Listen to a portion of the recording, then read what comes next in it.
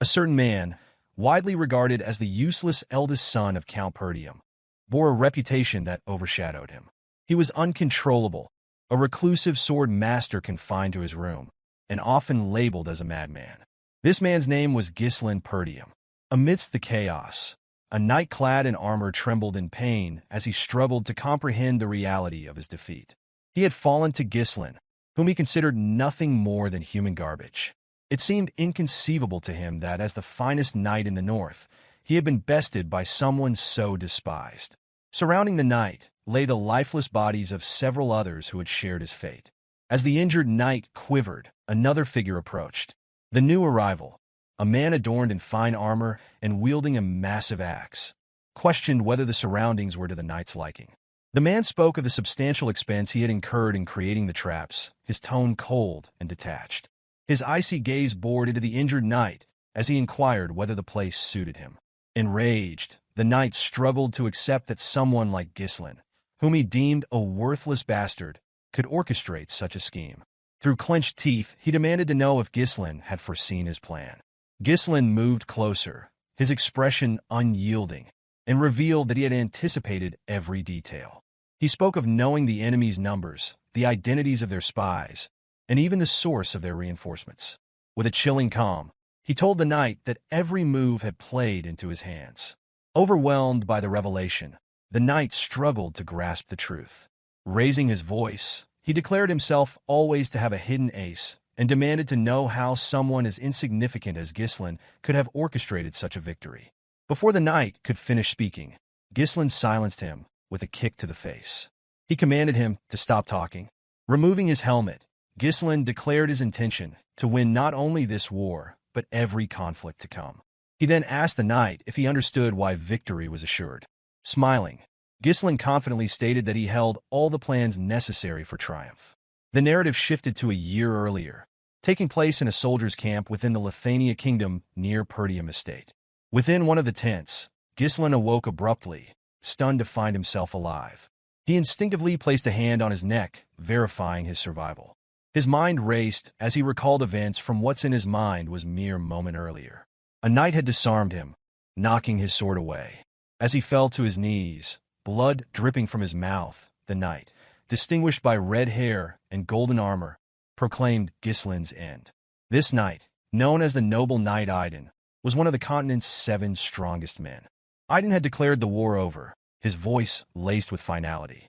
Pointing his sword at Ghislain, he asked if the defeated man had any last words. Struggling for breath, Ghislain admitted his regret at being unable to fulfill his vengeance. He added, with defiant resolve, that he hoped Idun would meet his end. Idun had smiled at the remark, dismissing it with derision and labeling Ghislain an arrogant fool. Idun informed Ghislain that he had not anticipated him being the eldest son of the fallen Perdium household.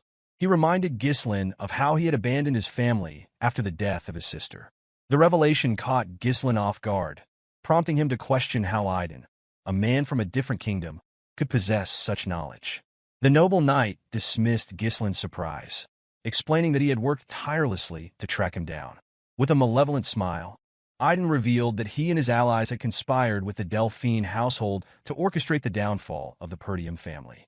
Ghislain was stunned by this confession, shocked to learn that Duke Delphine's household had not acted alone. Moving his sword closer to Ghislain's neck, Idun declared that there was no need to divulge further details, as Ghislain was fated to die. He demanded that Ghislain accept his end, but Ghislain, filled with fury, vowed never to forgive him. Unmoved by Ghislain's defiance, Idun struck a decisive blow, severing his head with a single stroke. The scene shifted to the present, where Ghislain stumbled toward a barrel of water. He gazed into its reflective surface, confirming that his head was still intact. Confusion gripped him as he struggled to reconcile the events, wondering if he was hallucinating. Glancing around, Ghislain noticed that he appeared much younger than he remembered. Suspicion gnawed at him as he speculated whether he had been captured and used as an experiment by mages. Resolving to exact revenge if that were the case, he scanned the area and noticed a sword lying beside the barrel. While deep in thought, he heard a voice call out to him, addressing him as young master. The figure entered the tent and urged him to come outside, stating that he knew Ghislain was awake. The man, A soldier named Ricardo who served the Perdium household took another step closer. Before he could react, Ghislain moved behind him and pressed the sword to his neck. Startled, Ricardo froze as Ghislain, in a serious tone, warned him that his life would depend on how accurately he answered the questions. Ricardo, addressing Ghislain as young master, retorted that he was crossing a line. Ghislain, taken aback by Ricardo's casual demeanor despite the threat, demanded an explanation. With surprising nonchalance, Ricardo pushed Ghislain back and revealed that he had worn himself out earlier with a tantrum before falling asleep. Ricardo reminded him of his earlier tirade about wanting to command the army on a raid against the orcs. Ghislain, still unable to process the situation, accused Ricardo of spouting nonsense. Unfazed, Ricardo picked up a bag and instructed Ghislain to pack, explaining that others were waiting. With growing unease, Ghislain asked where they were headed. Ricardo, walking past him, informed him that their destination was the Perdium estate. Stunned by this revelation, Ghislain grabbed Ricardo and demanded clarification, asking if he truly meant the fallen Perdium estate. The scene shifted once more. Ghislain stood atop a cliff, gazing at the estate in the distance. The sight confirmed that it was indeed the Perdium estate. However, confusion clouded his thoughts as he tried to comprehend why it appeared untouched. He vividly remembered the estate being reduced to ashes the last time he saw it, yet now it stood in pristine condition. Ricardo stepped closer to Ghislain and questioned whether he had been having a nightmare. He expressed disbelief that Ghislain would refer to the Perdium household as a fallen one and warned that the Count would expel him for uttering such words. Despite Ricardo's statements, Ghislain remained unconvinced of the reality surrounding him. Believing he was trapped in a dream, he pinched his cheek to test the sensation. Feeling the sharp sting of pain, Ghislain came to the startling realization that everything was real. Observing his youthful face in the reflection and the unscathed state of his estate, Ghislain deduced that he had somehow returned to the past. Memories of his younger self surfaced, filled with resentment toward his household. His immaturity, born of feelings of inferiority, had caused trouble, alienating him from the family. Over time, criticism became unbearable, and he ultimately fled from home. Years later, he survived countless battles as a mercenary, honing his skills and earning renowned title. With his reputation solidified, Ghislain returned to his county, intent on making amends for past mistakes. But by then, his household had been reduced to ashes. Now, standing before his family's flag on top of a camp, Ghislain felt a flood of relief. Everything he had lost, his estate, the people he cherished, was still intact. Overcome with emotion, he laughed uncontrollably, teetering on the edge of madness, and fought the urge to burst into song. Yet, the moment of joy was fleeting. Ghislain recalled Ricardo's earlier mention of their mission, a raid on the orcs. His memory immediately turned to the disastrous raid in his past life, the day most of the squad perished.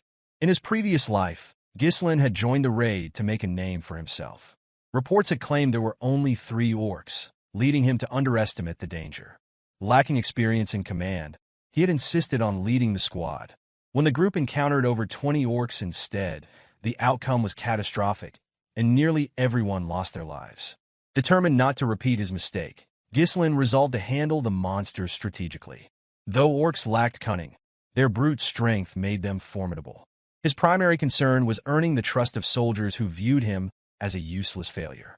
Lost in thought, Ghislain was jolted back to reality by a loud crash. A wooden guard post flew through the air, landing heavily in front of him. A soldier screamed, alerting the others to the orcs' arrival. Chaos erupted as the men scrambled to take defensive stances. Ghislain's heart sank. The orcs had come earlier than in his past life. He watched in horror as the beasts tore through the soldiers, their massive weapons and hulking forms overwhelming the defenders. Amid the chaos, a man in blue armor shouted for the soldiers to form ranks. The commander of the raid squad, Scoven, called for calm and ordered a defensive formation. As Scoven moved to confront an orc, the creature swung its massive weapon at him. The commander narrowly blocked the attack with his sword, but the situation grew direr. Scoven realized that the squad had been ambushed and caught unprepared, and the number of orcs far exceeded their expectations. While Scoven reeled from the situation, a voice called out, warning him of danger. An orc loomed behind him, preparing to strike. Before the blow could land, someone pushed Skovin out of harm's way. It was Ghislain, who stepped between the commander and the orc. Skovin was stunned to see his young master standing there. As the orc's axe descended, Ghislain acted swiftly. He stabbed the creature's hand and severed its fingers with his sword. Without hesitation, he followed up with a precise slash to its thigh, wounding the beast and halting its advance. The soldiers, along with Skovin, stood frozen in disbelief as the orc screamed in agony and collapsed. Ghislain, however, was dissatisfied with the cut he had inflicted. He quickly realized his limitations. His inability to use mana yet was a glaring disadvantage. Frustration bubbled within him as he lamented not returning to the past sooner. Turning to Skovin, Ghislain demanded something unexpected. The commander, confused, asked for clarification. With unwavering confidence, Ghislain requested command of the squad. Skovin was stunned. He had always considered Ghislain reckless, but to demand command in the middle of a battlefield where soldiers' lives were at stake was beyond anything Skovin had anticipated. Standing tall, Skovin refused Ghislain's request. He explained firmly that the authority granted by the Lord was not something to be relinquished lightly. Annoyed but understanding, Ghislain reflected that he might have reacted the same way if an inexperienced fool had approached him with such a demand. As his thoughts wandered, an orc charged toward him. Skovin shouted for Ghislain to retreat, insisting he was too inexperienced to lead the squad. Faced with no alternative, Ghislain took his stance. What followed left everyone astonished. He hurled his sword. Skovin instinctively dodged the weapon and spun around, grabbing Ghislain to demand an explanation. Before the words could fully leave his mouth, a sound behind him drew his attention. He turned to find Ghislain's sword embedded in the orc's skull. The creature collapsed silently to the ground, its weak spot struck with precision. Skovin, astonished, questioned how Ghislain had managed such accuracy. Ghislain, unfazed, addressed the commander, stating that the key to victory on the battlefield was morale. He pointed out that soldiers paralyzed by fear could not hope to win. Skovin glanced at the trembling men, their resolve shaken by the orc's intimidating cries. With a confident smile, Ghislain declared that they needed to seize momentum. Without hesitation, he sprinted forward, retrieving his sword from the fallen orc's head before leaping into the midst of the enemy. Ghislain landed squarely on another orc, driving his blade deep into its skull. The soldiers gasped, watching as he stood atop the creature, shouting at the top of his lungs. He taunted the remaining orcs, daring them to face him and vowing to kill them all. The orcs turned their attention to Ghislain, their anger stirred. Undeterred, Ghislain cut into the stomachs of two approaching orcs and severed the arm of a third. Heads rolled and blood sprayed as Ghislain moved through the battlefield. From a distance, Skovin watched in disbelief. Despite being a skilled mana user, even he found it challenging to confront orcs with such efficiency. Yet, here was Ghislain, a seemingly frail young man, tearing through the monsters with unmatched precision. As the fight progressed, Skovin noted Ghislain's exhaustion. His movements grew smaller and more deliberate, conserving energy while evading attacks. Each strike targeted the orc's weak points with surgical accuracy. Skovin realized that Ghislain was fighting like a sword master who had mastered combat without the use of mana, relying solely on refined technique and instinct. Ghislain taunted the orcs as he darted away, mocking their reputation as a warrior species and claiming he wasn't even warmed up yet. Despite his confident words, the sight of all the orcs charging at him left Ricardo in shock. A soldier standing beside Ricardo pointed out that Ghislain was running away even as he continued his trash talk. Concerned, Ricardo called out to Skovin. Skovin struggled to understand what Ghislain was attempting. He acknowledged the strategic brilliance of drawing the orcs' attention, but the direction in which Ghislain ran perplexed him. The path led directly to the edge of a cliff. As the realization hit, Skovin suddenly understood Ghislain's plan. Wasting no time, he ordered his troops to form a shield wall and prepare to follow their young master. Reaching the cliff's edge, Ghislain braced himself against the orcs' relentless attacks, silently hoping that Skovin, as a skilled commander, would discern his intent. Though he would have preferred to eliminate the orcs himself, his limited stamina made it impossible. With a faint smile, Ghislain assured himself that he had done enough. As if on cue, the orcs turned at the sound of soldiers advancing behind them. The sight of Skovin and his men spears at the ready and forming a solid shield wall, caused the orcs to hesitate. Ghislain, seeing this, grinned and declared the timing perfect. Without hesitation, he leapt off the cliff. The moment Ghislain disappeared from view, Scoven ordered the soldiers to push the orcs over the edge. The troops advanced, shouting as they drove their spears into the monsters. The orcs, overwhelmed, were pushed off the cliff one by one, their massive bodies tumbling to the ground below and painting the area in blood. The soldiers stood stunned, marveling at what they had achieved. They could hardly believe they had managed to defeat all the orcs. With the battle over, Scoven rushed to the cliff's edge and called out for Ghislain. To his relief, he spotted his young master clinging to the cliffside, his sword embedded into the rock. Ghislain, breathing heavily, smiled weakly at the commander. Scoven, relieved, stretched out his hand to help him up. Unfortunately, Ghislain's depleted stamina caused his grip to weaken. Before he could reach Scoven's hand, he slipped, releasing the sword and plummeting into the abyss. Scoven and the soldiers looked on in horror. The scene shifted to a hazy memory. Ghislain heard a familiar voice calling to him. He recognized it instantly. It belonged to Elena. Images of his sister flooded his mind. Her tears when their mother passed, her gratitude for his care, and the bitter words she once spoke, telling him she hated him. As these memories replayed, Ghislain felt a tug and saw Elena as a little girl, asking to go with him. Awakened by this vision, Ghislain opened his eyes. He was in a room with a cloth draped across his forehead. He realized the soldiers had managed to save him, and a wave of relief washed over him. Yet he couldn't shake the strangeness of the dream. Attempting to sit up, he was overcome by pain, his body trembling from the toll of his exertion. As he lay there, the door opened, and a maid with white hair entered. Her name was Belinda, and she beamed with happiness upon seeing Ghislain awake. Setting a bucket on the table, she expressed her worry and reminded him that she had advised him to leave the battle to the soldiers. To her astonishment, Ghislain suddenly rushed forward and embraced her tightly. Belinda stood in shock at her master's sudden embrace. She asked if she had offended him somehow, but Ghislain reassured her, saying he was simply happy to see her. Since his childhood, Belinda had served as Ghislain's personal tutor and remained by his side despite his immature antics. However, after the Perdium family fell to ruin in his previous life, Belinda had vanished, and he never saw her again. Belinda, confused by his unusual behavior, asked why he would be so happy when they saw each other every day. Ghislain felt the need to share the truth. He urged her to listen carefully and revealed that a catastrophe would soon strike their family. Uncertain what he meant, Belinda pressed him for an explanation. With a serious expression, Ghislain told her that he had died and come back to life. Belinda laughed, assuming he was exaggerating because of his near-death experience with the orcs. Ghislain clarified that he wasn't referring to the recent battle, but Belinda dismissed his words, instead warning him that he should focus on his own safety. Realizing she didn't believe him, Ghislain grew frustrated.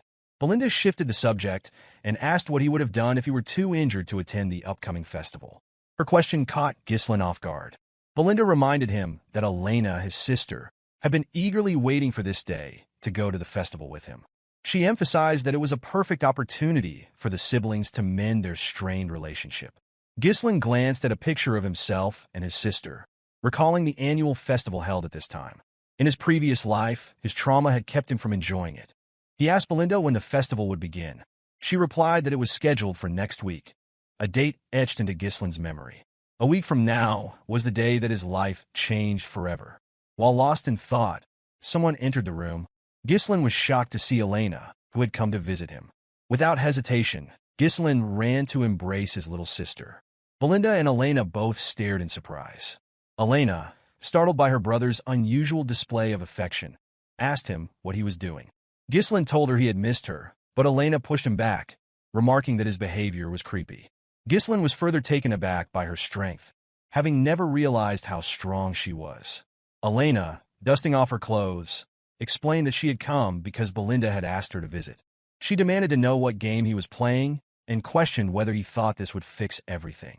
Ghislain, confused, asked what she was talking about. Elena reminded him of his past behavior, recounting how he had once told her to leave him alone because she was annoying and that he felt disgusted by her very breath. Hearing this, Ghislain was horrified by the memory.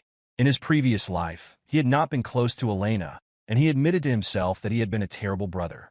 Overwhelmed with guilt, Ghislain apologized to his sister for his past actions. Belinda was stunned. She had never seen her master apologize first. Elena, skeptical, asked if he had hit his head. She mentioned hearing that an orc had struck him during the raid. Ghislain, irritated, wondered why both Belinda and Elena kept bringing this up. He corrected them, insisting he was the one who defeated the orcs. But as soon as he spoke, a sharp pain shot through his body, and he collapsed. With a smug smile, Elena teased him, remarking that he had returned unconscious after battling the orcs. Belinda and Elena laughed at the sight of him trembling, leaving Ghislain surprised by their laughter. Yet deep down, he was happy to see them acting just as he remembered. Reflecting on his past, Ghislain regretted how much time he had wasted on meaningless pursuits. He remembered the festival that would occur next week. In his previous life, he had rejected Elena's offer to go together, claiming the events of the raid had upset him. That decision marked the last time he ever saw his sister. Elena's shredded body had been discovered along with her bodyguards in Ghislain's previous life.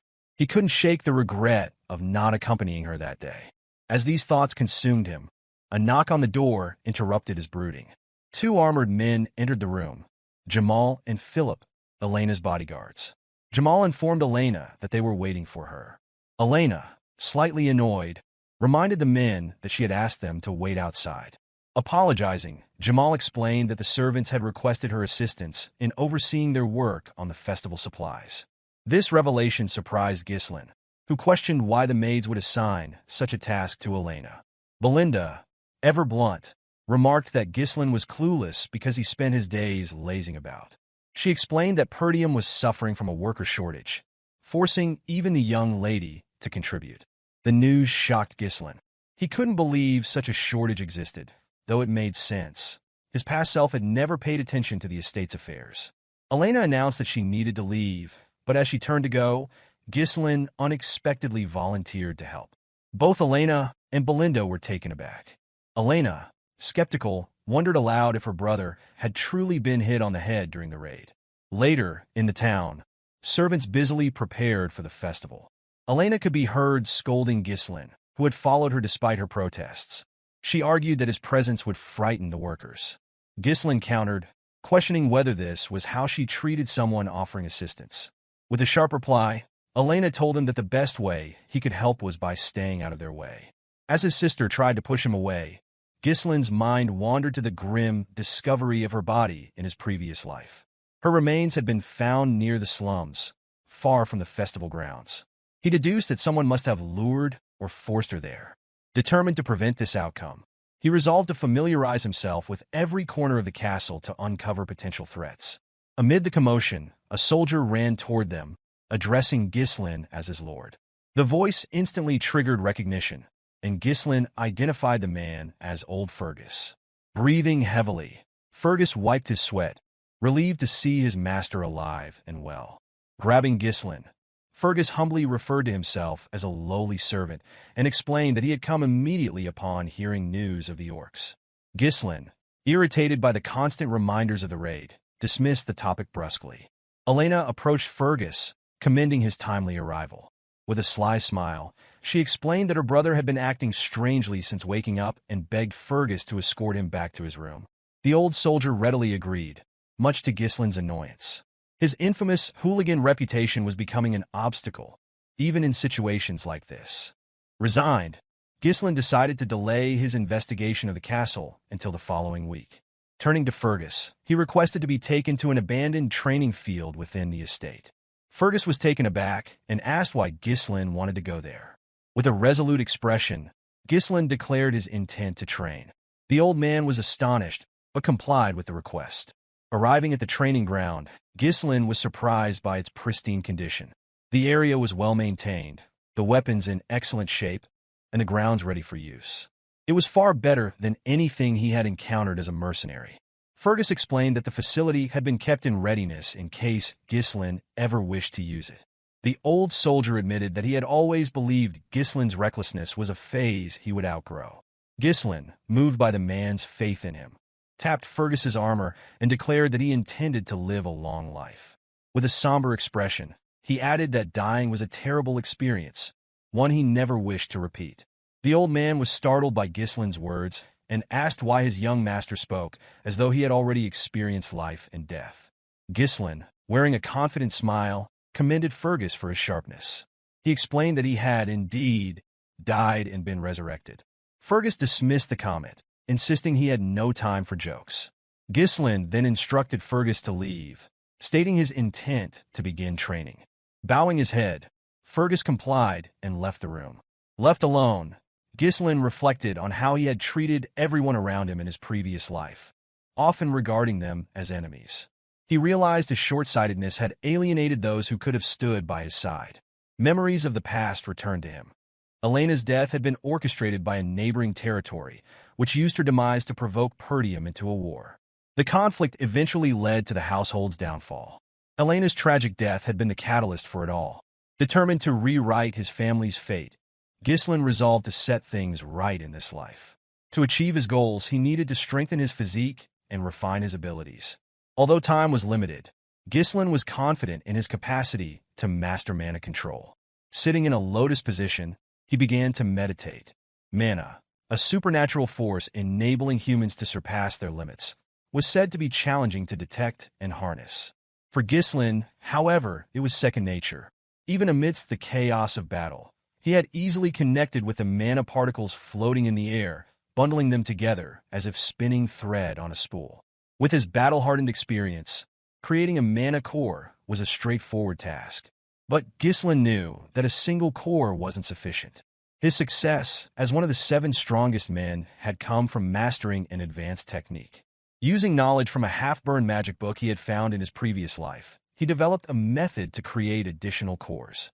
By forming a connected network of 2 or even 3 cores, he could generate explosive power. As he pushed mana through his body, Ghislain screamed in pain.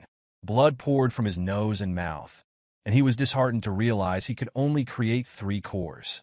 In his past life, he had managed 5. The technique, while powerful, demanded an immense amount of mana, and Ghislain knew its limitations well. It was this very method that had left him vulnerable during his fight with Idun. The noble knight had brought an entire knight order to the battle, overwhelming Ghislain when he had run out of mana. He was convinced that he would have won if the fight had been fair. Though unstable, Ghislain was undeterred. He had youth and time on his side now, and vowed to refine the technique further. Anger flared within him as he promised to take vengeance on Idun and the traitorous allies of House Delphine who had conspired to destroy Perdium. He swore that this time, he would be the one to deliver the final blow. The scene shifted to the day of the festival. Ghislain donned his gear and made his way to the festival grounds. Elena, spotting her brother, was visibly shocked. She approached him, asking if something was wrong and reminding him that he had never shown interest in such events before. Ghislain calmly replied that, as a member of the Perdium household, it was necessary for him to attend these gatherings occasionally. Elena looked at him suspiciously, remarking that he had been acting strangely lately. She went on to say that she had heard rumors about his week-long training regimen, a stark departure from his usual indolence. With a nervous expression, Ghislain explained to his sister that there was nothing unusual about the heir of a knightly family engaging in training. Elena reminded her brother that he had never cared about such matters before. She also recalled that he had once declared their father to be annoying and expressed eagerness to assume the role of lord. Ghislain was shocked to hear his own words repeated back to him. Smiling brightly, Elena remarked that she liked the changes she observed in him, adding that it felt as though he had returned to his former self.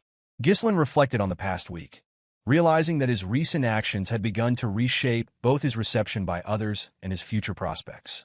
While Ghislain was deep in thought, he noticed Belinda giving instructions to Elena's bodyguards. She directed them to resolve any issues caused by Ghislain independently, emphasizing the importance of avoiding problems, especially with so many visitors around. The 2 men assured her that she could rely on them. Despite the overall consistency in events, Ghislain found it challenging to measure the impact of his actions on smaller occurrences. Utilizing the information available to him effectively became a priority for Ghislain, who knew he needed to respond appropriately to each situation. Ghislain accompanied his sister throughout the festival, carefully observing their surroundings for any suspicious behavior. After some time, Elena sat down and commented that she had enjoyed the festival a little, though she found it repetitive and wondered if there was anything new this year. Ghislain found it peculiar that nothing untoward had occurred, speculating that his presence might have deterred any incidents. While pondering this, a soldier approached Elena and suggested visiting other areas where new events were reportedly taking place. The soldier explained that his friend had mentioned these events, inviting Elena to join him. Surprised, Elena grasped the soldier's hand, expressing excitement about the possibility of fun activities. As Ghislain observed, he realized that the two soldiers accompanying them, Jamal and Philip, were traitors. He struggled to comprehend how these men, once the most trusted knights of their household and known for protecting Elena since her childhood, could betray them. It was common knowledge that they had sacrificed their lives to defend her in the past. With a smile, Jamal welcomed Elena to the supposed event. To her astonishment, the area was desolate and unkempt. She questioned Jamal about the likelihood of an event being held in such a place, to which he nervously replied that preparations were likely delayed, but that attendees would arrive soon. Elena assumed he was joking and teased him about performing in such a shabby location. While the conversation continued, Ghislain surveyed the surroundings. Despite its appearance as an abandoned street, he noticed that escape routes had been carefully blocked, indicating premeditated preparations. Elena, tugging at his arm, suggested leaving. Jamal, however, urged her to stay and watch the performance, but Elena refused, stating that she had no interest in remaining in such a place. Ghislain asked his sister if she worked out, playfully commenting on her strength. Before she could respond, Philip appeared with a menacing expression, asking Elena to wait. Alarmed, Elena accused the two men of acting strangely and questioned whether something was wrong. Jamal apologized for frightening her and, with an unsettling demeanor, mentioned a request that had been received. As Jamal spoke, three men entered the area. Two were dressed in black, while the leader wore a blue coat and matching hat.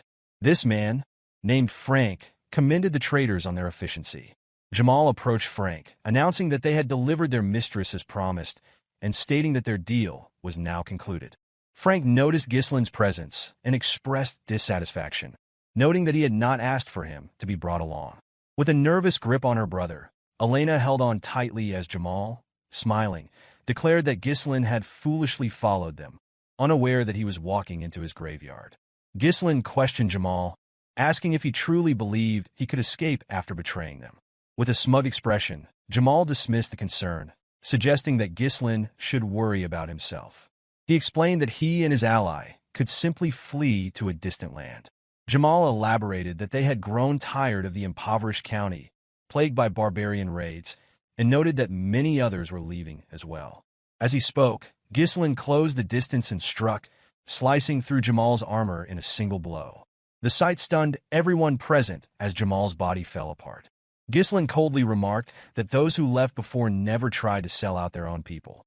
Turning to Philip, Ghislain demanded to know if he was wrong. Philip quickly seized Elena, cursing Jamal and calling him an idiot. He expressed disbelief that a knight could fall to an amateur. Before Philip could draw his sword, Ghislain hurled his blade, striking Philip's forehead and killing him instantly. Elena rushed to her brother's side. One of the men in black, still processing the scene, asked Frank if the young man before them was truly Ghislain. Another commented that Ghislain had no prior combat experience or formal training. Frank confirmed their observations, though he admitted he found it difficult to believe. The sight of Ghislain eliminating two knights so swiftly, using mana-infused strikes, was unexpected. Trembling, Elena asked Ghislain to explain what was happening. Instead of responding, he struck her neck, rendering her unconscious. Gently placing her on the ground, he told her to rest for a while. Frank, watching this, thanked Ghislain for simplifying their task. He noted that Ghislain was far more formidable than expected and revealed that they had intended to deal with Jamal and Philip themselves. Lighting a pipe, Frank inquired whether Ghislain had been concealing his true abilities all along. Ghislain retrieved his sword from Philip's head and, with a measured tone, asked why Frank was so interested in his skills. As he examined the group, Ghislain dismissed the men in black as insignificant threats. Frank, however, was different. The sheer mana he exuded was on a completely different level. Recognizing the danger, Ghislain resolved to finish the battle quickly. Releasing his mana, he prepared a set of strings. Before engaging, he demanded to know who had issued the order. Frank mockingly replied that it was pointless for a dead man to know such details. Realizing they would not give up the information willingly, Ghislain readied himself, stating that the truth would soon come out regardless. One of Frank's subordinates asked if they should decapitate Ghislain. Frank ordered them instead to capture him alive and break all his bones, ensuring he would lose his sanity. With a sinister smile, Frank added that Ghislain's screams of agony would make for a perfect masterpiece. At Frank's command, the two men charged at Ghislain. Ghislain reached into his pocket and hurled a firecracker at one of the attackers. The sudden distraction caused the man to falter, and in that moment, Ghislain closed in and delivered a fatal stab to his head. The remaining subordinate scoffed, calling it a cheap trick before launching his own attack. Ghislain swiftly maneuvered his sword behind him to block the strike. As the two locked weapons, Ghislain gripped his blade tightly, using it to strike the man's hand. Before the man could recover, Ghislain executed a swift strike, severing his head. As Frank launched a sudden attack, Ghislain deflected it with a second sword. Frank was stunned, unable to comprehend how Ghislain managed to block from such an awkward position. Believing his ambush to have been flawless, Frank was caught off guard. Ghislain quickly shoved Frank's sword downward and rose to his feet, delivering a clean slash across Frank's neck, causing his pipe to fall to the ground. To Ghislain's astonishment, Frank retaliated almost immediately, using mana to reinforce his neck. Frank admitted his surprise and stated that he would have lost his neck if not for his concentrated mana. Ghislain realized that the man had minimized the attack's damage by directing his mana to the critical area. Frank adopted a combat stance and questioned the origin of Ghislain's unusual swordsmanship. With a menacing smile, he promised that Ghislain would meet his end here. Shoving Ghislain backward, Frank mocked his meager mana, confidently assuring him of defeat. However, Ghislain's smile, in response, unsettled Frank. Puzzled, Frank hesitated, giving Ghislain the opportunity to parry his sword and disrupt his balance. Ghislain followed up with a swift kick to Frank's face, forcing him to retreat. Wiping the blood from his mouth, Frank smirked and reminded Ghislain that such attacks were futile against his reinforced mana. Yet moments later, Frank coughed violently and collapsed to his knees, bewildered by the unexpected potency of Ghislain's attack. Frank struggled to process how Ghislain's seemingly low mana could bypass his enhancements. Ghislain slowly approached, revealing that he had suspected someone of orchestrating his sister's demise, but never imagined the true culprit. With a piercing gaze, Ghislain unleashed his third core, dramatically amplifying his mana. Frank, visibly shaken, was unable to react before Ghislain appeared directly in front of him, moving at a speed his eyes could hardly track. Ghislain's attacks came fiercely and relentlessly, each strike heavier than the last. Despite his best efforts, Frank's arms grew numb under the barrage, and his sword was nearing its breaking point. Frank tried to regain his footing, reminding himself that excessive mana bursts typically had limited effects. However, Ghislain's surge defied his understanding. It was as if the young man had transformed entirely. Ghislain, noticing Frank's faltering defense, shattered the assassin's weapon with a decisive strike.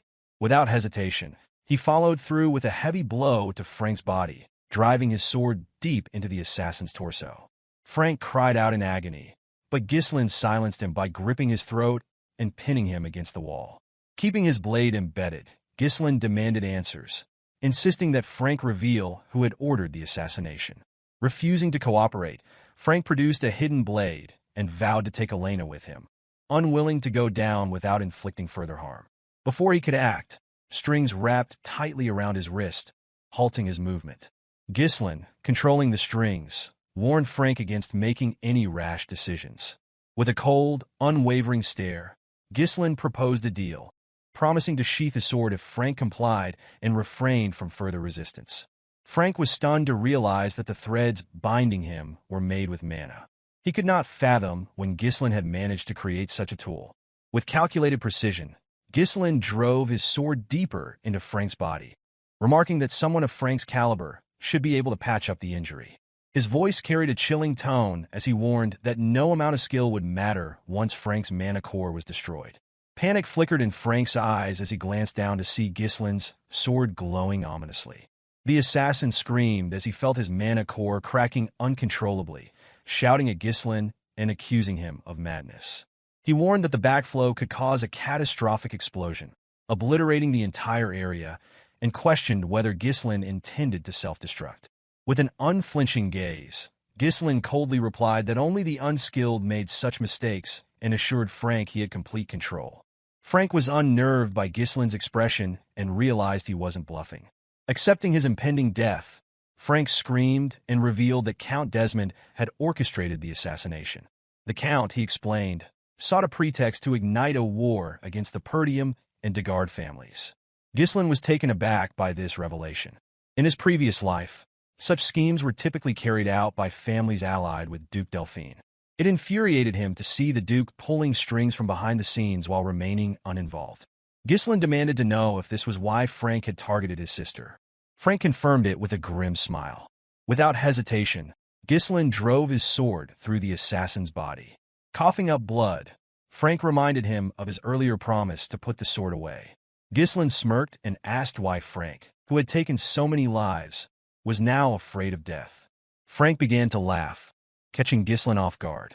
Moving closer, Frank declared that his death would change nothing. The Degard family's mission was already accomplished, and Perdium was destined to fall into ruin. He sneered, questioning whether anyone would listen to someone like Ghislain. As Frank taunted him, Ghislain grabbed the assassin's head and slammed it against the wall. With a sinister smile, Ghislain declared that his rebirth after death meant everything would be different this time. His sword began to glow brighter, and Frank's screams echoed through the air. A burst of energy erupted from Frank's mouth and exploded in the sky like fireworks. Moments later, the assassin's lifeless body crumpled to the ground. Ghislain, breathing heavily, surveyed the scene. The bodies scattered around, and his unconscious sister's sleep peacefully confirmed the carnage. Satisfied that no one else was nearby, he discarded his sword, took a deep breath, and collapsed to his knees, coughing up blood. Wiping his mouth, Ghislain muttered that detonating 3 mana cores had once been effortless for him as the Mercenary King. Steeling himself, he rose and vowed not to fall here. Heading to a nearby building, he kicked the door open and found 2 bodies inside. In his previous life, a 3rd body had been discovered here alongside Elena's. This time, based on Frank's earlier words, Ghislain identified one of the deceased as a son of the Degard family. The boy had been murdered alongside his escort knight, their deaths staged to frame Elena as the killer. Ghislain moved the bodies, aware that revealing them would almost certainly spark a war.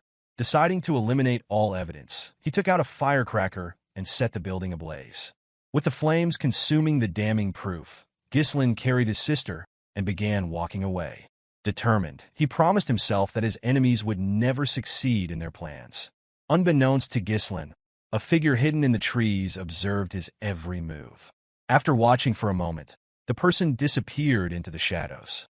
The scene shifted to a round table, where the observer reported the assassination's failure to a group of superiors. The members of the council were visibly shaken, unable to comprehend how Frank and the 2 knights had failed their mission. The council members questioned the spy, accusing him of underestimating the mission because he assumed it would be easy. Nervously, the spy admitted their failure was due to Ghislain. The revelation shocked the men at the table, as they found it hard to believe that the so-called useless bastard of the North could accomplish anything significant. One member dismissed the claim, branding Ghislain as a worthless excuse for failure and demanding the spy stop using him as a scapegoat.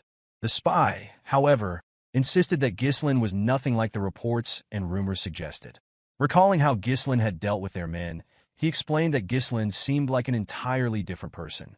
The spy reassured his superiors that their plans to eliminate the Degard family were still intact, and that starting a territorial war would not be difficult. Pleading for another opportunity, he promised to rectify his failure. The council members, unimpressed, silenced him, berating him for his inability to gather adequate intelligence on a single individual. They condemned him for delaying their plans and were outraged that he dared request another chance after his failure.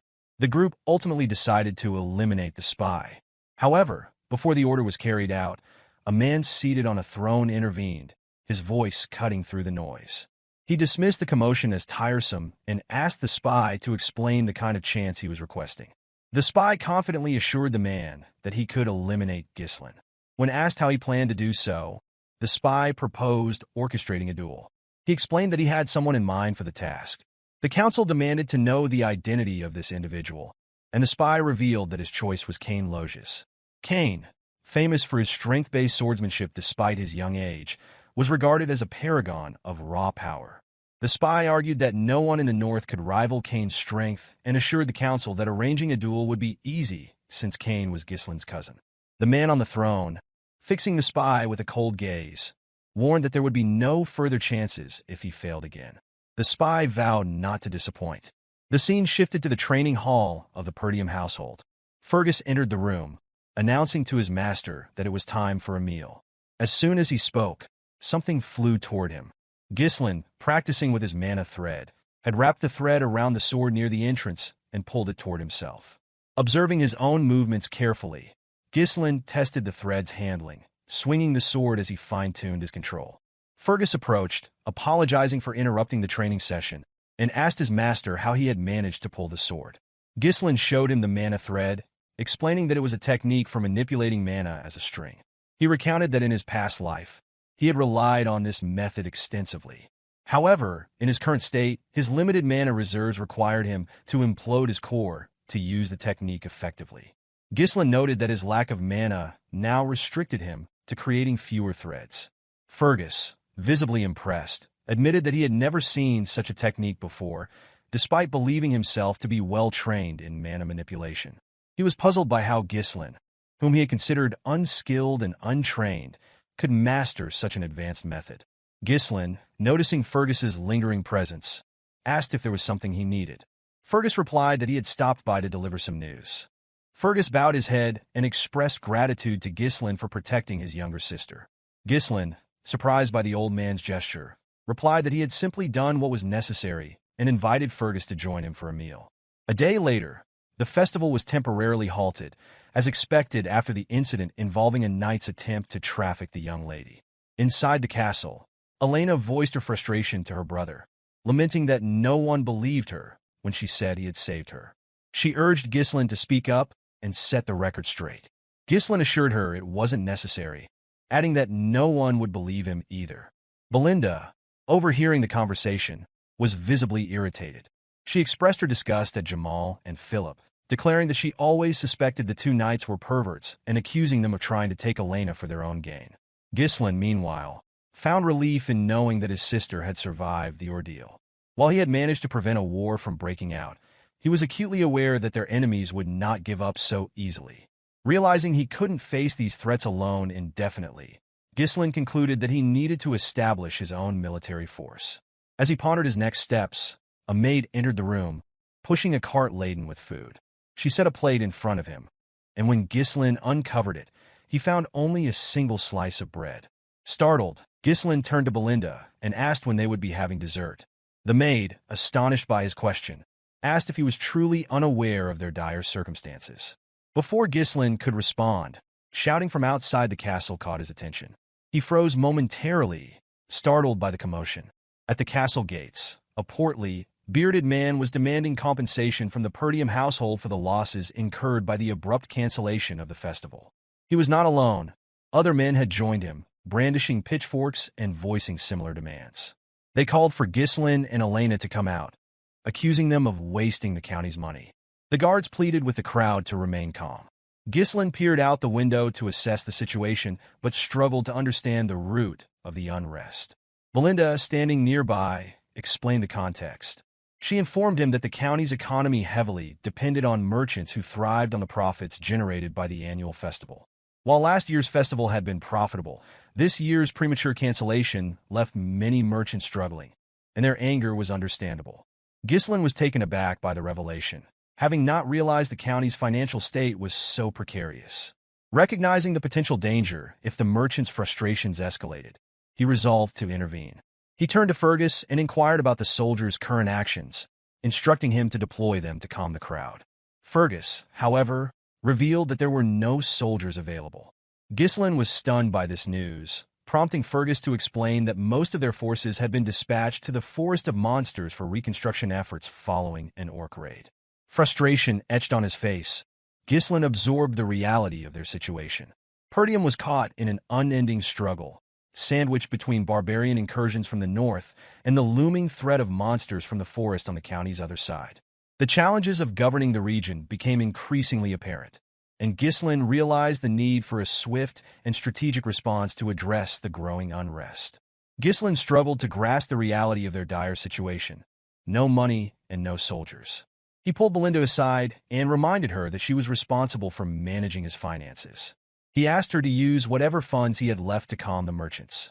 Belinda, visibly surprised, informed him that he had no money remaining. Stunned, Ghislain demanded an explanation. Belinda reminded him that the Count had cut off his allowance due to his past extravagance, spending money recklessly. Realizing he was broke, Ghislain pleaded with Belinda to lend him some funds, but she admitted she had no cash either. The scene shifted to Ghislain staring out the window at the town below, his thoughts racing.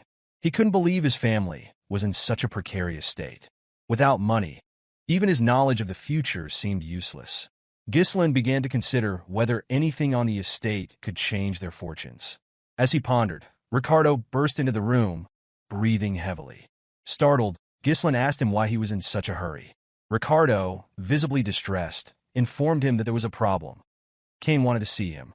The mention of Kane shocked Ghislain. The scene shifted again to Scoven, who was struggling to remain standing. His face was bruised, and his opponent struck him once more, landing a blow so forceful it pierced his chest plate and left him sprawled on the ground. At the entrance to the tavern, Ghislain arrived just in time to witness the commander's collapse. Scoven, noticing his young master, called out weakly. Ghislain, irritated by the sight, turned his attention to Kane, who greeted him with a wide smile. Standing before Ghislain was a massive young man, Kane Loges, heir to the Loges County. Ghislain recognized his cousin immediately, recalling that Kane had always been both his friend and rival. As Kane descended the stairs, Ghislain asked Ricardo for an explanation. Ricardo revealed that he and Scoven had come to the tavern to investigate reports of a disturbance. Upon arrival, they encountered Kane and his escort knight. Recognizing them, Kane questioned the rumors he had heard about Ghislain. Scoven had attempted to explain the details, but Kane had silenced him by grabbing his jaw. With a sinister smile, Kane accused Scoven of lying to the heir of Loges County before proceeding to beat him. Kane then asked Ricardo to recount the story properly. According to him, the rumors suggested that Ghislain, despite never training, had taken down an orc with his bare hands and single-handedly dealt with traitorous knights. Kane, mocking the tale, claimed he was merely giving the commander a wake-up call to knock some sense into him. Kane turned his attention to Ghislain, accusing him of being the root of the situation. He sneered, claiming that none of this would have happened if Ghislain hadn't lied. Ghislain immediately remembered Kane's behavior, recalling how his arrogant cousin had always treated him like a subordinate. Every time Kane visited Perdium, he caused trouble, yet no one dared confront him because of his high status. Kane's bold demeanor and confidence were celebrated as qualities befitting an heir, while Ghislain's insecurities and perceived weakness drew criticism. Unexpectedly, Ghislain smiled at the memory. Kane, startled, hadn't anticipated such a reaction. Normally, Ghislain would have charged at him after such blatant provocation. A few hours earlier in Loges County, the spy approached Kane with a request to kill Ghislain. Kane was initially shocked, but listened as the spy assured him that the esteemed one would support his family if he succeeded. Kane admitted that dealing with Ghislain wouldn't be difficult, but killing the heir of a county was another matter entirely. He asked how such an act could be executed without causing scandal. The spy explained that they could lure Ghislain into a duel and stage his death as an unfortunate accident. The spy assured Kane that the duel could be made to look like a trivial dispute between heirs. Disguised as an escort knight, he promised to orchestrate the situation perfectly. With a smile, he reminded Kane that this was a rare opportunity, even for someone like him. Kane, grinning, expressed disbelief that he now had a chance to kill his own cousin. With growing enthusiasm, he urged the spy to leave with him immediately. Right at this moment, Kane pondered why the mysterious organization might want to eliminate Ghislain. He suspected that something about his cousin had changed. Smiling at the thought, Kane asked Ghislain why he was simply standing there. Sitting casually on the stairs, he demanded Ghislain bring whatever he had prepared for him. Ghislain, puzzled, asked Kane what he meant. Kane explained that he had heard about the festival's interruption and insisted they liven things up and enjoy themselves. He reminded Ghislain that they always worked well together on such things, and with a menacing expression, asked if he was wrong.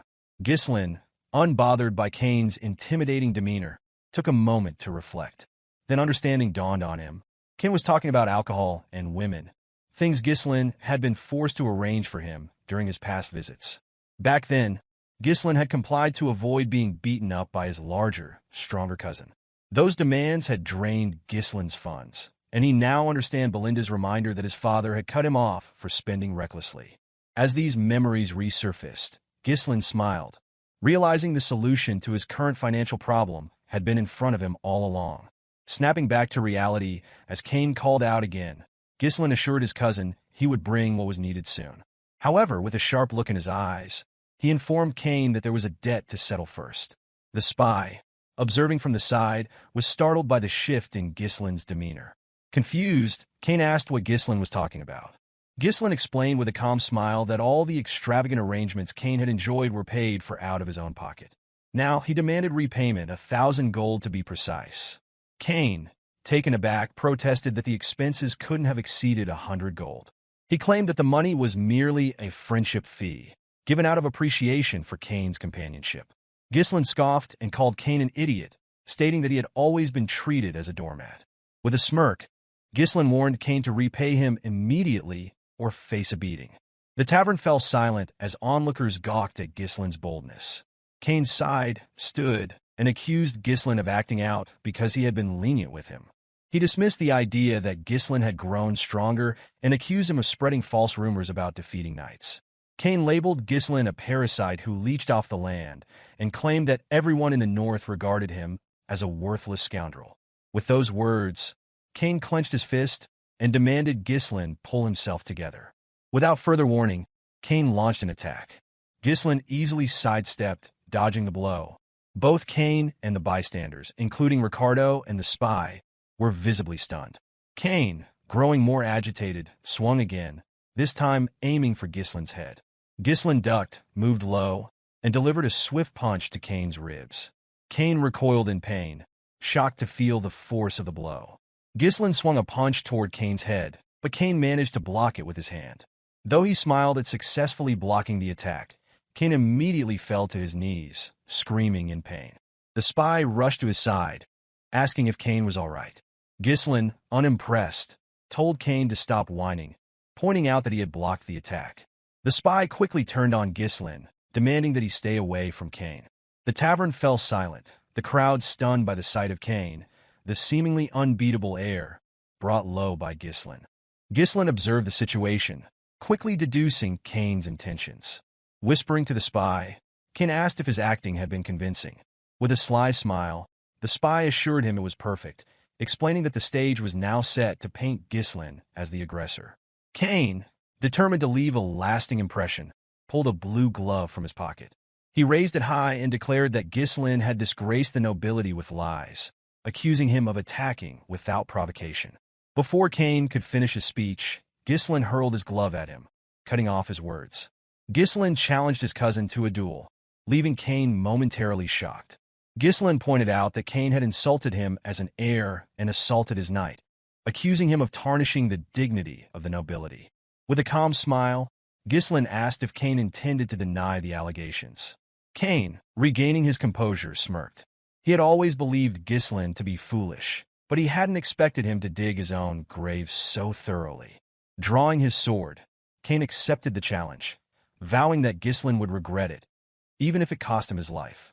Ghislain called out to Ricardo, who promptly responded. Ghislain instructed him to bring the merchants protesting outside the castle. Ricardo, taken aback, hesitated, but Ghislain, now smiling with a hint of madness, assured him it would help them make a great deal of money. While the cancellation of the festival had left merchants and tourists alike frustrated, Ghislain believed an event like this would be enough to rekindle their excitement and soothe tensions. The scene shifted to a stage surrounded by an eager crowd. Ghislain and Kane stood ready to duel, their confrontation attracting a throng of spectators. Many were thrilled at the prospect of Ghislain getting humiliated. The excitement reinvigorated the town, with merchants reopening their stalls to sell goods to tourists. Among the crowd, a chubby merchant shouted for bets to be placed, certain Kane's victory was inevitable. The merchants, confident of Kane's dominance, bet heavily in his favor.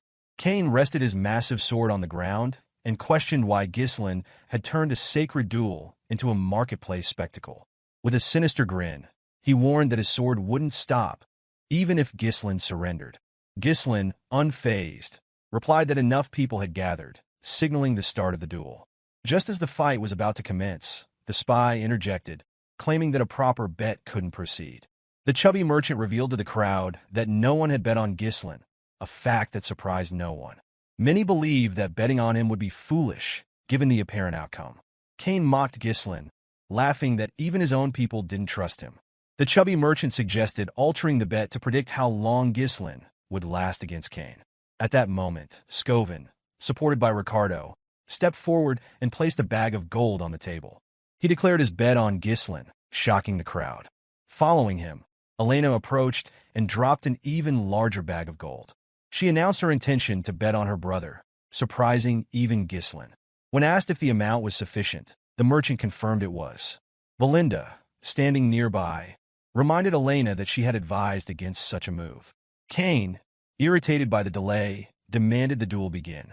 The referee signaled the start of the fight. Ghislain reminded Kane that, as his elder cousin, it would look strange for him to make the first move. This statement confused Kane, who responded that it was far too late for Ghislain to act like an older brother. As the referee gave the command, Kane leapt forward, using his momentum to swing his heavy sword at Ghislain. He managed to block the attack, but was surprised by the sheer weight of the blade. Kane, smiling arrogantly, taunted Ghislain, saying he had stooped too low to act like an elder sibling. Using the hilt of his sword, Kane shoved Ghislain back and immediately followed up by swinging the hilt toward Ghislain's head. Ghislain dodged Kane's attack by ducking low, but Kane immediately followed up with a powerful kick. Although Ghislain evaded the strike, the force of Kane's legs shattered the ground beneath them. The crowd gasped, awestruck by Kane's raw strength. It was clear that Kane wasn't giving Ghislain even a moment to counterattack. With a cocky grin, Kane reveled in his own power. Ghislain noted his cousin's pride, but the sight did not intimidate him. Belinda, however, began to panic after witnessing Kane's display. She clutched Elena's arm and urged her to stop the fight. Nearby, the spy smiled knowingly, confident that it was already too late. He understood Kane's strategy well. His overwhelming strength and relentless attacks would force any opponent to focus solely on evasion. Exhaustion would eventually leave them vulnerable, and Kane would seize that moment to end the fight. It was a strategy Kane had perfected, and he had always emerged victorious this way. As Kane's attacks became more aggressive, Ghislain continued to dodge, displaying surprising agility. Kane, noticing this, remarked that his cousin was as slippery as ever. He acknowledged that Ghislain's skills had improved since their last encounter. Switching tactics, Kane grabbed his sword by the blade and swung the hilt at Ghislain. He mocked his cousin, claiming that Ghislain had always been good at running away since they were children. Ghislain managed to block the attack with his sword, but Kane used the hilt to grab and toss him into the air. The crowd watched in stunned silence, assuming this was the end for Ghislain. The spy smirked, convinced of Kane's victory. As Ghislain descended, he calmly muttered that he had wanted to go easy on Kane. Unfortunately, Kane had crossed the line. Gathering mana into his legs, Ghislain controlled his landing and immediately charged at his cousin. Kane was caught off guard by Ghislain's sudden burst of speed and gasped in pain as Ghislain's blade struck his stomach. The spy, stunned, realized that Ghislain had condensed mana into his legs to regain stability and move swiftly. Ghislain chastised Kane, calling his swordsmanship ignorant. He accused Kane of believing he was invincible simply because his opponents cowered at his displays of strength. Taking a stance, Ghislain declared that he would open Kane's eyes. Enraged, Kane rushed forward with his sword. Ghislain countered by kicking the blade to push Kane back. Before Kane could recover, Ghislain leaped to the side, avoiding the weapon, and delivered a precise strike down Kane's shoulder to his hand. As Kane thrust his sword forward in retaliation, Ghislain sidestepped and pressed the blade down with his foot. Capitalizing on the moment, Ghislain landed a near-fatal cut close to Kane's neck. Blood trickled from the shallow wounds Ghislain had inflicted earlier, shocking the audience into silence before cheers erupted. No one had expected Ghislain to display such skill. Many in the crowd began regretting their bets on Kane, while Elena gleefully pointed out the turn of events to Belinda. Scovin smiled as he watched, while Kane, noticing his wounds, realized they were shallow. He deduced that Ghislain could have inflicted far greater harm, but had deliberately held back. Confusion clouded Kane's mind as he failed to comprehend how his cousin had attained such a level of swordsmanship. Ghislain glared at his cousin and tossed his sword aside. To the astonishment of everyone present, he declared that the gap in their skill was too great to entertain the crowd. Turning to Kane, Ghislain stated that he would fight him barehanded. Kane, now visibly irritated, demanded an explanation. With a calm demeanor, Ghislain explained that he intended to use this duel as an opportunity to educate his cousin. Rolling up his sleeves, he declared that the lesson would be delivered with his bare knuckles. Kane was taken aback when his cousin announced that he intended to educate him. Ghislain clarified to Kane that his skills in swordsmanship were superior and suggested providing a handicap.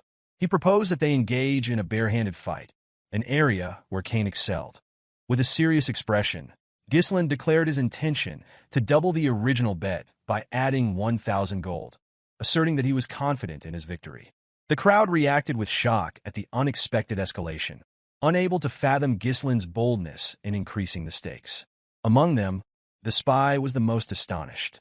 He struggled to believe that Ghislain had the audacity to challenge Kane to a barehanded fight. Nonetheless, the man felt elated, convinced that Ghislain's recklessness had handed him an advantage.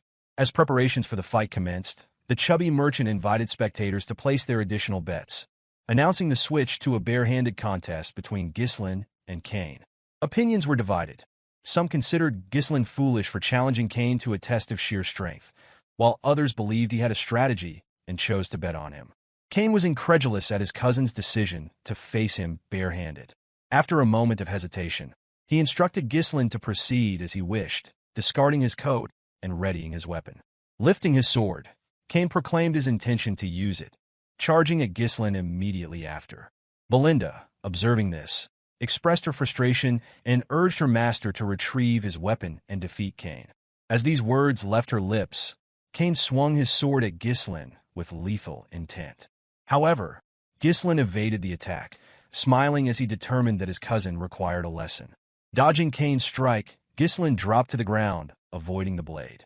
Kane attempted to redirect his sword, but Ghislain maneuvered to his side and delivered a punch to Kane's thigh. Before Kane could react, a heavy blow landed on his jaw, causing him to lose his balance and collapse. Kane was left bewildered, unable to comprehend how Ghislain, whom he had always regarded as inferior, could execute such precise movements. The crowd erupted in astonishment as they began to perceive the possibility of Ghislain emerging victorious. With a calm but stern demeanor, Ghislain demanded that Kane rise, declaring that he had barely begun. Infuriated by his cousin's words, Kane lunged again, wielding his sword with ferocity. He swung the blade wildly as he closed the distance between them, but Ghislain skillfully evaded each strike. Seizing an opening, Ghislain grabbed Kane's arm, twisted it, and locked him down. Before Kane could retaliate, Ghislain delivered a knee strike to his rib, causing him to spit blood. Disoriented and unable to reconcile the situation, Kane struggled to process how someone he had always regarded as subservient could dominate him so thoroughly. Memories of Ghislain bowing in submission replayed in his mind, heightening his disbelief. Despite his injuries, Kane clung to the belief that defeating Ghislain should have been a simple matter, one that would secure his family's future. However, Ghislain offered no respite. He pressed his advantage relentlessly, raining blows on Kane without pause, leaving no room for recovery. By the time Ghislain ceased his relentless assault, Kane's face and entire body were swollen. The boy trembled before Ghislain, who grabbed him by the hair and expressed pity for his father. Ghislain explained that Count Loges had once supported Perdium tirelessly, even to the brink of ruin, simply out of loyalty and friendship with Ghislain's father. However, Kane, unlike his father, had chosen a different path. As these words sank in, Kane recalled a moment from a few years prior. In that memory, Kane had argued with his father, frustrated by the Count's decision to continue aiding Perdium. Kane could not comprehend why his father wanted to send more support when their own county was struggling. He had likened the effort to pouring water into a cracked bucket and reminded his father that it had been less than a week since he had returned. only to prepare to leave for Perdium once again. Pleading, Kane asked him to stay, pointing out that everyone needed him. Count Loges, however, turned and firmly explained that his actions were driven by his friendship with Count Perdium. As Kane recalled this conversation, his focus returned to the present just in time to see Ghislain's fist approaching his face. Kane closed his eyes, bracing for the blow. Instead, Ghislain stopped and told his cousin that enough had been done. When Kane opened his eyes, he saw Ghislain extending a hand toward him, inviting him to rise. Kane, overwhelmed, lowered his head and admitted his defeat. The crowd erupted in disbelief, chanting Ghislain's name, marveling at his unexpected victory. Those who had bet on Kane regretted their decision, while others celebrated their winnings from wagering on Ghislain. Among the spectators, Elena beamed with pride at her brother's success. Meanwhile, Belinda and the two soldiers accompanying her stood in stunned silence, shocked by the outcome. The spy climbed onto the stage, visibly enraged. Approaching Kane, he shouted, demanding to know why he had surrendered so easily after encountering only a slight disadvantage. The spy reminded Kane of the trust placed in him, but Kane merely responded that he was finished and insisted it was time to leave. Infuriated by Kane's perceived weakness, the spy stewed in frustration. While the spy brooded, Ghislain called out to him with a confident smile. Addressing the crowd, Ghislain announced that the spy had volunteered to cover the cost of meat and drinks for everyone present. Cheers erupted as the crowd celebrated their young master's generosity, declaring him the best. The spy, however, was stunned and protested, insisting that he had made no such offer. Ghislain placed a firm hand on the man's shoulder and calmly explained that this was the price of losing the duel. He reassured the spy that the expenses would not be deducted from the betting pot, but rather an additional contribution expected from him. As Ghislain tightened his grip on the spy's shoulder, he reminded the man of the terms of the bet, which now included an additional 1,000 gold on top of the initial 1,000. With a chilling look, Ghislain warned the spy of the consequences of attempting to flee. Recognizing the severity of the situation, the spy dropped to his knees in defeat, agreeing to Ghislain's demands. He understood that disobedience would only lead to his demise. The following day, the scene shifts to Ghislain's room. He placed a large box on the table, opening it to reveal an impressive quantity of gold coins, profits from his recent bet. Ghislain was astonished at the amount, realizing it was enough to hire a small mercenary corps. Closing the box, he acknowledged the difficulty of accumulating such wealth again and the urgency of his circumstances. He understood that his enemies would not wait for him to prepare and knew he needed to act quickly to launch the plan he had in mind. While contemplating, Ghislain noticed Elena and Belinda standing nearby. With a nervous expression, he asked if something was wrong. Elena, smiling brightly, inquired how her brother intended to spend his newfound wealth. Ghislain jokingly asked if she wanted some of it, but Elena clarified that she was merely curious. Belinda interjected, confidently stating that she already knew Ghislain's intentions. She reminded him that Lady Amelia's birthday was approaching and teased that he had orchestrated the entire display to purchase an extravagant gift for Amelia. Belinda remarked that her master's actions were easy to interpret. Elena, surprised, questioned whether her brother was truly working so hard to impress his fiancée.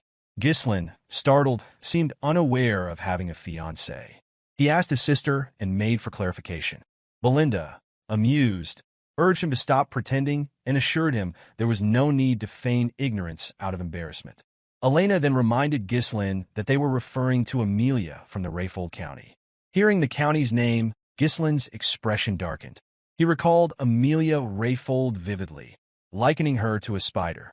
Amelia Rayfold, a noble admired for her kindness and selfless actions, had won the unwavering support of her territory's people.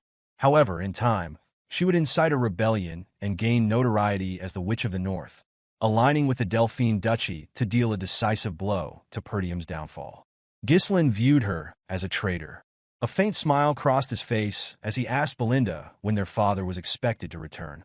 Belinda informed him that the Lord would arrive in a week. Ghislain determined that this time frame was sufficient. Rising from his seat, he announced his intention to visit Rayfold County. Belinda, surprised, pointed out that it was not yet Amelia's birthday and asked about the reason for his visit. Ghislain revealed that he intended to secure funds from the county. The narrative transitions to a beautiful noblewoman placing her shoes on the ground. The woman, adorned with a spider near her mouth and striking red eyes, was revealed to be Amelia. She handed her shoes to a ragged girl nearby. The child, overwhelmed, struggled to believe that Amelia was gifting her the shoes. Amelia remarked that she alone deserved to walk barefoot on the land. Turning to her soldiers, she instructed them to provide food and shelter to the surrounding people. Her men immediately set about distributing provisions, leaving the crowd astonished. As Amelia departed, the people expressed their gratitude for her kindness. The scene shifts again, now to Amelia's garden at the Rayfold Manor. A man knelt, cleaning Amelia's feet. This man, Bernarf, served as Amelia's escort knight. While stroking a cat on the table, Amelia recounted her father's insistence on absolute obedience from the people of their territory. She observed that the common folk would follow anyone who kept them warm and fed. Bernarf complimented Amelia's strategy, assuring her that winning the hearts of the people would benefit her in the competition to determine her father's successor. In response, Amelia struck Bernarf's face lightly with her foot.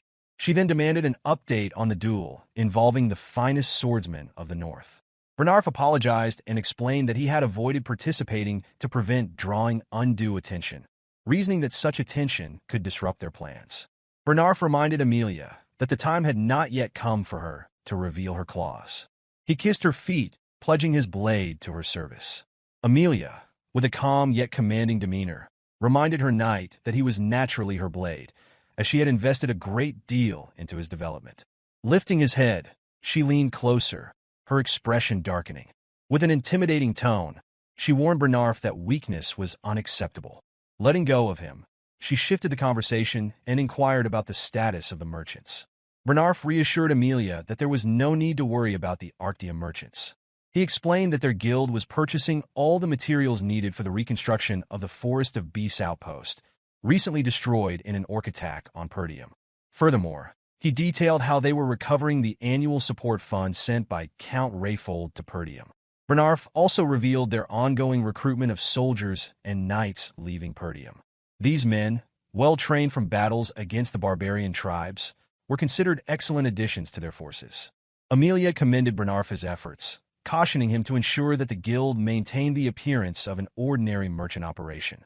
She emphasized the importance of keeping their true intentions concealed until their strength was fully amassed.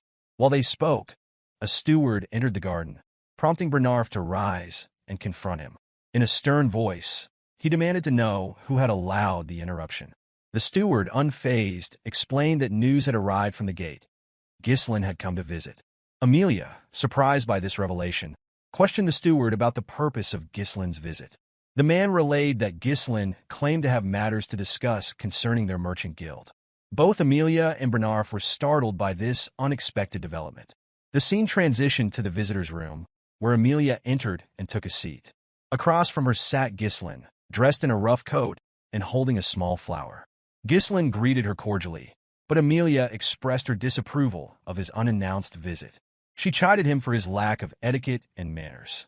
Smiling, Ghislain explained that he had come to present her with an early birthday gift. He placed the flower on the table, describing its pleasant fragrance and mentioning that he had acquired it from the nearby merchant guild. Ghislain added that he intended to purchase flowers from this guild moving forward, revealing its name as the Arctium Merchant Guild. Amelia listened, but appeared perplexed by Ghislain's remarks. Rising from her seat, she claimed not to understand his point and dismissed herself, stating that she would leave now that she had received his gift.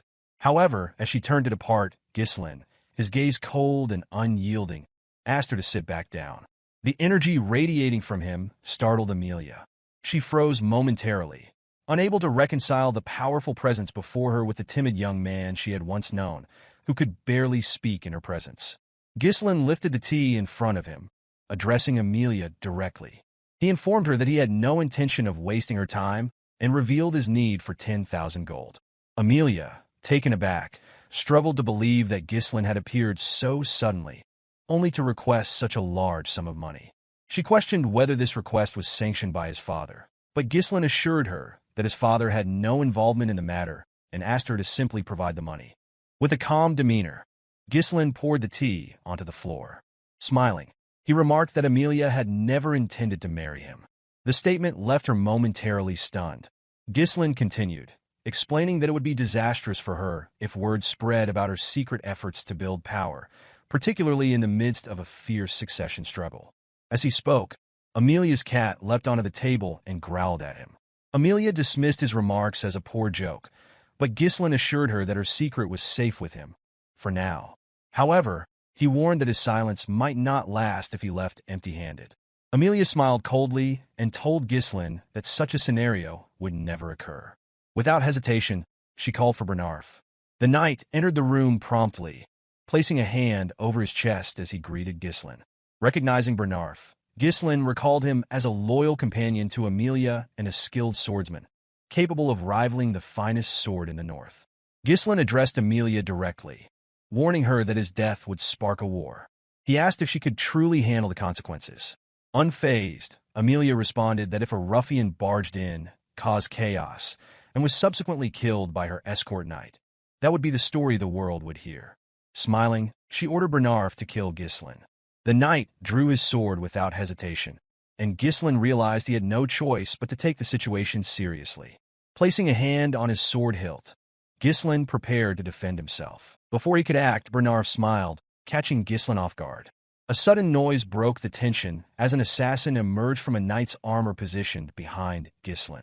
The assassin aimed a strike at Ghislain's chair, but Ghislain quickly jumped to avoid the attack. As the assassin struggled to free his weapon, Ghislain delivered a powerful kick to his chest, sending him crashing through the window. Both Amelia and Bernarf were visibly stunned by the display. Turning back to his hosts, Ghislain expressed disbelief at Amelia's feigned politeness while orchestrating a surprise attack. Picking up his sword, he remarked sarcastically on the poor hospitality. Without delay, he charged at Bernarf, swinging his weapon. The knight managed to block the attack. With a cold glare, Ghislain questioned whether Rayfold County had forgotten the principles of chivalry. Bernarf, unfazed, apologized mockingly. He reminded Ghislain that he had been the first to show disrespect by arriving unannounced and unsettling his mistress. Seizing Ghislain's sword, Bernarf locked it in his arms and declared that courtesy was unnecessary for someone like him. As Bernarf moved to attack, Ghislain evaded the strike with ease. Jumping into the air, Ghislain delivered a strong kick that forced Bernarf to retreat, creating space between them. Bernarf had heard rumors that Ghislain was all talk and lacked skill, but the man before him did not resemble a novice. Observing the exchange, Amelia demanded to know why her knight was fighting so conservatively. Angrily, she ordered Bernarf to bring her Ghislain's head, reminding him that fulfilling such commands defined him as her sword. Upon hearing the command, Bernarf assumed his stance and released his mana, daring Ghislain to step forward. Ghislain smirked, finding it absurd that a mere escort knight would presume to order him around. Bernarf, unfazed, remarked that he was doing Ghislain a favor. He advanced swiftly, appearing in front of Ghislain in an instant. Swinging his sword with incredible speed, he caught Ghislain off guard. Although Ghislain managed to dodge the strike, Bernarf's blade still grazed his face, leaving a shallow cut. Ghislain was stunned by the knight's speed and precision. Bernarf pressed his advantage, launching a series of fierce attacks. Ghislain struggled to parry each strike, the ferocity of the blows forcing him on the defensive. Observing the duel, Amelia was equally surprised and unsettled. She had not expected a so-called weakling like Ghislain to hold his own against Bernarf. Despite the display, Amelia remained confident in her knight's superior skill. Ghislain managed to block another strike, locking Bernarf's sword in place and moving his blade dangerously close to the knight's neck. Before he could land a decisive blow, Bernarf skillfully pulled his sword back and trapped Ghislain's weapon with his arm. Countering swiftly, Bernarf attacked with the same technique he had used earlier. Ghislain smirked, recognizing the maneuver and attempting to disarm Bernarf as he had before. However, this time, the outcome was different. Ghislain quickly realized that Bernarf's body had been reinforced with mana, allowing him to maintain his grip. Bernarf calmly informed Ghislain that his trick would not work twice. Seizing the opportunity, Bernarf slammed Ghislain to the ground and rushed forward to capitalize on the advantage. Ghislain, recovering quickly, deflected the oncoming strike and leaped backward, creating some distance between them. Assessing the situation, Ghislain deduced that Bernarf's use of mana had given him a significant physical edge. Bernarf took note of his opponent's resilience, remarking that Ghislain was far removed from the rumors. He acknowledged that one could truly understand an opponent's capabilities only by engaging in combat. Analyzing Ghislain's technique, Bernarf observed that his swordsmanship lacked the structure of formal training, appearing instead to have been honed through real combat experience. With a confident expression, Bernarf inquired if Ghislain had fought the barbarians so frequently that he had adopted their chaotic style. Tossing Ghislain's sword aside, Bernarf declared that such methods were only effective on the battlefield and that Ghislain's deviation would end now. Breathing heavily, Ghislain silently admitted the difficulty of the battle. Bernarf's precise thrusts, aimed narrowly at vital points, disrupted Ghislain's sense of timing and distance. At close range, Bernarf's larger frame and refined techniques created an overwhelming advantage. Ghislain realized that Bernarf was an opponent beyond his current level. Raising his hand, Ghislain revealed a mana thread attached to his wrist. He informed Bernarf that his own time was running out as well. Pulling the thread sharply, Ghislain caught the knight off guard. Bernarf, unfamiliar with the technique, hesitated for a fraction of a second. Using this opening, Ghislain struck Bernarf at the back of his head with the hilt of his sword. As Bernarf staggered, his stance faltered, and Ghislain advanced.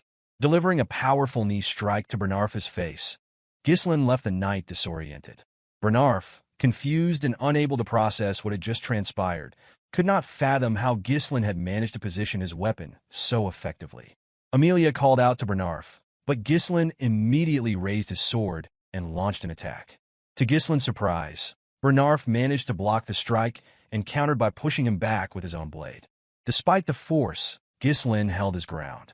Observing the intensity of the battle, Bernarf turned to Amelia and urged her to leave the room, stating that he could no longer guarantee her safety. With a determined expression, the knight declared that he would now give his best effort. Ghislain, unfazed, smirked coldly and remarked that this was precisely what he wanted, admitting that it had been a long time since he had faced such an entertaining opponent. The narrative shifts to Amelia, who was fleeing the room with her cat. Anger simmered within her as she reflected on the humiliation Ghislain had caused her. She questioned how he had learned about the Merchant Guild, suspecting someone had leaked the information. It seemed impossible for him to know such details without inside help. As she ran, Amelia begrudgingly acknowledged that the rumors of Ghislain slaying orcs and rescuing his younger sister from assassins were likely true. Despite this realization, she still believed that much of his reputation was due to luck or exaggeration. Turning a corner, Amelia expected to find the guards she had stationed there. Instead, she was met with a shocking sight. Her guards lay unconscious on the ground, and a hooded woman stood amidst them. The woman turned and greeted Amelia with a smile, remarking on how long it had been since their last meeting. Under the hood, the woman was revealed to be Belinda. Startled, Amelia demanded to know why the maid was there. Before she could react further, Belinda moved with incredible speed, appearing beside her with a blade pressed to her neck, ordering her to remain silent. Amelia froze in disbelief at the blade against her throat. Belinda's gaze settled on the spider, still clinging to Amelia's lip switch. With practiced ease, Belinda removed the spider. Smiling, she revealed that she had overheard Count Perdium and Count Rayfold during the engagement ceremony. She recounted how Amelia's siblings had mocked her for her fascination with spiders, and how Amelia had raised the creatures as a means of exacting revenge. Belinda then questioned why Amelia continued to wear a spider, suggesting it could either symbolize overcoming her trauma or a display of defiance. Without waiting for an answer, she tossed the spider to the ground and crushed it underfoot. With a satisfying crunch, she declared that it did not suit her. With an unsettling calm, Belinda urged Amelia to cooperate. The scene shifted back to the room where Ghislain and Bernarf continued their fight. Ghislain noticed a change in the air, sensing the overwhelming mana Bernarf was now releasing. Bernarf addressed Ghislain, recalling his earlier remark about being an entertaining opponent. With disdain, he declared that only a lowly mercenary would speak in such terms. He dismissed Ghislain as unworthy of calling himself a noble like his mistress. Ghislain, taken aback, countered with a sharp reminder that Bernarf was merely an escort knight. He firmly warned Bernarf not to question his nobility. Bernarf rushed forward, launching a series of rapid attacks against Ghislain. Despite the knight's incredible speed, Ghislain managed to block the strikes, though it became increasingly difficult. With a stern expression, Bernarf admonished Ghislain to uphold the dignity of nobility. As he spoke, his attacks intensified, reaching a level far beyond what Ghislain had encountered earlier. Each blow pushed Ghislain further back, testing the limits of his endurance. Frustrated, Ghislain growled that enough was enough. Using his sword, he deflected Bernarf's blade and attempted to pierce his opponent's head. However, Bernarf intercepted the attack skillfully, bending Ghislain's sword away and forcing him to retreat. With a swift counter, Bernarf thrust his blade forward, landing a strike on Ghislain's shoulder. To the knight's astonishment, Ghislain had intentionally taken the hit, using the impact to push the blade aside and create an opening. Capitalizing on the moment, Ghislain launched a counterattack, but Bernarf managed to block it in time. Realizing the danger of underestimating his opponent, Bernarf maintained his guard, locking down Ghislain's sword and kicking him away. He remarked that this was the difference between a true warrior and one who wields a sword for mere entertainment. Ghislain, breathing heavily, couldn't help but find the battle exhilarating despite the mounting pressure. Bernarf's overwhelming speed, reach, and relentless attacks kept him in control of the fight. Any attempt by Ghislain to counter through close-quarter grappling was immediately neutralized. In a binding clash, Bernarf deceptively locked their swords together, giving the impression that neither could break free. With Ghislain's current mana reserves, it was nearly impossible to overcome the knight's superior strength. The situation was dire, and Bernarf appeared to have the upper hand. As Ghislain analyzed his predicament, Bernarf charged again, forcing him to act decisively. Ghislain, preparing himself, acknowledged that the fight had to end soon. While Bernarf had accounted for nearly every variable, he had overlooked one critical factor: Ghislain's unique mana cultivation technique. Drawing upon his third mana core, Ghislain unleashed an explosive surge of power and met Bernarf head-on. When their swords clashed, Ghislain channeled his newfound strength, forcing Bernarf's blade downward and disarming him with sheer force. The knight froze in disbelief, unable to comprehend how Ghislain had summoned such overwhelming mana mid-battle. Before Bernarf could recover, Ghislain raised his sword to strike a fatal blow. At that moment, a voice interrupted, commanding Ghislain to stop. Turning, he saw Amelia standing nearby, fury etched across her face. She demanded that Ghislain take the 10,000 gold and leave immediately. Irritated, Ghislain lowered his sword and stepped back, remarking that it would have been far simpler if she had handed over the money when he had asked politely. Belinda, observing the scene, quipped that Ghislain's actions went far beyond what could be called a lover's quarrel. Ghislain, unfazed, replied that it was merely a difference in opinion. Approaching Amelia, he rested his sword on his shoulder and informed her that there was unfortunate news. With a calm but firm tone, Ghislain announced that the fee had now doubled to 20,000 gold. In the next scene, Amelia smashed a vase onto the floor, her frustration echoing through the room. Bernarf stood beside her, bowing slightly as he apologized for his failure. He explained that Ghislain was far stronger than the rumors suggested, admitting that he had underestimated him. Bernarf revealed that Ghislain had managed to release mana exceeding that of an advanced-level knight. Amelia, her expression darkening, stated grimly that Ghislain had changed. When Bernarf cautiously suggested reporting this development to the Delphine Duchy, Amelia's reaction was swift. She slapped him sharply and grabbed his shirt, glaring at him with fury. She reprimanded him, asking if he truly understood the terror Duke Delphine inspired. Amelia explained that exposing the incident would spell their doom. The alliance with the Duke, formed secretly and without her father's knowledge, hinged on a covert agreement. The Duke had promised to support her rebellion in exchange for her assistance in toppling Perdium. Amelia added that her siblings would kill her if the agreement ever came to light. Her anger deepened as she considered the possibility that Ghislain might already know about the deal, given his knowledge of the Merchant Guild secrets. Turning to Bernarf, she declared that Ghislain had to be eliminated, no matter the cost. Bernarf readily accepted the directive. Amelia then inquired about the state of Ghislain's injuries. The knight explained that while he had inflicted light injuries across Ghislain's body and a heavier wound on his shoulder, Ghislain's use of explosive mana would likely leave him in poor condition for a time. Bernarf cautioned that they could not use knights from their own territory, as doing so would leave a trail. Amelia nodded, acknowledging the constraint and reminding him of the reason she had trained a specific group of operatives. Immediately understanding her intent, Bernarf asked if she intended to deploy the Wildcats. Amelia confirmed this, explaining that the Wildcats were composed of war orphans, outcasts, and those without status.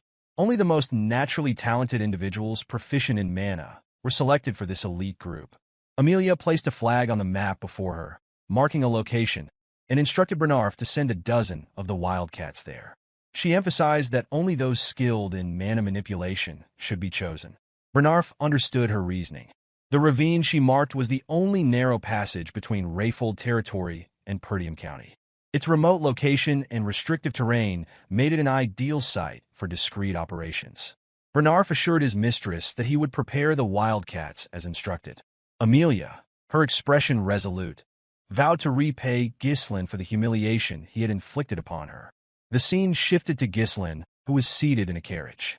Wrapping a cloth around his injured arm, he appeared deep in thought. Ghislain's senses prickled, and he wondered if Amelia was already planning her next move. Fergus, seated nearby, asked if he was all right. Ghislain assured him that he was fine, explaining that the cuts were not very deep. Reflecting on the recent battle, Ghislain acknowledged that he had pushed himself to his limits, but was satisfied with the outcome. The 20,000 gold he had obtained from Amelia was enough to cover the foundational funds needed to rebuild Perdium. For his territory, it was equivalent to years of accumulated savings. Despite his earlier anger, Ghislain had decided against killing Amelia, knowing that her death would have inevitably triggered a war, one his county could not afford at the moment. Ghislain understood that he could not risk the safety of his territory for the sake of his whims. Perdium was already struggling to handle the barbarian threat, making it wiser for him to retreat for now. The knowledge he possessed about the Arctium Merchant Guild would be enough of a burden on Amelia. As he put on his jacket, Ghislain resolved to make good use of Amelia's predicament. Belinda, observing her master's confident demeanor, asked if events were unfolding according to his plan. She reminded him of his earlier instructions to subdue the guards upon hearing fighting noises and to take Amelia hostage if she exited the room. Ghislain clarified that he had entrusted Fergus with those tasks. As he spoke, a wave of pain coursed through his body, causing him to spit blood. Alarmed, Belinda and Fergus quickly moved to his side. Ghislain realized that the pain was the recoil from using and opening his third mana core. Although the current discomfort was less severe than before, it remained a significant burden. He acknowledged that this would be troublesome to endure every time he accessed his power and concluded that he needed to find a way to increase his mana capacity. While he was lost in thought, Belinda grabbed his hand and took out a large needle coated with mana. She noted that the flow of his mana was chaotic and unbalanced. Without hesitation, she began applying the needle to various points on his hand. Ghislain was startled by the sensation, feeling something being released from his body. Exhaling sharply, he noticed that his tangled mana pathways had opened slightly. The technique, he realized, required an advanced understanding of mana manipulation.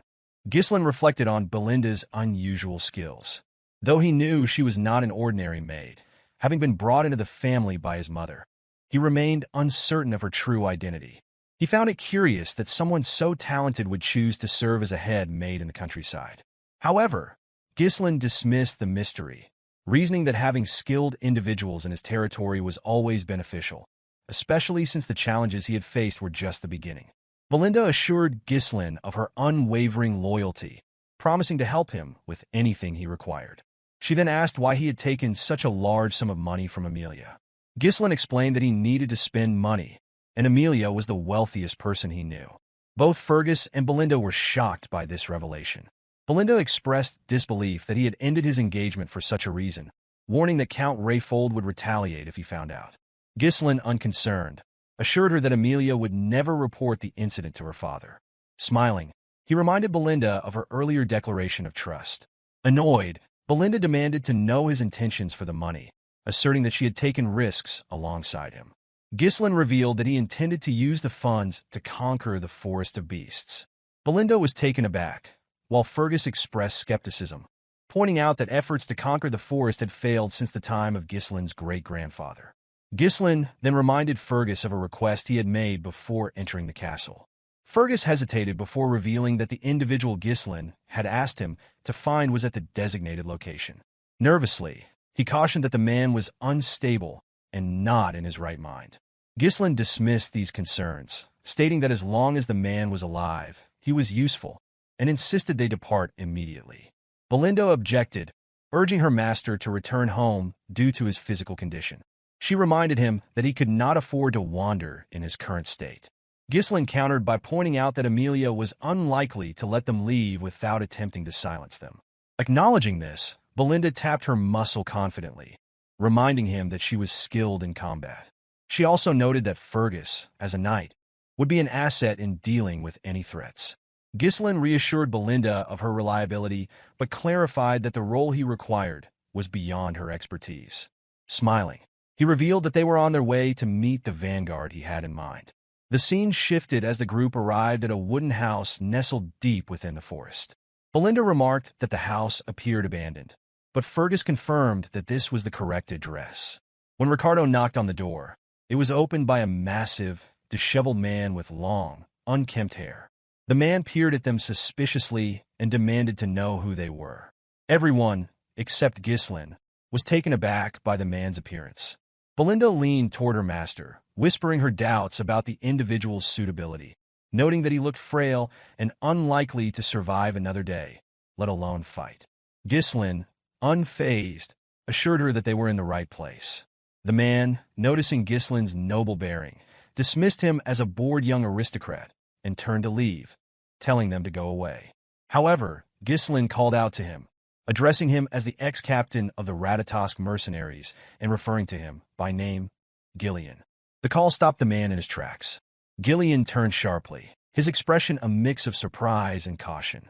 With a calm smile, Ghislain told him that he had long wanted to meet him.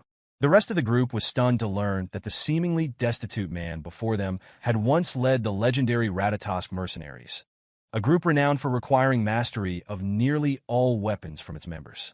Though the group no longer existed, their valor and reputation remained so great that even knights in foreign lands knew their name. Without warning, Gillion hurled an axe at Ghislain, the blade narrowly missing and slicing through his jacket. Alarmed, the group drew their weapons and moved to protect their master. With a menacing look, Gillion demanded that Ghislain state his business. Belinda urged her master to step back, warning that Gillion was unstable. Ignoring her, Ghislain mentioned the eternal punishment, causing Gillion to freeze in shock.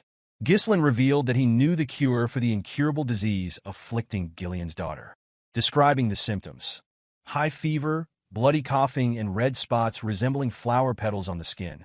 Ghislain explained that the disease's agonizing nature earned it the name eternal punishment. He then asked if this information had piqued Gillion's interest. Reluctantly, Gillion stepped aside and allowed the group to enter. Inside, the sound of a girl's screams filled the house. Gillion rushed to his daughter, Rachel, who writhed in pain on the bed. As Ghislain observed her, he concluded that it was not too late to act.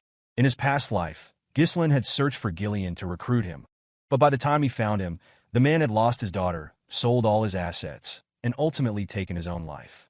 The condition of the house, bare, leaving only weapons, confirmed that Gillion had already sacrificed everything to try to save Rachel.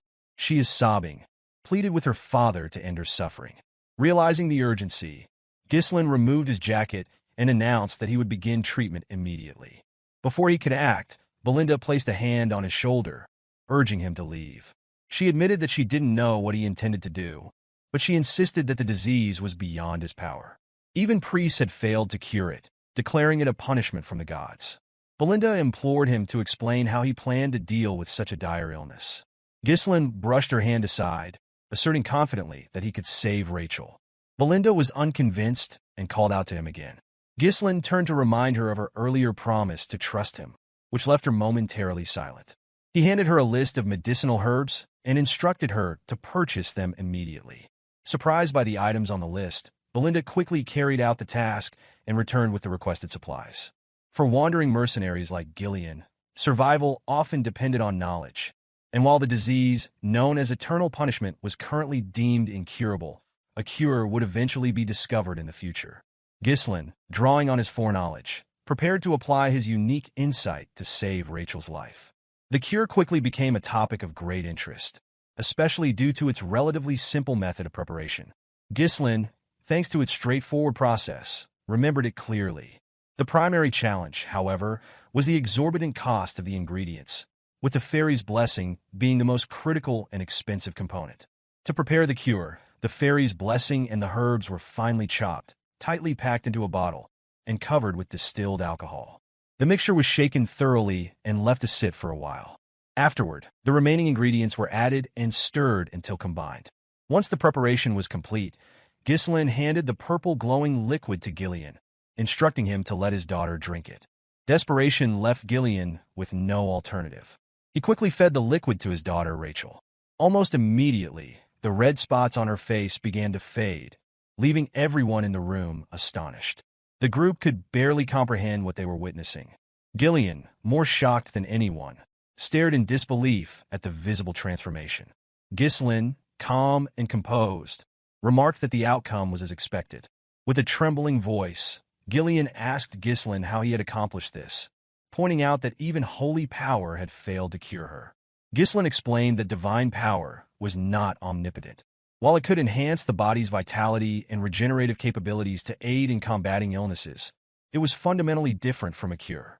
Gillion's hands trembled as he grabbed Ghislain and desperately asked if his daughter could truly be healed. Ghislain reassured him that Rachel would be fully cured within a few months.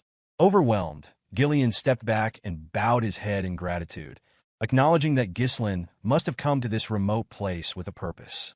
He confessed that all he had left was his body and offered to become Ghislain's servant or even his dog if that was what he desired. Ghislain dismissed the man's offer, stating firmly that he wanted neither a slave nor a servant. Instead, he declared that he sought the captain of the Ratatosk mercenaries. As Gillion raised his head, he noticed something extraordinary. Ghislain's eyes shone with the ambition of a dreamer. Inspired, Gillion stood up and grabbed an axe, using it to cut off his long ponytail. The group watched in awe and fear as the man's demeanor transformed. Without the ponytail, Gillion looked like an entirely different person, more alive, determined, and ready to act. Moving toward his weapons, Gillion asked if there were others accompanying Ghislain or if anyone might come looking for him. Ghislain confirmed that his group was the only one present. Gillion then inquired whether Ghislain had enemies, to which Ghislain admitted he did and added that he would likely gain more in the future. Gillion picked up a spear and wrapped a rope around it. With swift precision, he hurled the spear through the wooden wall of the house, sending it deep into the forest outside. The force destroyed part of the wall, and the group watched as the spear found its target. Gillion pulled the spear back toward him using the rope, demonstrating his formidable skill. The scene left everyone in the room silent, their awe at Gillion's transformation evident.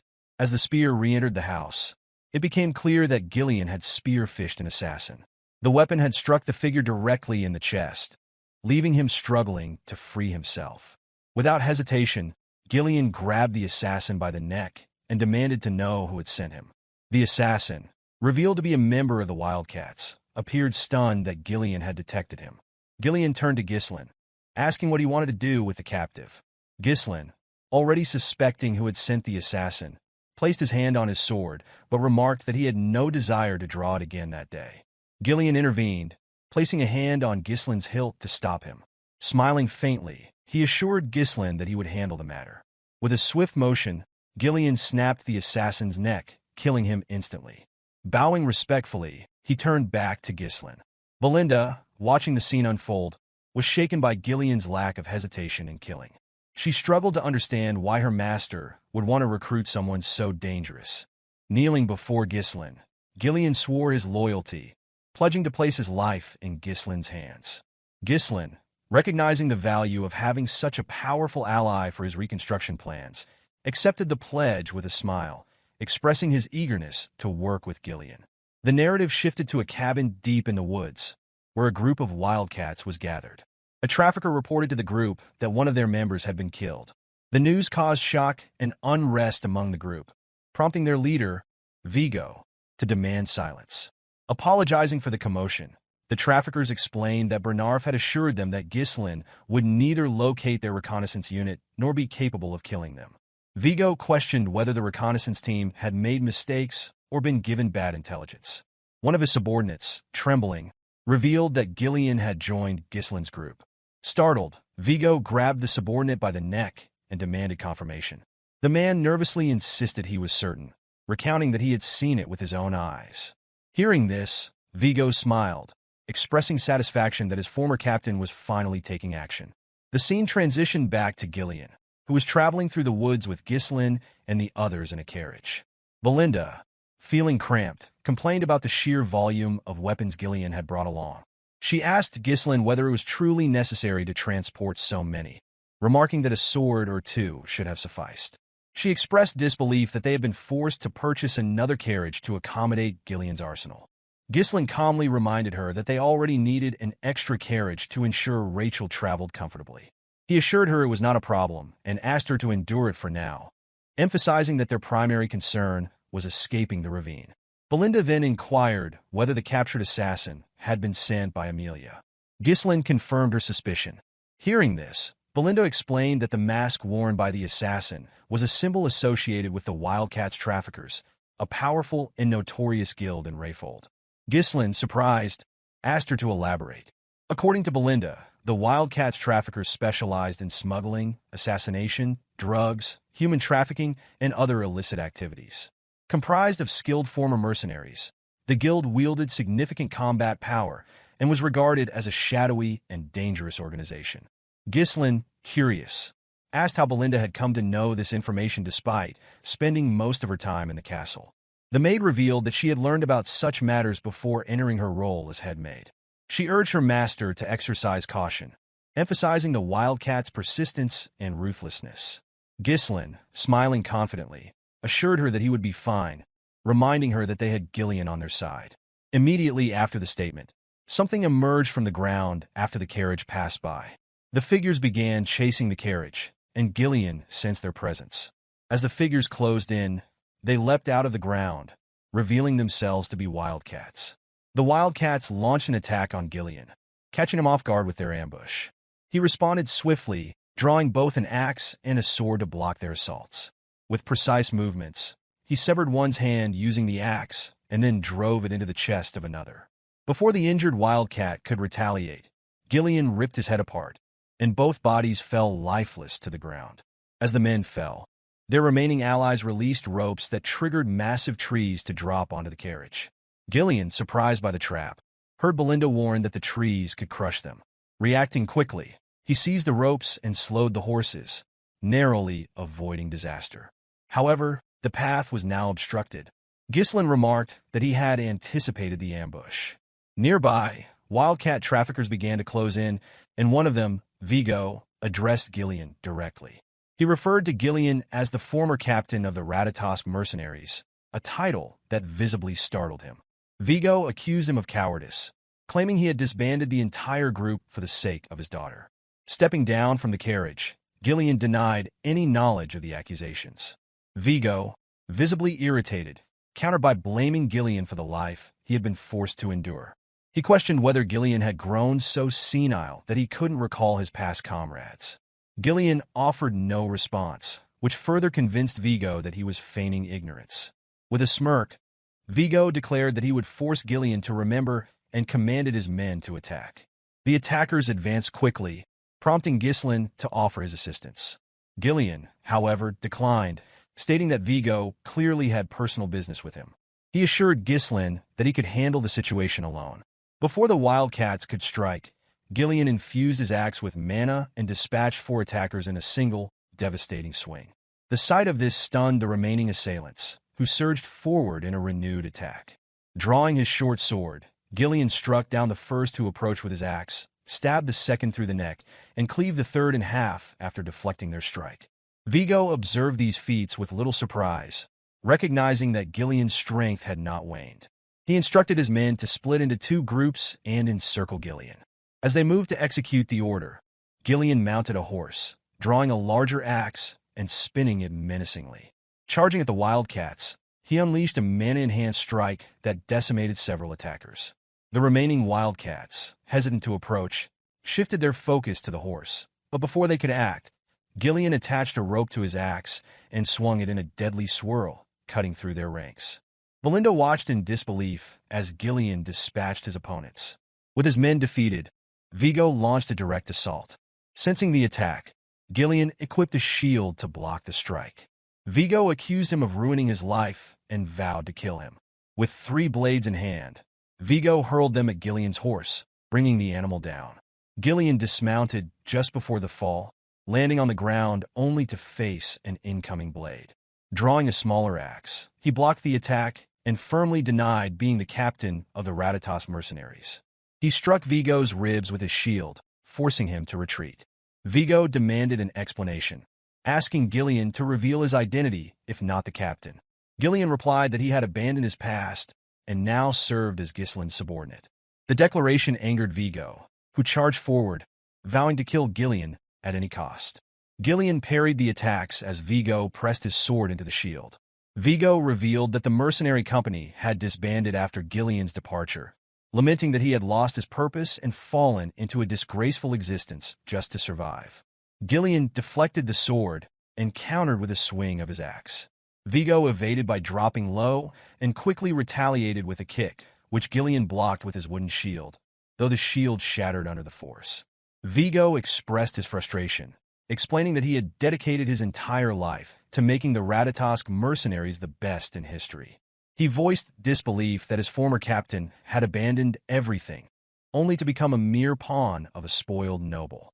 Drawing several blades, he imbued them with mana and hurled them toward Gillion. Gillion intercepted the attack with his axe, but as he did so, Vigo closed the gap and attempted to stab him. Gillion narrowly dodged the strike and countered with an overhead swing of his axe. Vigo landed just in time to block with his sword, smiling at the exchange. The clash between them grew more intense, with both men exchanging fierce blows. Vigo believed that Gillion had not changed from the captain he once admired, though he viewed him as weakened by his years spent searching for a cure for his daughter. In contrast, Vigo claimed to have grown stronger through countless battles. He believed that Gillion was no longer his equal. Gillion unleashed a massive swing, which Vigo dodged by leaping over him. Using his sword for leverage, he flipped and landed behind Gillion. Wasting no time, Vigo kicked the blades Gillion had previously blocked, sending them hurtling back toward him. Gillion used his armor to deflect the projectiles, but as he did, Vigo charged at him. Gillion anticipated the attack and swung his axe, but Vigo evaded once again, taunting that the fight was over. In response, Gillion channeled mana into his hand and caught Vigo's blade mid-strike. This act stunned Vigo, who was left speechless as he realized Gillion had been holding back. Gillion asked if Vigo's pursuit of vengeance was driven by hatred, but Vigo did not answer. Instead, he stared in disbelief at Gillion's use of mana to seize the blade. Gillion then slammed the head of his axe into Vigo's face, sending him flying into a nearby tree. Standing over his fallen opponent, Gillion remarked that he did not understand Vigo's actions. He pointed out that Vigo had many opportunities to exact revenge if that was his true intent. Questioning his motives, Gillion asked why Vigo had not sought him out sooner.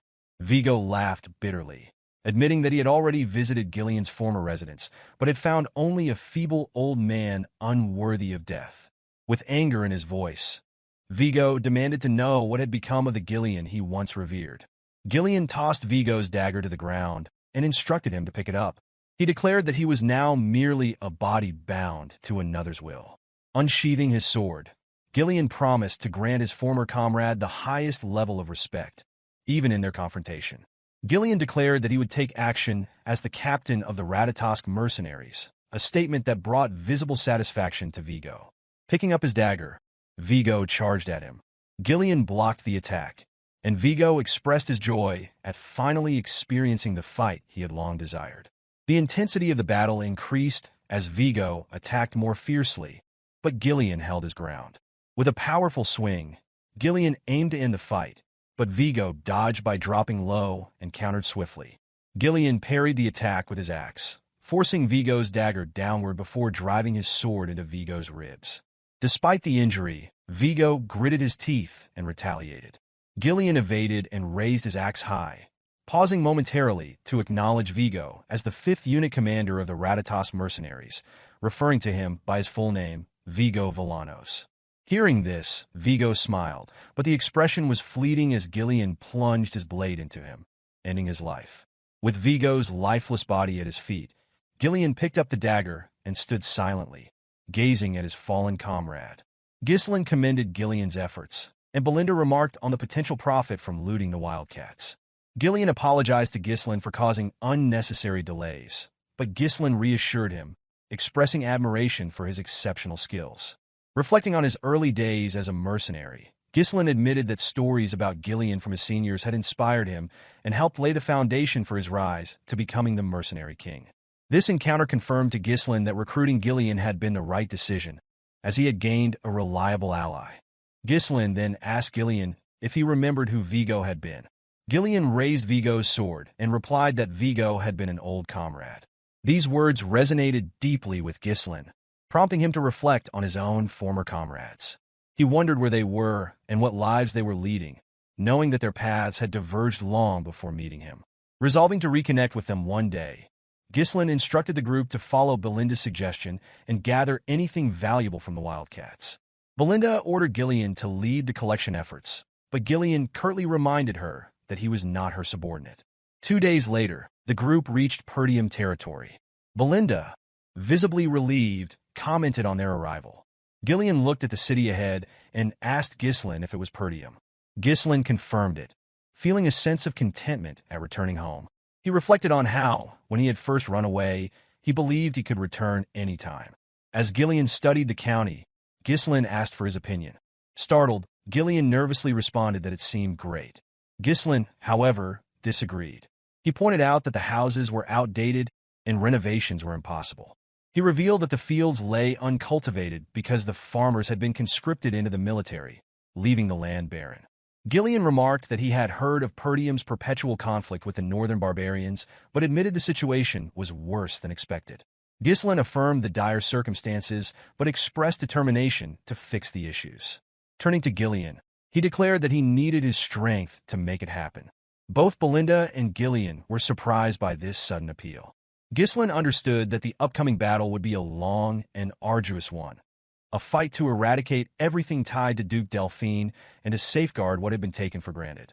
Resolute, he vowed to restore the land, no matter the cost.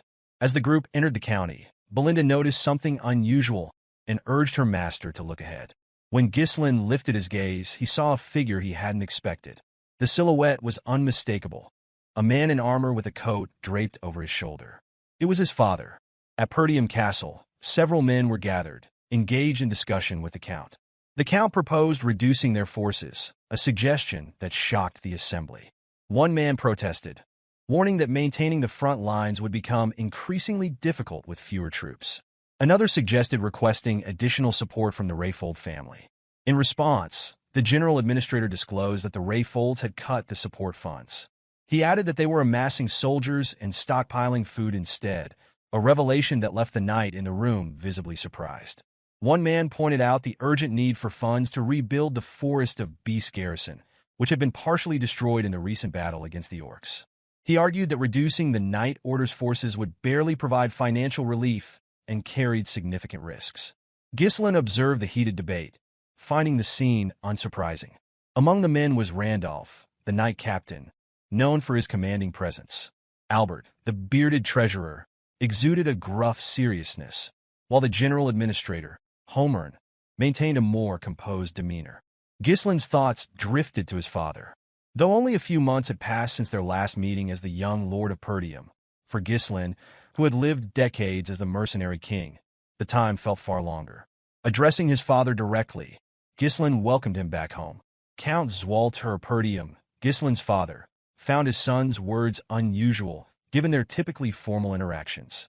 As a child, Ghislain had disliked his father's stern and serious nature, but now he saw the weight of countless burdens etched into the Count's shoulder, the exhaustion and responsibility of governing the land. Sipping his tea, Swalter remarked that he had heard of Ghislain's absence from the castle for a week. Ghislain explained that he had visited the Rayfolds. The Count inquired if he had caused any trouble during his visit, to which Ghislain reassured him that he had not. Albert, the treasurer, interjected, mentioning rumors of a duel Ghislain had won against Kane. along with a significant sum of money. Albert, skeptical, questioned if the young lord had gone to Rayfold to gamble. Ghislain, irritated by the suggestion, clarified that his trip had been an investment-related visit and that he had conducted business with Amelia. Homern, the general administrator, advised Ghislain to be mindful of his actions, reminding him of his future responsibilities as the next ruler of Perdium. Ghislain, maintaining a calm demeanor, acknowledged the reminder, but assured Homern that there was no need for concern. Homern grew increasingly frustrated as it became evident that Ghislain was disregarding his advice. His concern only deepened as a result. Swalter set his tea down and intervened, instructing his subordinates to stop. Turning to his son, he remarked that he had heard about some good trouble Ghislain had caused during his absence. Ghislain, puzzled, waited for clarification. Swalter then asked if it was true that Ghislain had executed Jamal and Philip for attempting to sell Elena. The mention of those disloyal knights surprised Ghislain. Randolph, the knight captain, interjected with skepticism, insisting that it was impossible for Ghislain to have defeated the two knights alone. He speculated that they must have turned on each other and that Ghislain merely delivered the final blow. Ghislain understood the captain's disapproval. Despite their treachery, the fact that knights had died at Ghislain's hand troubled Randolph. To avoid conflict, Ghislain chose to go along with Randolph's version of events. Randolph, with a smug expression, declared that his assumption had been correct. Swalter, however, praised his son for his actions, much to Ghislain's astonishment. The Count dismissed the details of how the knights had been dealt with, stating that the only thing that mattered was Elena's safety. For the first time, Ghislain received a genuine compliment from his father. Encouraged, he informed Swalter that he had a request. Swalter, surprised by the declaration, listened as Homern cut in, warning Ghislain to stop if he intended to ask for money. Randolph agreed, citing all the trouble Ghislain had caused in the past. With visible irritation, the captain listed incidents such as selling military provisions for gambling funds, setting the front gate on fire to grill an army horse, and melting down armor to forge a useless, legendary sword. Ghislain couldn't refute the accusations. Though he didn't recall these events clearly, he knew he was likely responsible. Ghislain clarified that he wasn't asking for money, but simply needed his father's permission. Swalter asked what the request entailed, and Ghislain revealed that he wished to pioneer the Forest of Beasts. The announcement shocked everyone present. Ghislain, unfazed by their reactions, smiled confidently. Later, in his bedroom, Ghislain recounted the encounter with amusement, sharing that his father had denied his request. According to him, Swalter had reacted with alarm and began yelling at him.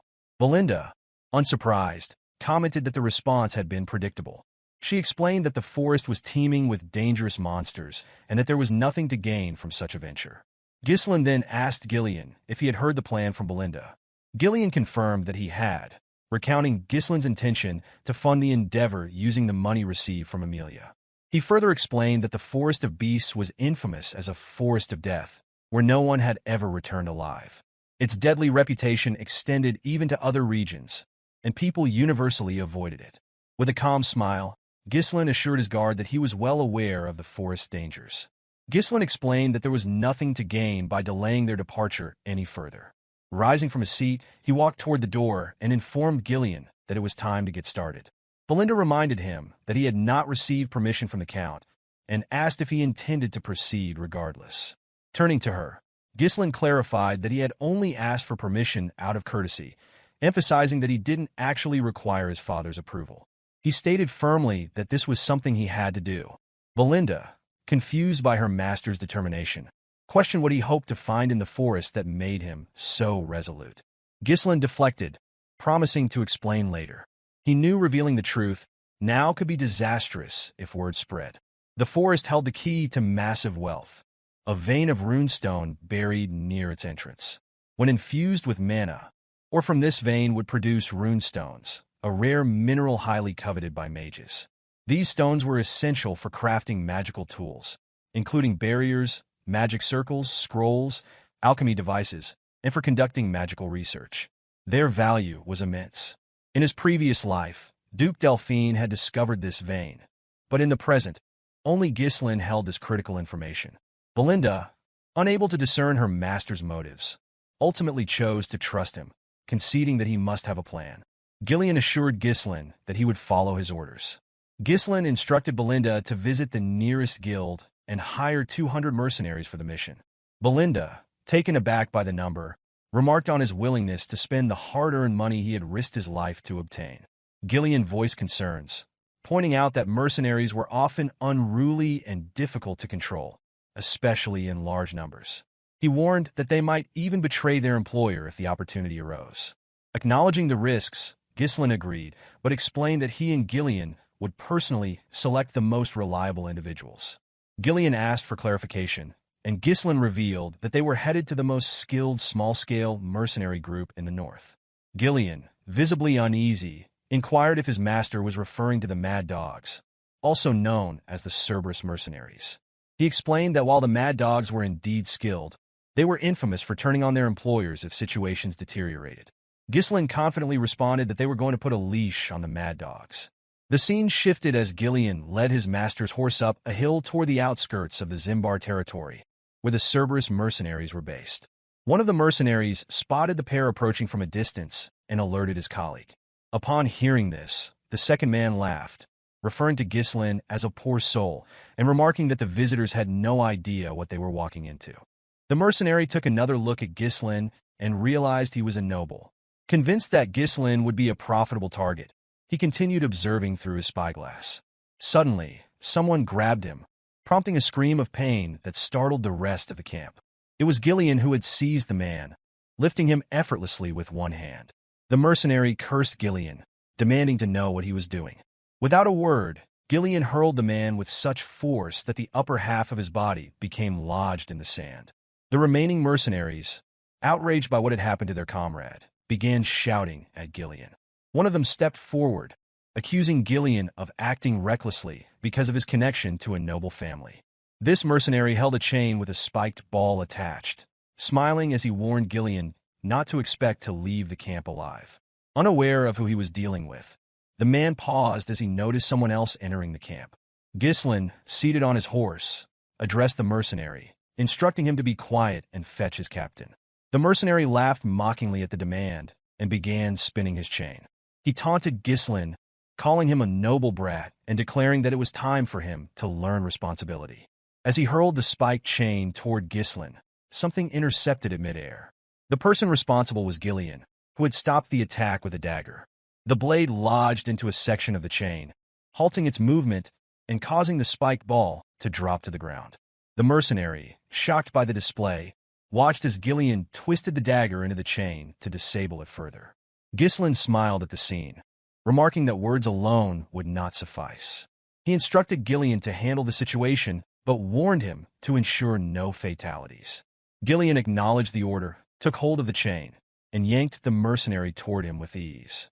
The man flew helplessly in Gillion's direction, and as he came close, Gillion struck him in the stomach with the spiked ball. The mercenary cried out in pain, drawing more enraged responses from his comrades. Declaring that Gillion's status as a noble servant meant nothing to them, they charged at him. Gillion twisted his dagger further into the chain, using it to hoist the injured mercenary into the air. He then threw the man into the group of attackers, scattering them as they collided with their fallen comrade. The remaining mercenaries, stunned by Gillion's strength and precision, hesitated as Gillion turned to glare at them. His piercing gaze sent fear through their ranks. Ghislain dismounted his horse and addressed the group, demanding to know how much longer they intended to keep him waiting. He ordered them to fetch their captain immediately. Before they could respond, a voice interrupted, asking about the cause of the commotion. The mercenaries quickly parted, clearing a path for the newcomer. The man with fiery red hair and an imposing presence introduced himself as Kaor, the captain of the Cerberus mercenaries. Curious about their purpose, Kaor asked Ghislain why they were seeking him. Ghislain found the question absurd, believing there was only one reason to approach a mercenary group. Without hesitation, he stated that he was there to entrust them with a request. Kaor was taken aback by the situation and questioned Ghislain about why a client would harm one of his subordinates. He remarked that a noble should have better manners. Ghislain, smiling, responded that this was his unique way of greeting. He added that it was the most effective method to tame someone. Kaor, amused by the remark, chuckled and wondered aloud what might have happened if Ghislain had greeted them twice. The scene shifted to Kaor's tent, where he and several mercenaries sat with Ghislain and Gillion. Kaor asked Ghislain to explain the nature of his request. Ghislain revealed his intent to hire the mercenary group to pioneer the Forest of Beasts. The announcement stunned Kaor's men, who were incredulous at the idea of entering a forest notorious for being filled with dangerous creatures. Knowing the forest bordered Perdium territory, the mercenaries exchanged uneasy glances. Kaor, maintaining his composure, asked Ghislain what kind of person he must be to consider disturbing such a perilous place. Ghislain introduced himself as the young Lord of Perdium. Kaor and his men, surprised by the revelation, erupted into laughter. They could hardly believe they were speaking to the infamous young lord described in local rumors. Their laughter grew louder as they became convinced that Ghislain had lost his mind.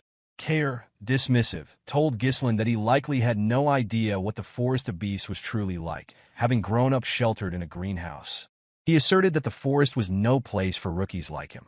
Declaring the discussion over, Kaor signaled his men, who raised their weapons.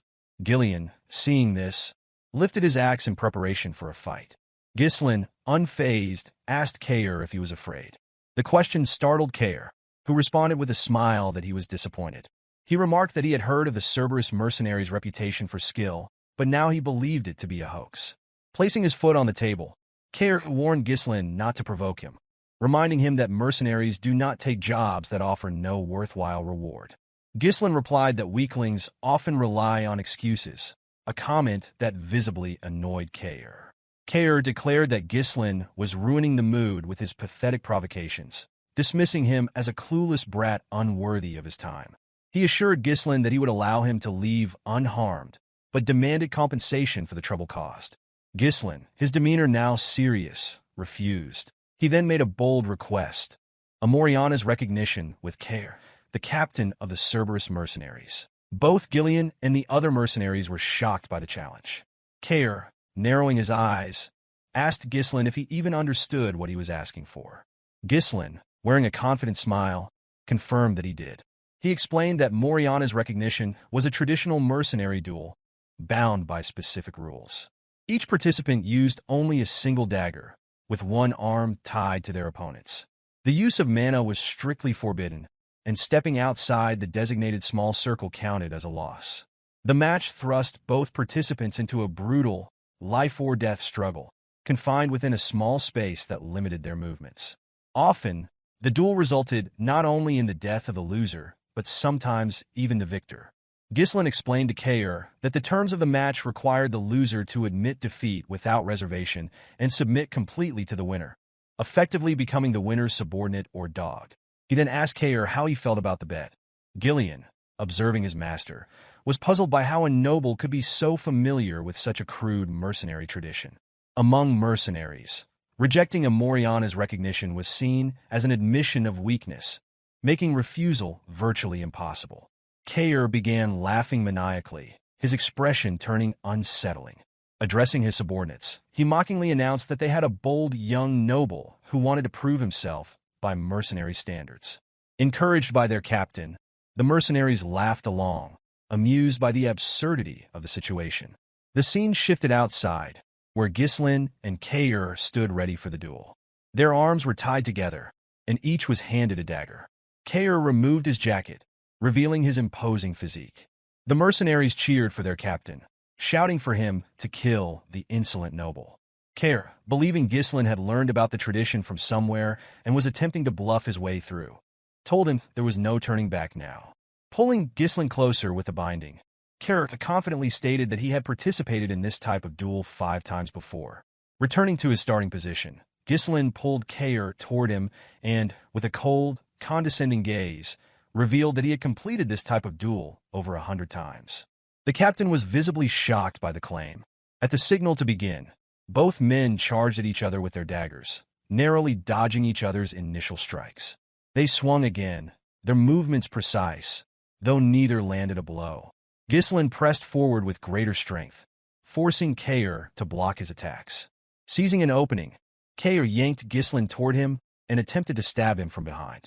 Ghislain, unable to see the blade clearly, blocked each strike with skill. As Kaor missed an attack, Ghislain bent his head to avoid it and countered swiftly. Kaor managed to evade and retaliated by pulling Ghislain close and delivering a heavy kick to his leg. The force of the blow was jarring, but Ghislain endured it. Kaor, surprised by Ghislain's resilience, acknowledged that he was performing better than expected. He expressed disbelief at Ghislain's claim of having participated in over 100 Moriana's recognitions, remarking that most mercenaries never experience even one in their lifetime. Charging at Ghislain again, Kaor mocked him, advising that he should at least make his bluffs more convincing. This time, he didn't give Ghislain any opportunity to counter. The Cerberus mercenaries, delighted by the display, encouraged their captain to finish Ghislain off. However, their cheers subsided under Gillion's intense glare, silencing them instantly. Gillion, observing the fight, recognized the severity of the situation. The circle was so small that it barely accommodated one person lying down. With no mana or external force allowed, the duel demanded complete reliance on physical skill and strength alone. Another significant challenge in the duel was the size difference and restricted movement due to the tied hands, which left Ghislain at a disadvantage. He could barely evade or block Kaor's relentless attacks, while Kaor had ample opportunity to dominate and control the fight. Gillion, observing closely, rested his hand on his axe, prepared to intervene if the situation turned dire. Kaor seized Ghislain's arm and pinned him down before swinging his dagger toward him. Ghislain evaded the strike by jumping to the other side, landing unsteadily. Upon landing, he felt a sharp pain surge through his leg, the same leg that had absorbed Kaor's earlier attack. Without the protection of mana, the accumulated damage was beginning to take its toll. Kaor noticed Ghislain's pained expression and smirked. Mockingly, he remarked that Ghislain looked pale and asked if he had already reached his limit. Kaor then intensified his assault, driving Ghislain into a desperate defense. Despite his disdain for nobles, Kaor acknowledged that Ghislain showed more determination than most. However, he remained convinced that Ghislain lacked skill and believed he had deciphered his strategy, deflecting dagger strikes while absorbing less harmful blows with his body. Yet Kaor also understood the harsh reality of Moriana's recognition. Without mana, every attack inflicted accumulating damage. He could see that the strain was evident in Ghislain's movements and facial expressions. Relishing the struggle, Kaor spun his dagger and charged. Ghislain blocked the attack, but was immediately forced to dodge as Kaor swung his dagger toward his head. Ghislain bent low to avoid the strike and attempted to counterattack from below, but Kaor blocked it easily. Kaor dragged Ghislain's arm to the side, pinning him again, and delivered a brutal kick to his already injured leg. Ghislain winced in pain, and Kaor, noticing his reaction, assumed victory was at hand. Raising his dagger, Kaor commanded Ghislain to prepare to die. His subordinates erupted in cheers at the apparent conclusion. From the sidelines, Gillion gripped his axe, ready to intervene and rescue his master. However, before Kaor could deliver the finishing blow, Ghislain smiled. With a sudden burst of agility, he dodged the dagger by lowering himself even further, a move that stunned Kaor. Taking advantage of the opening, Ghislain shifted to the side and delivered a precise cut near Kaor's ribs. The strike left Kaor momentarily stunned, and gasps erupted from the gathered mercenaries. Even Gillion was shocked by the turn of events. Enraged, Kaor charged at Ghislain, but Ghislain moved low again, evading the attack with remarkable skill. This time, he countered with a slash to Kaor's chest as he passed. The mercenaries stood in disbelief. Their captain, who had been dominating the fight and tossing Ghislain around earlier, was now wounded twice. They shouted for Kaor to demonstrate the strength of a true mercenary. Meanwhile, Gillion watched with astonishment at his master's movements, realizing that Ghislain had far greater skill than he had anticipated. Kaor swung his dagger at Ghislain's head, but Ghislain ducked low to avoid the strike. Rising quickly, he used his shoulder to slam into Kaor's face. With the dagger tightly clenched in his fist, Ghislain delivered several blows to the captain's face in rapid succession. Before Kaor could recover, Ghislain rotated his dagger and stabbed it into Kaor's hand. Despite the injury, Kaor did not cry out. Instead, he charged at Ghislain with renewed ferocity. Ghislain, however, easily dodged each attack. Kaor began to falter, confused by the sudden change. Just moments earlier, Ghislain had seemed barely capable of withstanding his strength. Gillion, watching intently, finally understood. Kaor's reliance on brute force was his downfall. His powerful swings had stiffened his muscles and restricted his movements, making his body rigid and slow. By contrast, Ghislain had avoided resisting directly. Instead, he relaxed his own body, using the captain's momentum to redirect the fight into his favor. Gillion, impressed by this unexpected display of strategy, quietly placed his axe back in its sheath. As Kaor gasped for breath, his men taunted him, urging him to stop playing around and finish the fight. Ghislain commended Kaor for his resolve, noting that many others in his position would have resorted to breaking the rules by using mana when cornered. Kaor, smirking despite his exhaustion, replied that Ghislain spoke like someone who truly had fought in 100 Moriana's recognitions. He revealed that he had earned his position as captain through this very method, adding that mercenaries who broke the rules never survived long in their profession. Ghislain smiled at Kaor's words, stating that he admired his spirit. Kaor admitted that he was at a disadvantage in a direct confrontation, but pointed out that victory in Moriana's recognition was not limited to overpowering an opponent. He reminded Ghislain that stepping outside the circle was an automatic loss. With that, Kaor grabbed Ghislain's arm, hoisted him into the air, and attempted to throw him out of the circle. Confident in his plan, Kaor was certain that this would secure his victory. However, before Ghislain's foot could touch the ground, he tightened his grip on Kaor's hand and pushed his legs upward, bracing against Kaor's knees to stop his descent. Using Kaor's body for support, Ghislain reversed the momentum, pulling Kaor toward him. Taking advantage of the surprise, Ghislain climbed up Kaor's leg, maneuvered behind him, and locked his arm around the captain's neck. In one fluid motion, he slammed Kaor's head to the ground, pushing it outside the circle. The gathered mercenaries stared in stunned silence, unable to believe what had just happened. Kaor, realizing his loss, glared at Ghislain in frustration. Ghislain smiled gently, declaring his victory. Still in disbelief, Kaor turned to Ghislain and demanded to know his true identity, unable to reconcile the skill he had witnessed with the idea of Ghislain being a noble. Fixing Kaor with a cold, piercing gaze, Ghislain stated that he disliked the captain's attitude and reminded him that he was now speaking to his new master. Pulling Kaor to his feet, Ghislain asked what he planned to do next. Kaor assumed the fight was over, but Ghislain calmly corrected him, pointing out that he himself had not yet stepped outside the circle. Kaor, taken aback, watched as Ghislain clenched his fist. Ghislain announced that it was time to discipline his subordinate, signaling that the ordeal was far from over. Ghislain delivered a solid punch to Kaor's face, knocking him to the ground. Kaor quickly raised a hand, asking Ghislain to wait. He reminded him that the fight was over the moment a combatant stepped out of the circle. In response, Ghislain struck him again and questioned if Kaor intended to abide by rules on the battlefield. Kaor, furious, called him a bastard and reminded him that nobles weren't supposed to act this way. Ghislain, his expression serious, ordered him not to speak back to his master. When Kaor insulted him again, calling him a lunatic, Ghislain hit him once more.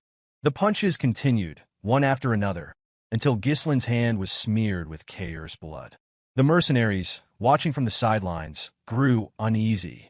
They had expected Ghislain to let their captain go after winning the duel, but instead, the beating continued. Kaor, his face swollen and bloodied, begged Ghislain to stop. Ghislain pulled him to his feet and, with a cold gaze, reminded him that he had not yet stepped out of the circle. Kaor, horrified, turned to his men and shouted for them to intervene and kill Ghislain. The mercenaries grabbed their swords, but before they could approach, Gillion unsheathed his axe. His commanding tone froze them in place as he warned that anyone interfering with his master's discipline would be killed.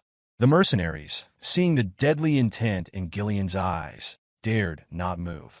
Kaor, trembling like a beaten dog, turned back to the young noble. Ghislain asked if he was finished, and Kaor's only reply was laughter born of fear. He knew he had miscalculated. Another punch landed, pushing Kaor back. For the first time, Kaor's overconfidence had failed him. He had always seen nobles as pompous losers, arrogant, selfish, and easily manipulated with the right scare tactics.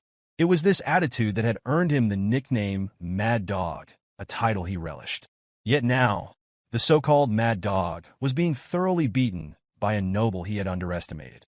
The mercenaries, visibly worried by their captain's condition, glanced at one another, unsure of what to do. Kaor's face was swollen, his body bruised, and his strength depleted. Ghislain paused to assess Kaor's injuries and then turned to the mercenaries. Breaking the silence, he ordered them to fetch water, bandages, and a towel. The men were taken aback by the command, but Ghislain calmly warned that their captain would die if they didn't act quickly. Shocked into action, they complied with his orders. Gillion observed the scene closely. He noticed how the previously unruly mercenaries were now following Ghislain's commands without question. In a world where strength often carried more weight than laws, Ghislain had established his authority in the most direct and irrefutable way. He had demonstrated who was in charge. In the next scene, Kaor sat slumped in a chair, his body wrapped in bandages. Ghislain placed a sheet of paper on the table in front of him and instructed him to sign it. Kaor, staring at Ghislain with a mixture of defeat and resignation, realized that he had no choice but to comply. Kaor hesitantly took out a pen and signed the document. As he handed it to Ghislain, he nervously asked him to take it. Ghislain, fixing him with a cold stare, demanded he repeat what he had just said. Kaor, now visibly shaken, stammered that he looked forward to working with him. Ghislain grabbed Kaor's hand, causing him to flinch. With a calm but firm tone, Ghislain told him they were now family and that he too looked forward to their collaboration. A few days later, at the outskirts of Perdium territory, a group of mercenaries had gathered in the early morning. One of them, yawning, asked if anyone knew why they had been summoned so early. A bald man carrying a shield chimed in, mentioning a rumor that their employer was the young Lord of Perdium. The mercenaries were shocked to hear this. One of them scoffed, calling Ghislain just a brat and doubting his ability to manage mercenaries effectively. He speculated that the job would be easy. A shirtless, heavily built man clapped his hands to grab the attention of the group. Known as Gordon the Muscle, he smiled and addressed his fellow mercenaries, suggesting that they needed a representative to handle their brat employer. His imposing presence caught everyone's attention, and they nodded in agreement. Gordon commended their admirable posture in devising ways to gain rewards without effort, but he warned them that their plan would fail without unified voices. The mercenaries agreed with Gordon, recalling past incidents where poor coordination had led to failure. The bald man asked Gordon about his plan, and he explained that knowing one's boundaries was crucial. Opening a bag of coins, he announced that he would act as their representative to pressure their employer, requesting contributions from the group for his hard work. The mercenaries, impressed by Gordon's confidence and size, believed him to be the perfect choice for the task. Praising his reliability and wit, they added coins to the bag. Their plotting was interrupted when one of them noticed someone approaching. Looking up, they saw Ghislain riding toward them alone on his horse. The sight surprised them, and one remarked that Ghislain might flee once he saw Gordon's intimidating build. Gordon instructed the group to approach him together, creating an imposing presence. Smiling confidently, he declared it was time to teach the young lord a lesson about the real world. However, before Gordon could confront Ghislain, he noticed a group trailing behind him. As they drew closer, the mercenaries identified the group as the Cerberus mercenaries, recognizable by their distinct dog-snout-shaped helmets. Shocked, Gordon questioned how Ghislain had managed to recruit the infamous Mad Dogs.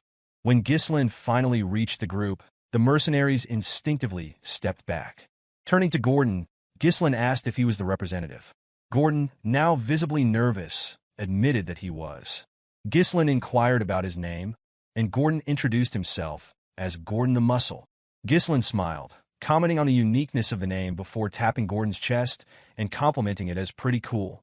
Introducing himself as the young Lord of Perdium, Ghislain commanded Gordon to gather the mercenaries. Once assembled, Ghislain addressed them with a serious demeanor. He announced that the time had come to begin the pioneering of the Forest of Beasts. In the next scene, Belinda was assisting Ghislain in donning his armor. All preparations for pioneering the forest had been completed. The expedition's temporary base had been constructed, resources had been procured, and the most critical asset, the troops, had been secured. Ghislain requested Belinda to perform a final head count, and the maid obliged. She informed him that 148 mercenaries had been contracted through the office, along with 41 Cerberus mercenaries he had brought himself. The total number of personnel reached 192. Ghislain acknowledged her effort, commending her for the work, and inquired whether Scoven had been properly informed. Belinda assured him that Scoven had been notified and, contrary to her expectations of resistance. The knight had stepped in to ensure their passage through the forest of beasts remained undetected. As the commander of the forest post, Scovin's involvement gave Belinda confidence that no immediate issues would arise. She urged Ghislain not to worry, and her reassurance brought a smile to his face. Ghislain then called for the mercenaries to assemble. He addressed them, stating that the land they were about to pioneer lay ahead. Acknowledging the rumors surrounding the forest, he explained that it was a place rife with unknown dangers, inhabited by monsters and unseen threats beyond imagination. Yet, he expressed his determination to conquer the forest despite its perils. The mercenaries, visibly unsettled by the mention of the forest of beasts, murmured among themselves, claiming they had not been informed of such dangers and feared for their lives. Belinda, stepping forward, silenced them and reminded them not to interrupt while their leader was speaking. Ghislain gave the mercenaries an opportunity to withdraw if they wished, promising to pay them 3 times their current wages should the mission succeed. The unexpected offer shocked the group, as it was an exceedingly tempting reward. Belinda moved closer to her master and whispered her concerns, pointing out that all their funds had already been spent on preparations. Ghislain calmly explained that such promises were necessary to boost morale. Confident in the mission's success, he assured her that there would be sufficient funds to fulfill the promise afterward. When he asked Belinda if she trusted him, she admitted she had no choice but to place her trust in him. Kaor commented to Gillion that their master must be out of his mind to offer such an extravagant reward and questioned how Ghislain intended to honor his words. Gillion, however, remarked that their master always had a plan. Ghislain officially named the group the Forest of Beasts Expedition Team and declared that it was time to move out. As the group progressed, they began cutting down the trees obstructing their path. Everyone, including Ghislain, actively participated in clearing the way. After felling a tree in front of him, Ghislain looked up, relieved to see sunlight piercing through the now-thinned canopy. Raising his hand, he directed the men to continue clearing the path toward the indicated direction. He instructed them to chop the felled trees into logs, load them onto carriages, and dig around the stumps to facilitate their removal. According to the Forest of Beasts Developmental Journal, a resource Ghislain had obtained in his previous life, the forest was vast and rich in untapped potential. He firmly believed that one day, the monsters would be driven out, and the forest's resources would be fully utilized. At that moment, what Ghislain needed most was money. He chose to disregard all other concerns, focusing solely on securing the quickest route to the Runestone Vein. The wealth from this expedition would play a pivotal role in halting the conspiracy surrounding Perdium. Kaor found it peculiar that their employer was taking such an active role, while one of the mercenaries suggested that Ghislain was simply trying to uphold the dignity of a noble. Another mercenary, wearing a helmet, scoffed, claiming that Ghislain was merely pretending and would soon give up.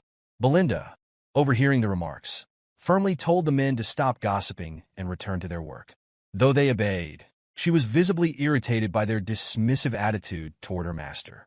She approached Ghislain, reminding him of the considerable effort he had put into hiring the mercenaries. She questioned why he was personally involved in the labor, pointing out that his actions made the men take him lightly. Ghislain reassured her that it was fine, explaining that having more hands on the job would allow them to finish faster. He emphasized that lingering in the area for too long would bring no benefit. Accepting his reasoning, Belinda remarked that he spoke as though he already knew what lay ahead. Kaor observed their exchange with a bemused smile. He found it hard to believe that his employer had someone worrying about him, while he himself had become the dog of his master, willingly heading into danger. Gillion, overhearing this, struck Kaor with a log, prompting Kaor to accuse him of trying to pick a fight. Despite their banter, the operation proceeded smoothly. The Duchy of Delphine, which had conquered the kingdom and established a new dynasty, had launched a large-scale development initiative in the Forest of Beasts. Ghislain had been unable to uncover the Duke's specific motivations for focusing on the forest. However, he had managed to obtain a developmental journal that detailed major resource locations and the ecosystem of monsters. Armed with this knowledge, Ghislain had come better prepared. One of the mercenaries, noticing the abundance of oil lamps among their supplies, wondered aloud why they had been brought instead of cheaper torches. The lack of incidents along the way unsettled Ghislain. He had only read about the dangers of the forest and had no first-hand experience.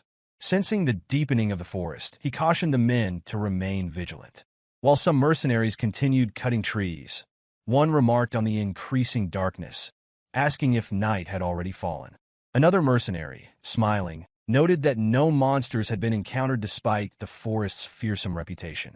Agreeing, his companion speculated that the dangers had been exaggerated. He joked that even without any effort from their leader, Gordon, the job would have remained simple. They lamented that tripled pay seemed excessive for such an easy task. As they spoke, a bald mercenary struck Gordon on the back while he carried a log, jokingly demanding his money back. Gordon, however, noticed something strange. Turning to the others, he pointed out that they had cut countless trees along the way. When asked, the men confirmed that they had. Gordon's expression darkened as he directed their attention to the path behind. It was inexplicably blocked. The mercenaries froze in shock at the sight. Ghislain's voice rang out, commanding everyone's attention. Sensing the shift in the forest's atmosphere, the troops instinctively reached for their swords.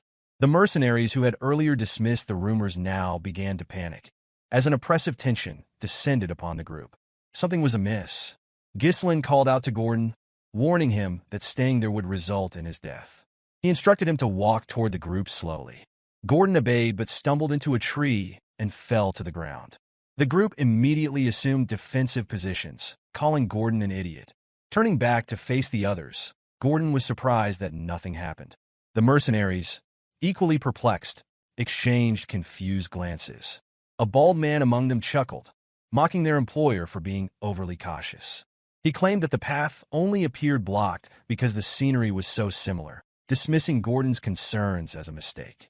He further belittled the forest of beasts, calling it nothing more than a slightly dense forest with an exaggerated name.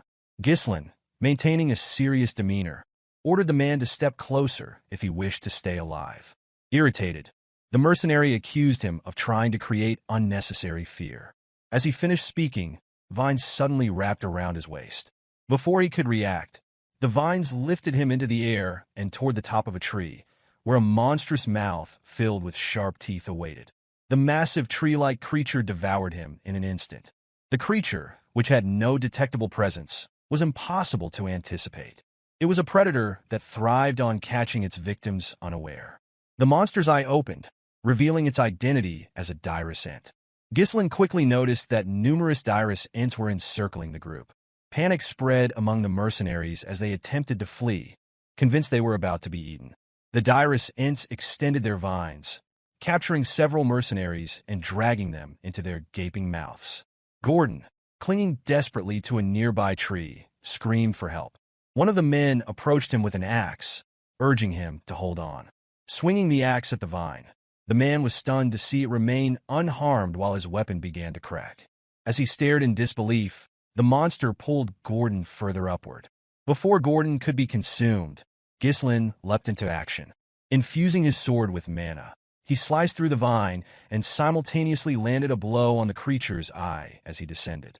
Blood gushed from the monster's wounded eye, and the mercenaries, astonished by their employer's feat, began to assume that the Dirus Ent's eyes were their weak points. Ghislain took a deep breath and shouted for the men to regroup. His commanding voice cut through their panic as he warned them that spreading out would only make them easier targets. He ordered them to form a tight shield formation and focus solely on defense until further instructions were given. The mercenaries, galvanized by his leadership, complied quickly, one of them vowing not to die in such a place. Ghislain rushed to the carriage and asked Kaor about the oil lamps. Kaor affirmed their presence, and Ghislain instructed him to light them and hurl them at the monsters to burn them down. Realization dawned on Kaor. This was why so many lamps had been brought. Just as he began the task, a teammate warned that the monsters were watching them. Ghislain ordered the lamps to be thrown immediately. Kaor and his team began tossing the lamps, but the Dirus Ents swatted them away with their vines before they could connect. Shocked by their inability to harm the monsters, Kaor's subordinate noted that their strategy wasn't working. A Dirus Ent fired its vines at the group, but Gillion intercepted them, cleaving the vines with his axe. Belinda, armed with knives, aimed for the creature's eyes, successfully hitting her targets. Ghislain instructed Gillion and Belinda to prepare for a coordinated assault while protecting the Cerberus mercenaries. Raising his sword, he declared that he would draw the monster's attention. Almost immediately, a Dirus Ent launched its vines at him. Belinda called out, urging him to be careful. Ghislain swung his sword, cutting through the vines, only to be targeted by additional attacks. Displaying remarkable agility, he dodged their strikes. One of the Dirus Ents raised a massive leg, preparing to crush him. The mercenaries were stunned to see that the monsters, despite resembling trees, had legs. Many believed that their employer was about to be crushed. Ghislain, undeterred, infused his sword with mana and struck at the leg of a Dirus Ent, severing it. Using the momentum of his leap, he drove his sword directly into the creature's eye. The remaining Dirus Ents immediately shifted their attention to him, their movements drawing gasps of shock from the onlookers. Belinda, maintaining her composure, ordered the Cerberus mercenaries to throw the oil lamps. Certain that this tactic would succeed, the mercenaries acted swiftly.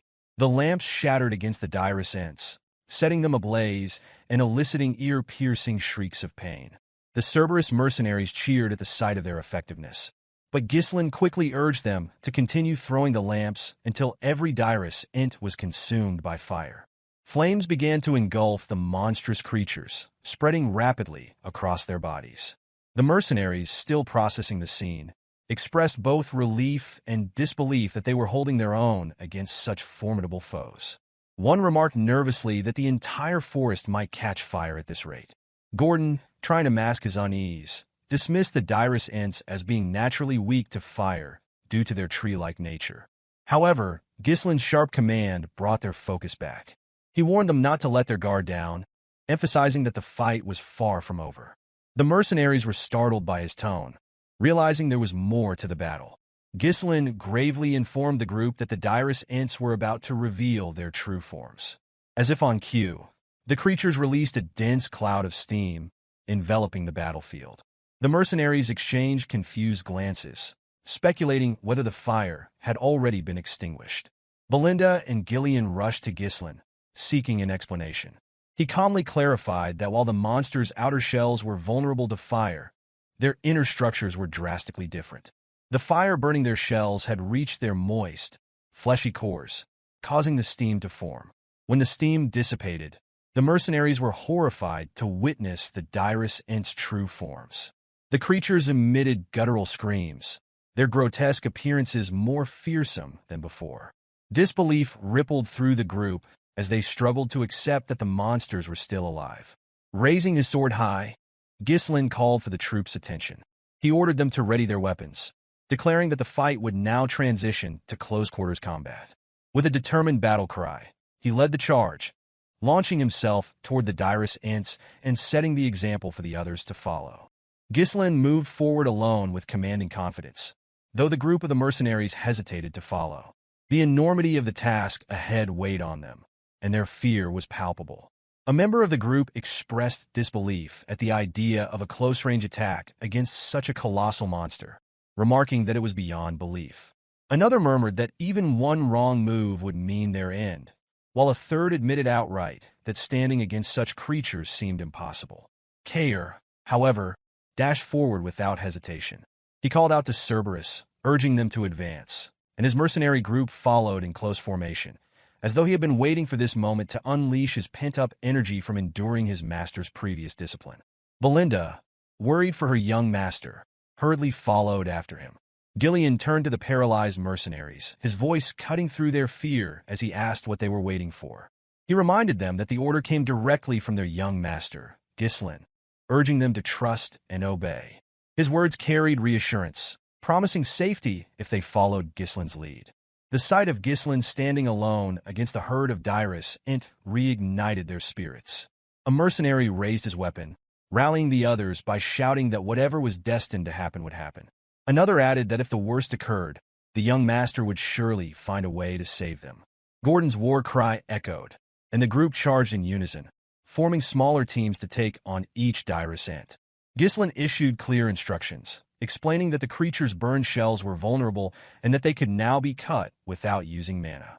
He urged them not to be afraid, dismissing the Dirus Ent as nothing more than overgrown scarecrows. At the forefront, Kaor, Gillion, and Belinda took their positions, weapons ready, and prepared to face the onslaught. A chaotic but systematic battle unfolded. The mercenaries struck at any part of the creatures they could reach. Ghislain leaped high into the air, using his superhuman strength to strike at the monster's weak points, while Belinda stayed close to guard his back. Gillion confronted the herd head-on as Kaor darted around, targeting one creature after another. Determined, Ghislain steeled his mind, knowing that even a moment of doubt could lead to their demise. His mission was to erase any uncertainty from those who followed him. With unwavering resolve, he dashed toward the gaping mouth of one of the Dirus Ent and delivered a powerful upward swing, splitting its maw apart. His final blow marked the end of the last Dirus Ent in their path. The mercenaries remained on edge, scanning for more monsters. When it became clear that they had succeeded in defeating them all, their heavy breathing accompanied the realization of their victory. Standing at the front, Ghislain addressed the group.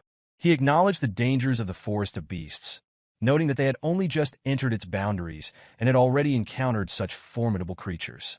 The atmosphere grew tense as his words settled over them, but he assured them that he would always be at the front line. He urged them to trust him and follow his lead, a command met with a unified response of affirmation from the previously fearful group. As they ventured deeper into the forest, they came across a massive boulder containing a runestone. Ghislain decided to ignore it for the moment, choosing instead to focus on clearing a path forward.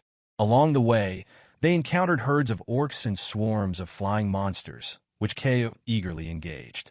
Despite the chaos, Kaor couldn't help but feel a twinge of envy at the way Belinda fussed over and cared for her young master.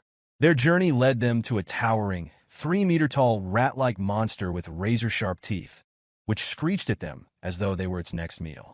Gordon positioned himself as the vanguard. The mercenaries voiced their frustration, cursing the appearance of yet another monster and wondering aloud how many more would attack. Before they could react, Kaor and Gillion stepped forward, weapons drawn. Kaor lunged at the creature, severing one of its legs with a single swing, but the rat continued its charge toward the group. Gillion intercepted its advance, standing firm as an immovable force. Seizing the opportunity, Ghislain delivered a precise blow, driving his blade into the creature's gaping mouth and ending its threat. A quick head count revealed that no one had fallen during the skirmish. As the day progressed, the group shared a collective thought. Survival hinged on staying true to their master's command. Together, they could overcome any challenge.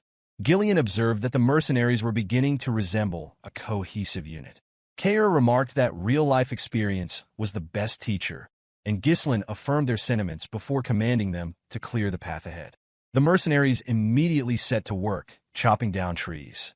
Not all shared the same resolve, however. One mercenary privately thought that the Forest of Beasts had driven the group mad. Nightfall brought them to a pristine lake, where the mercenaries rushed to wash their faces and fill their water pouches. Belinda, ever cautious, stayed close to Ghislain, her worry evident as she watched the others approach the water. Ghislain assessed the situation and deemed the lake an important waypoint on their journey to the runestone vein. He ordered the group to set up camp with the lake behind them, deciding that they would rest there for the night.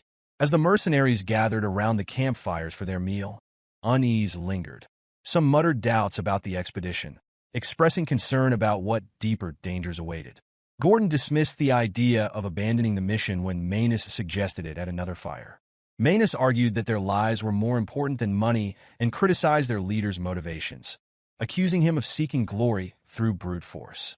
Others, like Gordon and a calm mercenary with a patch over his eye, defended Ghislain, pointing out his repeated efforts to save them and emphasizing that they had already been paid. Manus remained adamant, warning that nobles often treated mercenaries as expendable.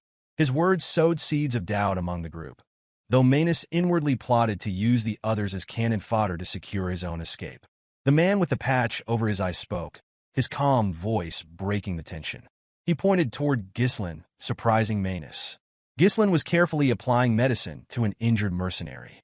He reminded the wounded mercenary to avoid exposing the wound to water, cautioning that it would take longer to heal otherwise. The mercenary thanked him quietly, gratitude evident in his tone. Belinda approached Ghislain, her concern spilling over into frustration as she scolded him for using such expensive medicine. She argued that it should have been reserved for his own injuries. Ghislain, however, dismissed her concerns, explaining that this was the right time to use it. Medicine stored away served no purpose, he reasoned as he called out to the next injured mercenary for treatment. The man with the patch addressed the group again, asking if they truly believed Ghislain would use such valuable medicine on them if he saw them as mere cannon fodder. His words struck a chord. Another mercenary spoke up, agreeing that their current master was nothing like their previous one. Ghislain, they affirmed, was not the type to throw them away. Manus turned away in frustration, anger simmering beneath the surface. He muttered to himself about his failed attempt to sow dissent, realizing that it was now impossible to instigate the others. As he walked off, Ghislain approached the group and ordered them to finish their meals and get some rest. Then, he called Kaor and Gillion aside for a private discussion. Kaor, always direct, asked Ghislain whether he truly intended to do nothing about Manus's behavior. Ghislain responded calmly, stating that the monsters in the forest would keep Manus too occupied to cause further trouble. He added that there were more pressing matters to address at the moment. Belinda, her curiosity piqued, wondered aloud why Ghislain had suddenly asked for a count of the remaining lamps. Kaor reported the number, 24. Ghislain's expression grew serious as he inwardly noted the steady decrease in their supply. Since entering the Forest of Beasts, monsters had attacked relentlessly, both day and night. However, Ghislain explained, the attacks had mysteriously ceased over the past 2 nights. This observation seemed to signal a shift in their circumstances. Realization dawned on the group. Gillion voiced what they were all beginning to understand, suggesting that they had entered a nocturnal territory where the influence of the monsters might be keeping others at bay. Ghislain confirmed the theory, his tone steady but grim. He warned them that the path ahead would be more perilous than anything they had faced so far. Ghislain placed several lanterns around the camp as bait. The mercenaries, unaware of his plan, slept peacefully through the night. Even Gordon, bare-chested, leaned against a tree trunk and slumbered undisturbed until a sudden noise roused him. His eyes widened in shock when he noticed a lantern floating seemingly on its own, as though an unseen force had seized it. The object vanished into the darkness as soon as Gordon let out a startled cry. Moments later, Gordon caught sight of something monstrous. 4 pairs of glowing red eyes pierced through the shadows. His scream of alarm grew louder as he flailed his weapon wildly, attempting to strike the creatures he had glimpsed. He shouted, urging whatever was nearby to retreat, his voice filled with terror. The commotion woke the other mercenaries, who quickly gathered around him. One of them asked what was happening. Gordon, still shaken, declared that a monster had been right next to him. His words were met with confusion, as none of the others had seen anything. They exchanged puzzled glances, assuming that Gordon might have been dreaming. Realizing the monsters were no longer visible, Gordon's confusion deepened. He looked around, insisting he had not imagined the encounter. One mercenary cursed at the disruption, complaining about the noise, while another suggested cutting Gordon some slack, considering the numerous recent encounters with monsters. Gordon continued to plead, trying to convince them of the reality of what he had seen, but most dismissed him. A third mercenary, however, hesitated. This one admitted to feeling something strange and waking up to see a lantern disappear before their eyes. Others began to chime in, sharing similar experiences. One mentioned hearing an eerie laugh. The group's uncertainty grew, and tension rippled through the camp. One mercenary voiced confusion, wondering aloud if everyone was losing their minds. Then, a one-eyed mercenary broke through the rising panic, stating that the presence of something unperceivable was undeniable. His calm yet resolute tone steadied the group. Ghislain entered the gathering, his voice commanding attention. The mercenaries immediately parted to clearly see him, their respect evident. At his side stood Gillion and Kaor. Ghislain ordered everyone to regroup, preparing them to address the unseen threat. As the mercenaries formed a defensive circle, guarding one another's backs, the high-ranking members convened inside a tent to hear Ghislain's explanation. Gordon, still visibly shaken, questioned if monsters were truly surrounding them. The one-eyed mercenary voiced concern over their inability to see the creatures. Ghislain confirmed the suspicion, explaining that the creatures were likely drawn to the group near the lake. He identified them as shadow hunters, known as Pallors, beings capable of blending seamlessly into the darkness. He elaborated that physical attacks were futile against them, as they thrived by stealing surrounding light. The creatures used this ability to create an ideal hunting ground, where they could toy with their prey before striking. The mention of hundreds of such creatures left Gordon and the one-eyed mercenary shocked. Belinda voiced her realization, noting how the lantern's light had begun to dim. Kaor's anger flared as he speculated that the creatures were toying with the group, his frustration driving him to suggest launching an immediate attack. Ghislain, however, dismissed the idea, insisting that waiting for the creatures to make their move would provide the best opportunity for a counterattack. Belinda questioned whether it was wise to wait, given the rapidly diminishing light. Ghislain explained that a reckless attack would only provoke the monsters further, forcing them to alter their tactics and escalate their harassment. Such a response, he warned, would leave the group unable to eliminate the creatures in one decisive action. Gillion, skeptical, questioned whether it was even possible to deal with hundreds of invisible and seemingly invulnerable monsters. Ghislain reassured him, referring to the magic scrolls he had previously instructed Belinda to prepare. These scrolls were handed out to each mercenary, accompanied by a detailed plan.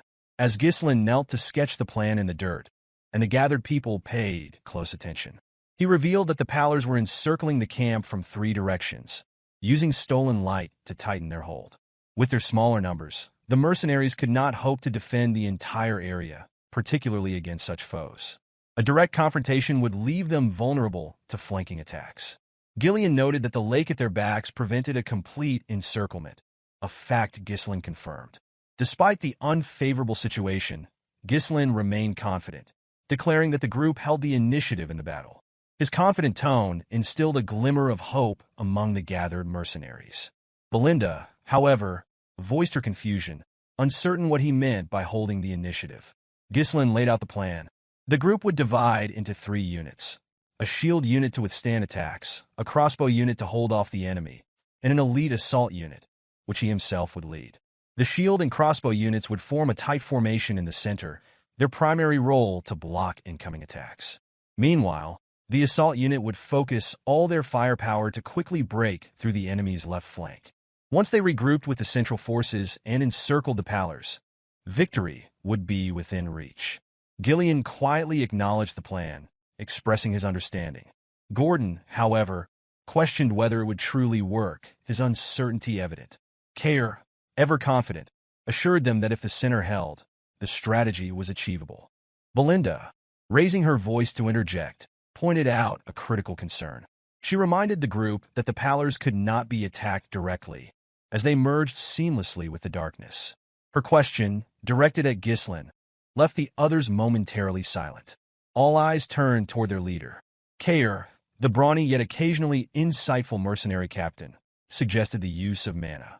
His suggestion, though rare, appeared reasonable for once. Ghislain, undeterred by the group's hesitation, reassured them, reminding Belinda of the magic scrolls that had been distributed. As night fell further, the mercenaries raised their voices in war cries, rallying their spirits for the impending battle. The formation was set, shields raised high, and the crossbowmen prepared to strike. One mercenary shouted instructions to maintain formation, emphasizing the importance of their cohesion. Another voice rang out, reporting the loss of the last lantern. The Pallors were closing in. Ghislain, speaking to himself, recalled an entry from the pioneering journal of the Delphini ducal house, which described the Pallors' extreme aversion to light. He moved with purpose, retrieving a magic scroll and preparing to use it. With a clear command, he tore the scroll, releasing the stored magic. Another note from the journal is that illuminating the area will reveal the true forms of the Pallors. The assault team followed Ghislain's lead, tearing their scrolls to unleash the magic stored within. Beams of light shot into the night sky. In an instant, the sky lit up as though it were day, banishing the oppressive darkness, exposing the Pallors' eel-like forms as they surrounded the camp. One mercenary, stunned by the transformation, murmured about the darkness lifting. Another, more alarmed, exclaimed at the revelation of the creature's forms. Gordon, now able to see the monsters clearly, shouted his observation, his voice filled with both fear and determination. The creatures, recognizing the threat, began their charge. Chaos erupted as another mercenary called for preparation against the attack. The crossbow unit fired in unison, their bolts aimed to halt the Pallors' advance. Amidst the chaos, Gordon rallied the shield unit, urging them to hold the line as he stood at the forefront, becoming the vanguard for the central formation. Ghislain, raising his sword high, called for the assault unit's attention. The true forms of the Pallors had been revealed, and the time to act was now. With a decisive swing of his sword, he signaled the charge. Gillion, driven by his loyalty, moved without hesitation to follow his leader's command. Kaor, energized by the prospect of combat, grinned at the chaos to come. Belinda, ever watchful, stayed close behind Ghislain, ready to watch his back. With unwavering confidence, Ghislain raised his sword once more, leading the assault unit into the fray, determined to slay the Pallors in one fell swoop. Kaor's passion for battle ignited with every strike he delivered. Gillion's tactical mastery with various weapons became evident as he engaged on the flank. Ghislain thrust his sword forward, skewering several monsters in a single motion. He then swung his sword horizontally, slicing through more foes in the broad path of his blade. The Pallors, monsters capable of blending into the darkness, but with weak physical durability, filled the battlefield. Ghislain assessed that with this team, they could break through the enemy's ranks in an instant. With a wave of his hand, he commanded his forces to reduce the monsters' numbers as much as possible. Gillion blocked the incoming attacks, drawing the monsters' attention with both an axe and a sword. Meanwhile, Kaor disrupted their formation with swift movements and precise sword strikes, breaking through their ranks. Though he was not invincible, the sheer number of monsters soon swarmed him. At that moment, Belinda stepped in, creating an opening by throwing 8 daggers at the monsters surrounding Kaor. Once she has done her part, she called out to Ghislain, signaling him to step in. Ghislain leaped high into the air, his sword moving as though dancing with the wind. He came down hard, striking with the full power of his blade, cutting down monsters in his path. This was the strength of Perdium's elite force in action. As magical light illuminated the battlefield, the fight continued around the shield and crossbow units. Fortunately, the monsters had yet to break through the mercenaries' ranks. From behind their shields, mercenaries shot their arrows without hesitation. One mercenary cursed the overwhelming number of monsters. Another reported running out of bolts. The pressure was mounting, and many wondered when the assault unit would arrive. The Pallors, growing closer with their gaping mouths, caused the shield unit to cry out in fear. But just as things seemed dire, the assault squad swept in from the flank, their weapons never pausing as they slaughtered the hundreds of Pallors in front of them. Ghislain paused briefly, silently commending the 2 units who had managed to hold their ground. Now, all 3 units were united. He could feel the momentum shift in their favor. One of the mercenaries shouted that the boss had arrived. Others, relieved, began shouting that they were saved. Gordon, visibly pleased, noted that the plan was going well. Ghislain, still focused, ordered his forces to spread out and surround the remaining monsters from all sides. The experienced mercenaries charged in an organized fashion. But as they moved, one of the Pallors, a horned one, issued a loud scream, commanding the others to retreat. This left the mercenaries momentarily confused. Pallors were not known for their intelligence, and it was strange to see them attempted to flee. Ghislain realized the Pallor leader must be giving the signal to retreat. He immediately ordered Belinda to find the leader, instructing her that the one with the horns was the one calling the retreat. Kaor, seeing the retreat, asked if they should keep chasing them. Belinda questioned whether it would be better to simply let them go. Ghislain explained with certainty that the Pallors had a strong obsession with their prey. Even if they retreated now, they would follow the group for days, relentless in their pursuit. The only way to avoid another battle was to take down the leader, disrupting their command structure and causing them to fall apart. Belinda paused for a moment, a smile forming as she thought of how much her young master had changed. She pulled out a hook attached to a line, infused it with mana, and expertly threw it toward a tree trunk. She used the line to propel herself into the air, soaring over the retreating Pallors and heading straight for the leader. Spotting the horned creature, she spun the hook and launched it with deadly precision. Once it caught, she shouted to Ghislain, signaling him to give chase. Ghislain, seeing her signal, stretched his arm back and murmured to himself that he had found the target. With a burst of power, he poured mana into his legs and launched himself forward. He tore through the Pallors' ranks, cutting down several as he made his way to the leader. His sword pierced the horned Pallor's chest, driving through its heart. He muttered that it was the end, then swung his sword once more to cleave the leader's body in 2. With the leader dead, Ghislain turned to the remaining mercenaries and ordered them to wipe out the remaining monsters. He stood fearlessly before the mob of Pallors, watching as the mercenaries charged forward without hesitation. One of the mercenaries, filled with anger, shouted that they would make the Pallors regret ever trying to hunt them. Kaor, eager to prove his strength, shouted for his men to do better than the last remnants of the Ratatas mercenaries. Gillion, hearing the provocation, sighed but offered no response. As the sun rose over the mountain range, casting its light over the battlefield, the mercenaries, aided by light scroll magic, fought through the night with relentless vigor. Ghislain stabbed the last of the Pallors, ending the battle at last. Ghislain praised his mercenaries for their commitment and their ability to follow his plan. Cheers erupted from the mercenaries, their voices filled with relief and triumph. The battle was over, and the big three stood together. Gillion commended Ghislain for his efforts, praising him for his hard work.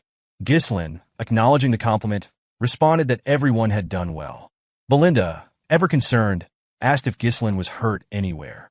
Ghislain immediately turned his attention to the situation at hand, instructing Belinda to check the head count right away. He also directed Kaor to bring the Cerberus mercenaries, without pausing for rest. He added that he and Gillion would scatter Pallors' corpses around the camp. Puzzled, Kaor wondered aloud what effect scattering the corpses would have. Ghislain calmly explained that the smell of the corpses would drive other monsters away. Pallor, being one of the highest-ranking monsters at the entrance to the Forest of Beasts, would make for an effective deterrent. Gillion, chiming in with a touch of humor, added that this would ensure the camp area would be safe, teasing Kaor by calling him Kid, as if to provoke him. Kaor, not one to back down from a challenge, gestured in a way that seemed to indicate he was ready to settle things with Gillion. With a playful challenge, Kaor asked if Gillion wanted to end things today, while Ghislain, relieved by the distraction, let out a sigh. Reflecting on the time spent in the Forest of Beasts, Ghislain realized it had been about 10 days since they entered. Now that the Pallor threat had been dealt with, he assessed that all the dangerous monsters along his planned route had been handled. The only remaining task was to mine the runestone veins. As the sun rose slightly above the horizon, Ghislain wondered if their struggles were finally over. Belinda approached and reported on her findings. She confirmed that the Cerberus mercenary corps consisted of 41 people, and the contracted mercenaries had decreased by 3, leaving a total of 126. Ghislain spoke softly, remarking that Cerberus had not suffered any casualties. Kaor, proud of his leadership, smugly proclaimed that it was no surprise, considering who was leading them. He made a point of reminding Gillion that he had outdone the old man in leading his corps. Ghislain, focused on the situation, asked about the 3 contracted mercenaries who had died. Belinda explained that their identities could not be confirmed, as their bodies had not been found. Gordon added that Manus was missing, and the others speculated that he might have died in battle. However, this theory was quickly dismissed, as one mercenary pointed out that there were no bodies to support that claim. Another mercenary suggested that Manus had likely sneaked away. The others noted that it was not surprising, given Manus' track record. It was obvious that Manus had somehow convinced 2 other mercenaries to abandon the group and leave. As Ghislain processed this information, 2 mercenaries, who had followed Manus, began talking about the intense battle they had just survived. One remarked that they would have died if Manus hadn't run, as he had urged them to do. The other chimed in, suggesting that now that they had put some distance between themselves and the danger, they could afford to slow down a bit. But Manus, more practical than the others, snapped at them, urging them to keep running while the monsters were distracted. He emphasized that they needed to get out while they could if they wanted to survive. When he glanced back, however, he noticed the 2 mercenaries had stopped in their tracks. Manus, still oblivious to the danger, asked them why they stopped. Before the 2 could respond, they froze in fear. One of them pointed behind Manus, and he turned around to face the source of their terror. A pair of crimson-red eyes stared back at them. Looming over them was a gigantic snake, large enough to swallow a person whole. The 3 mercenaries stood frozen in fear, realizing too late that they had provoked a creature far beyond their ability to escape. Strangely enough, the blood python did not consume the 3 deserting mercenaries.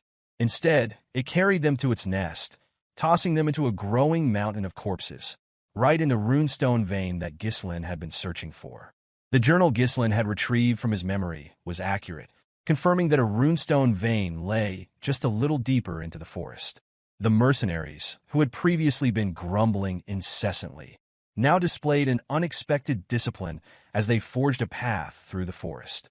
They began by cutting down trees, trimming them further to make them manageable, and then moving them. Kaor watched in amazement as they worked without needing instruction, noticing how efficiently they felled a tree nearby. It was the first time he had ever seen these lazy mercenaries so well-disciplined. Gillion muttered under his breath, sensing this moment had been inevitable. Kaor responded, acknowledging the irony, and then turned his thoughts back to the mercenaries' newfound focus. He wondered aloud if they would all disband after this expedition, remarking that it would be a waste to use them only once.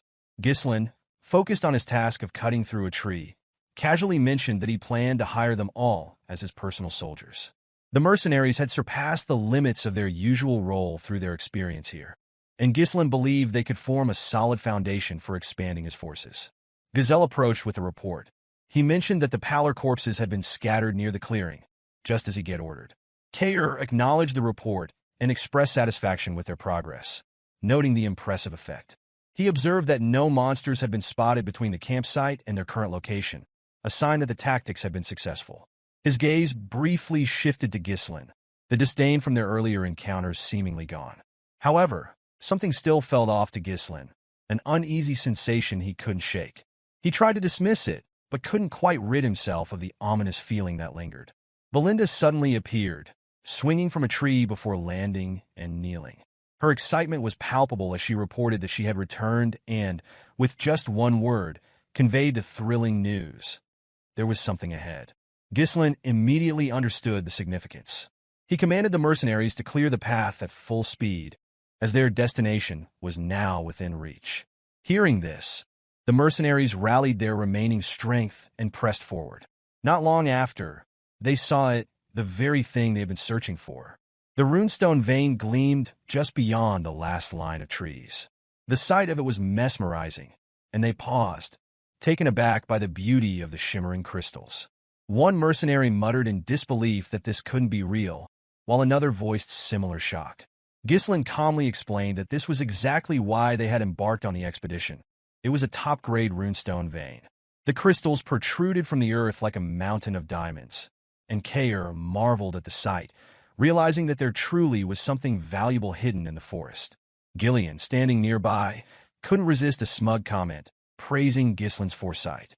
Belinda, in her usual exuberance, jumped to Ghislain's side, embracing him tightly as though it were the most natural thing in the world. She asked, with excitement in her voice, how he had known about the vein. One of the mercenaries wondered aloud if all the scattered crystals were truly runestone, while another enthusiastically shouted about how they had just stumbled upon something most would only dream of encountering once in a lifetime. Others eagerly discussed the possibility of mining the crystals and becoming rich.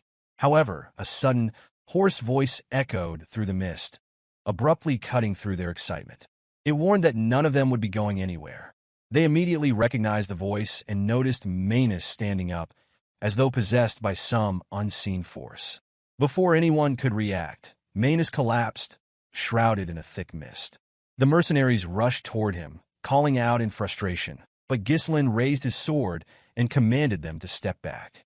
With practiced ease, Ghislain stretched his arm back in preparation to swing his broadsword. When he did, the sheer power behind the strike sent a gust of wind that swept away the mist. As the fog cleared, the mercenaries were confronted with the grim sight of a mountain of bones, the blood python's lair. One mercenary shouted in horror at the sight of the countless corpses scattered across the ground. Another demanded to know what had happened here. They quickly realized that not only were there monster corpses, but human ones as well. The bodies seemed to confirm that this was no abandoned lair. Belinda and Gillion quickly fell into a defensive stance, calling for instructions from their young lord. Ghislain, his gaze scanning the area, acknowledged that peaceful mining of the runestones would no longer be possible. He noted that the scale of the carnage suggested this was the nest of high-ranking monsters, and the fact that some of the bodies weren't fully decayed indicated that it hadn't been abandoned for long. The toxic gas from the corpses had mixed with the mist, which was why they hadn't noticed the danger right away. Ghislain cursed inwardly, recalling that no records of special dangers had been noted near the vein.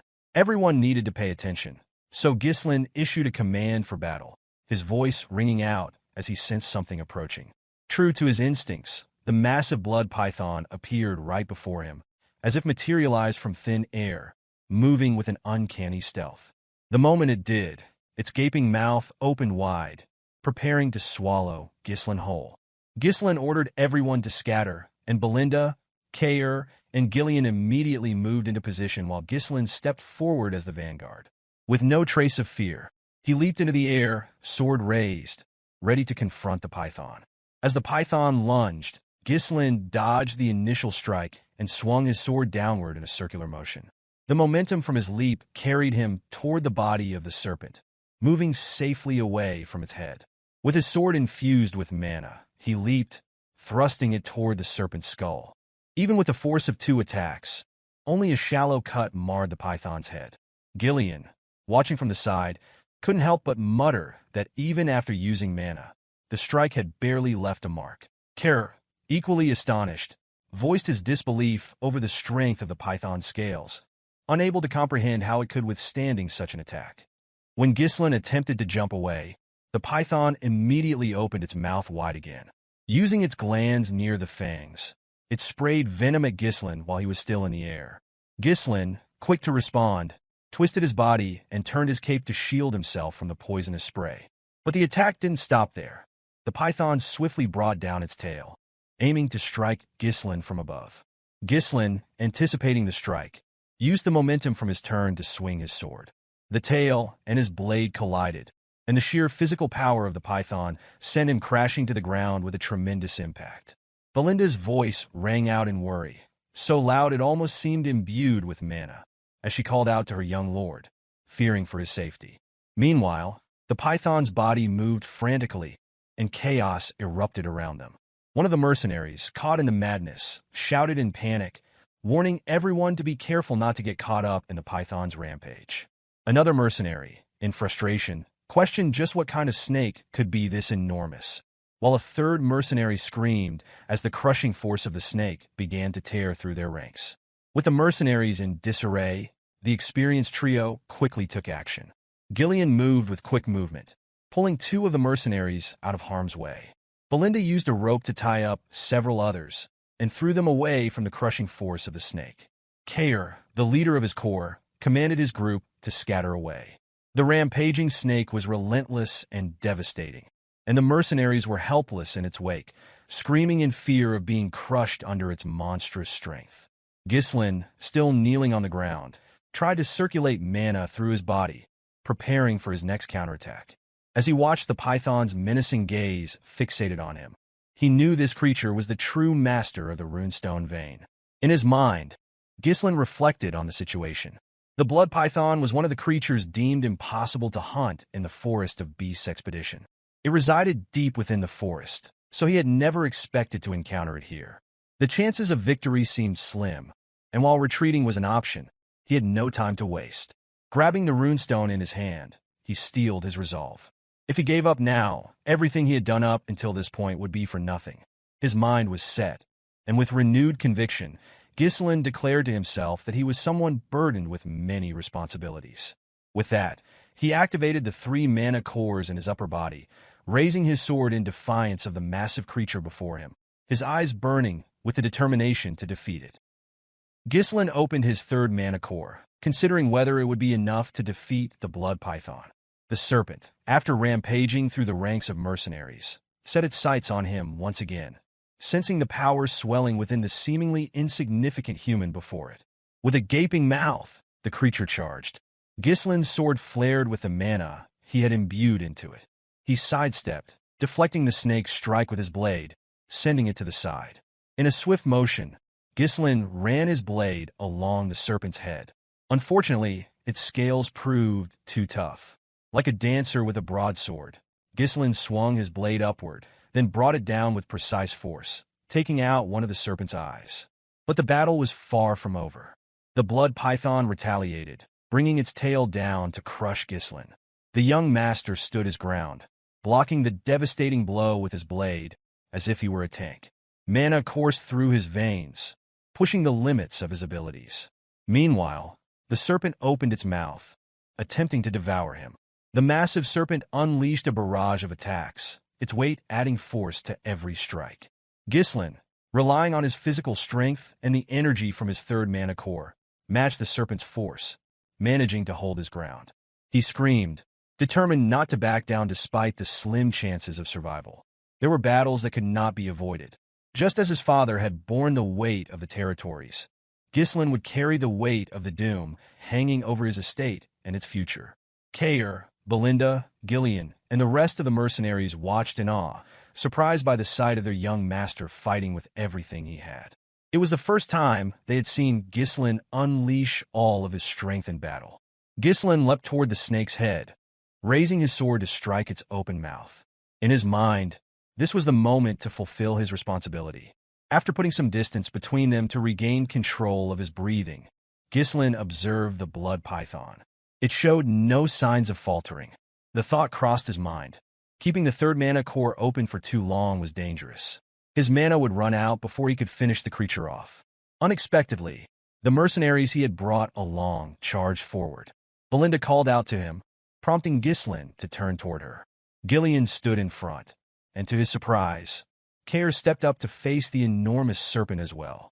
Belinda checked to make sure Ghislain was unharmed, urging him to move to safety. She pleaded with him, urging him to get to safety while they would hold the serpent off. Ghislain's response shocked everyone present.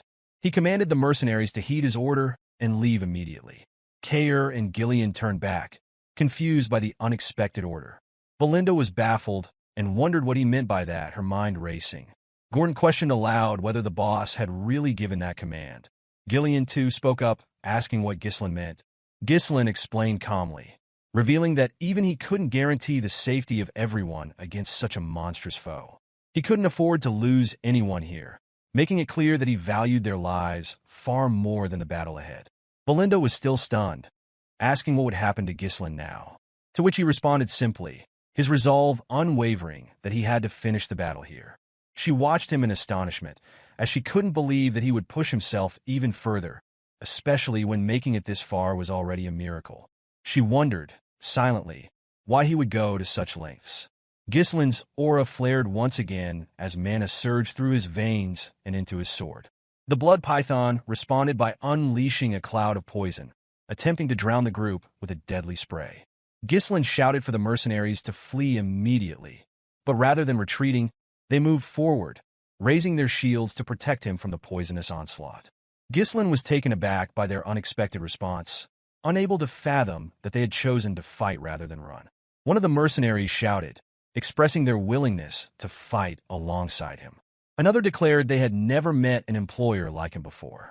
Gordon chimed in, affirming their loyalty, saying they had survived many battles thanks to Ghislain and would do so again. Kaor excitedly added that the treasure awaiting them was theirs for the taking if they could bring down the snake.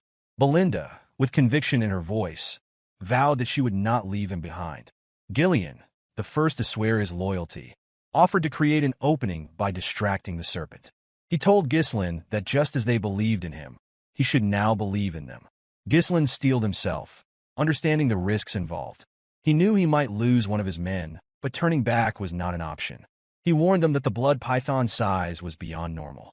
Its poison was deadly, and its blood-red scales were tough enough to deflect even with mana-coated blades. If it landed a single blow, one of them would surely die. Belinda was still stunned, trying to grasp why Ghislain was so determined to take down the serpent. But then, his gaze shifted to the blood python's crushed right eye and the open wound. The opportunity was clear. He could strike there. Raising his blade so everyone could see, Ghislain called for action, commanding the mercenaries to heed his orders and return together.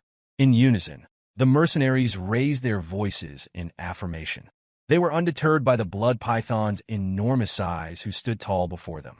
The serpent's mouth opened wide, and the mercenaries raised their shields in preparation. Without hesitation, the big four sprang into action. Belinda, with her dagger in hand, positioned herself behind Kaor, who wielded his strangely shaped blade, both preparing to strike at the serpent's right eye.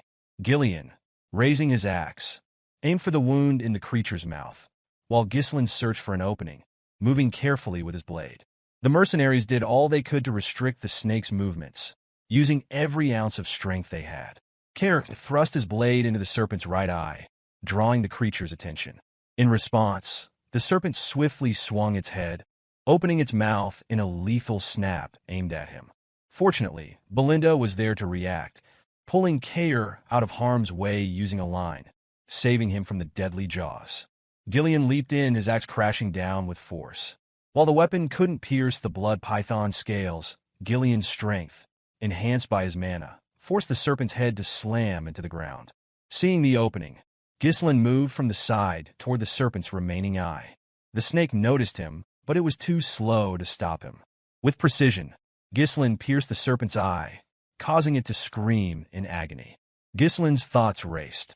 Even though he knew what would happen in the future, he understood that not everything would go exactly as planned.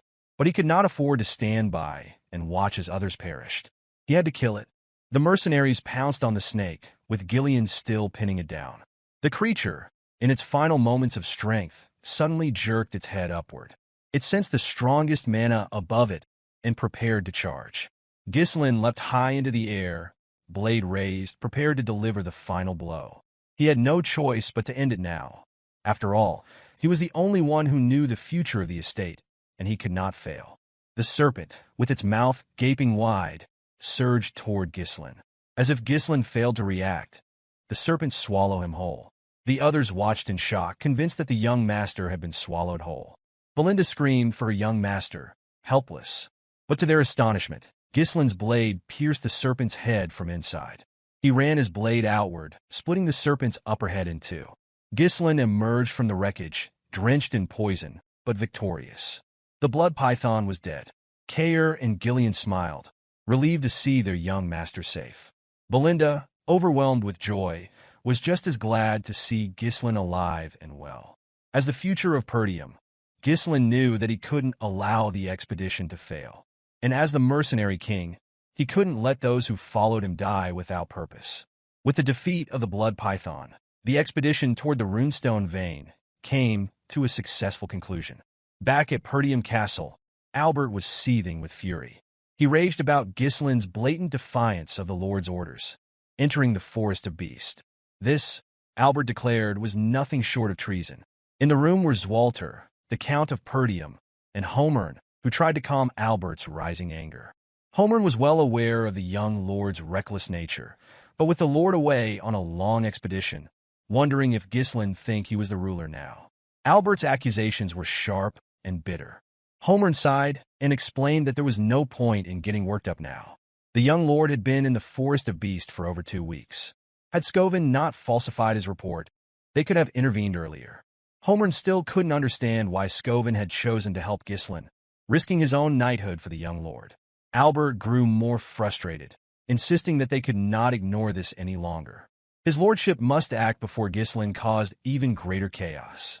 Homern agreed, adding that as soon as Ghislain returned, he must be imprisoned and severely punished.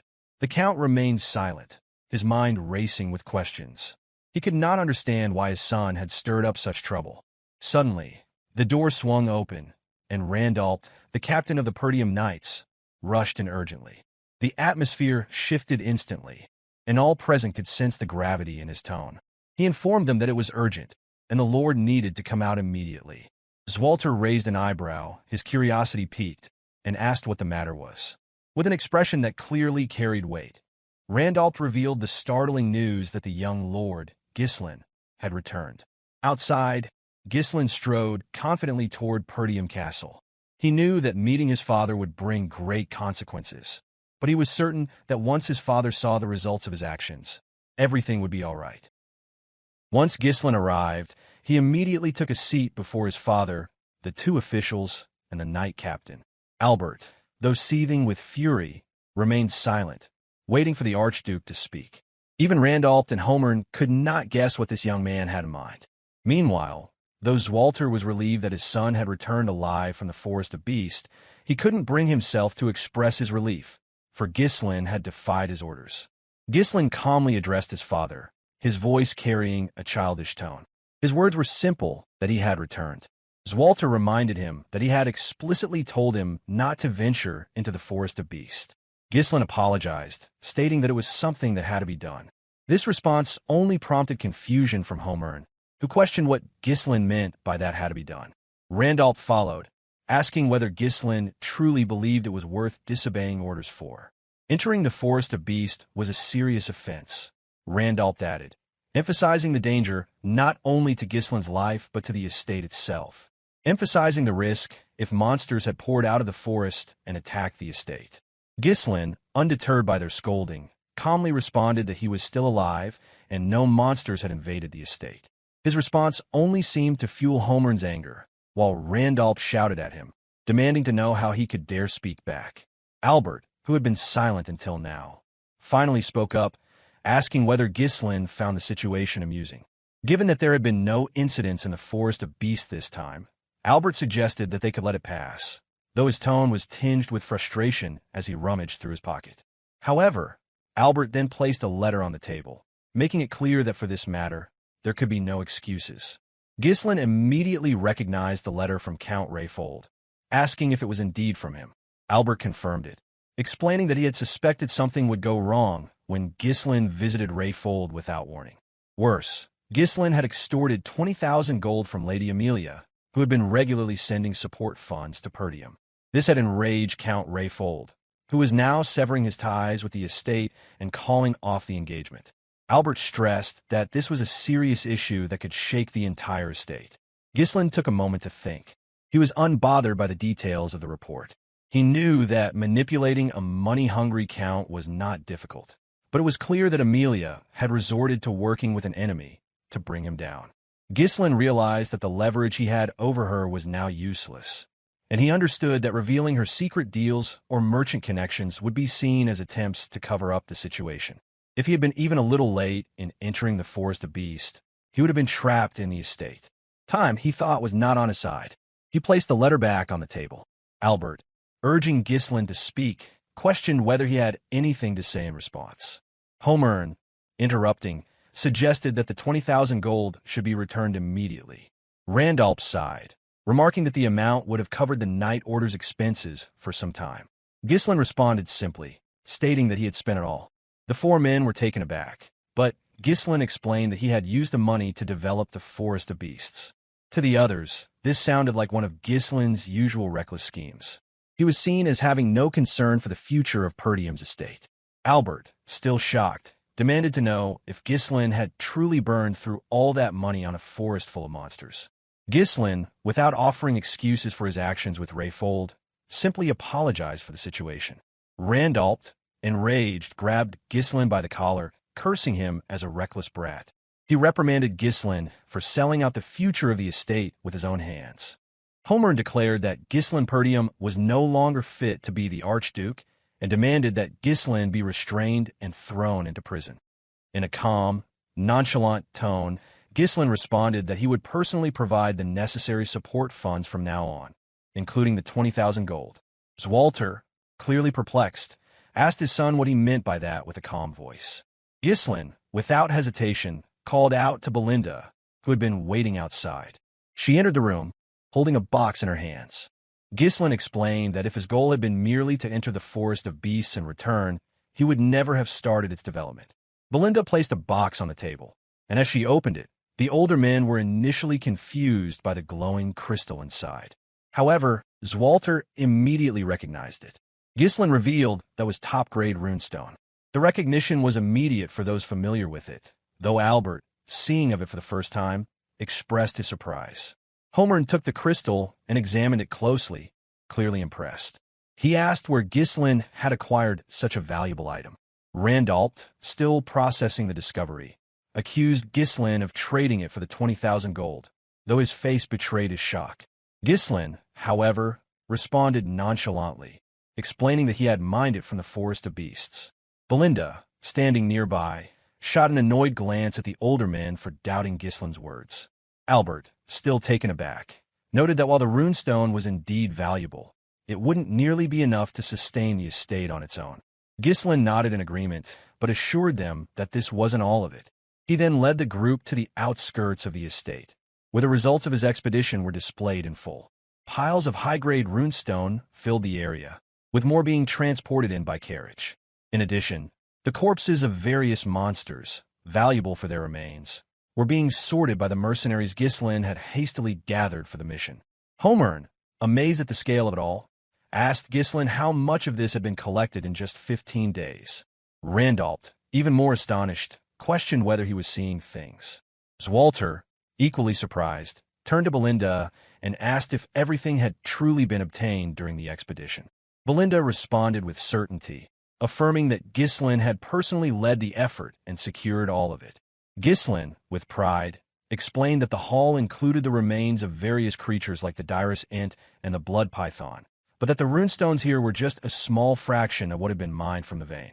He reiterated that the purpose of the development was to benefit the estate, and as such, everything should be used for its benefit. Albert, reviewing the situation, estimated that with this much material, they would no longer struggle with support funds. The realization struck Randalt and Homern, leaving them shocked and impressed. Their demeanor shifted as they approached Ghislain, offering praise for his remarkable success. Randalt, acknowledging Ghislain's exhaustion from the expedition, spoke first, expressing his admiration. Homern followed, offering his own compliments, and the two even massaging Ghislain's shoulders in gratitude. Ghislain, however, had a few conditions before he would offer his support. He listed them one by one. The first condition was the immediate release of Scovin and Ricardo, as they had only followed his orders. His second condition was that public access to the Forest of Beasts remain restricted, warning that unnecessary rumors could harm the estate. After considering these requests, Homern found them reasonable, but Ghislain's third condition was far more contentious. He insisted that he would personally recruit and manage the mercenaries and security forces, as interference with the movement of troops within the estate would only waste time. Homern, alarmed by this suggestion, voiced his strong objection, demanding to know if Ghislain was proposing to form a private army.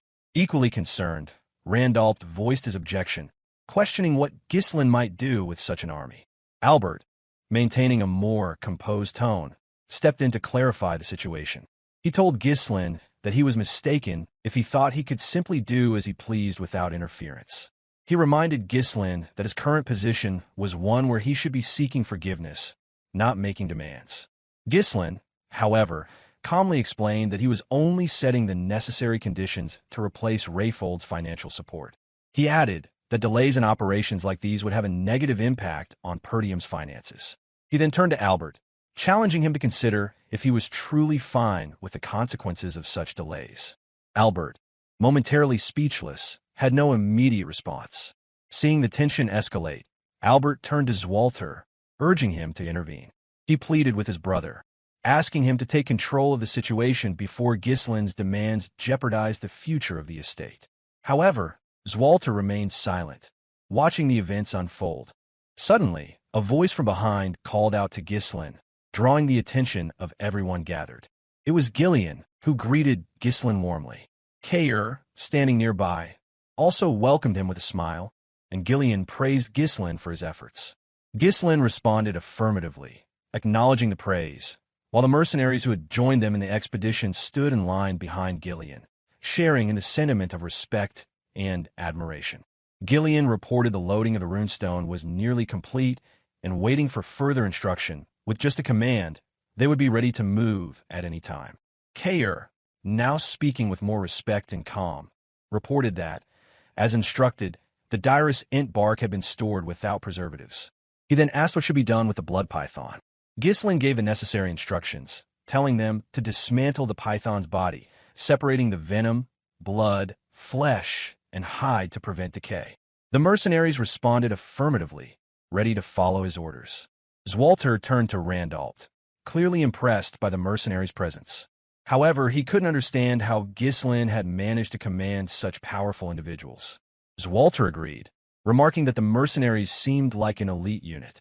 This prompted Ghislain to turn around and respond. He acknowledged the comment, but also explained that without the mercenaries' help, the expedition would have been extremely difficult. Swalter, observing his son, saw him in a new light. Swalter then commanded the officials to return. As he turned around to leave, the others hesitated for a moment, but followed, as he gave them no opportunity to question his decision. Before departing, Swalter addressed Ghislain, choosing to overlook his action this time. However, he reminded his son that if he disobeyed his orders again, there would be consequences.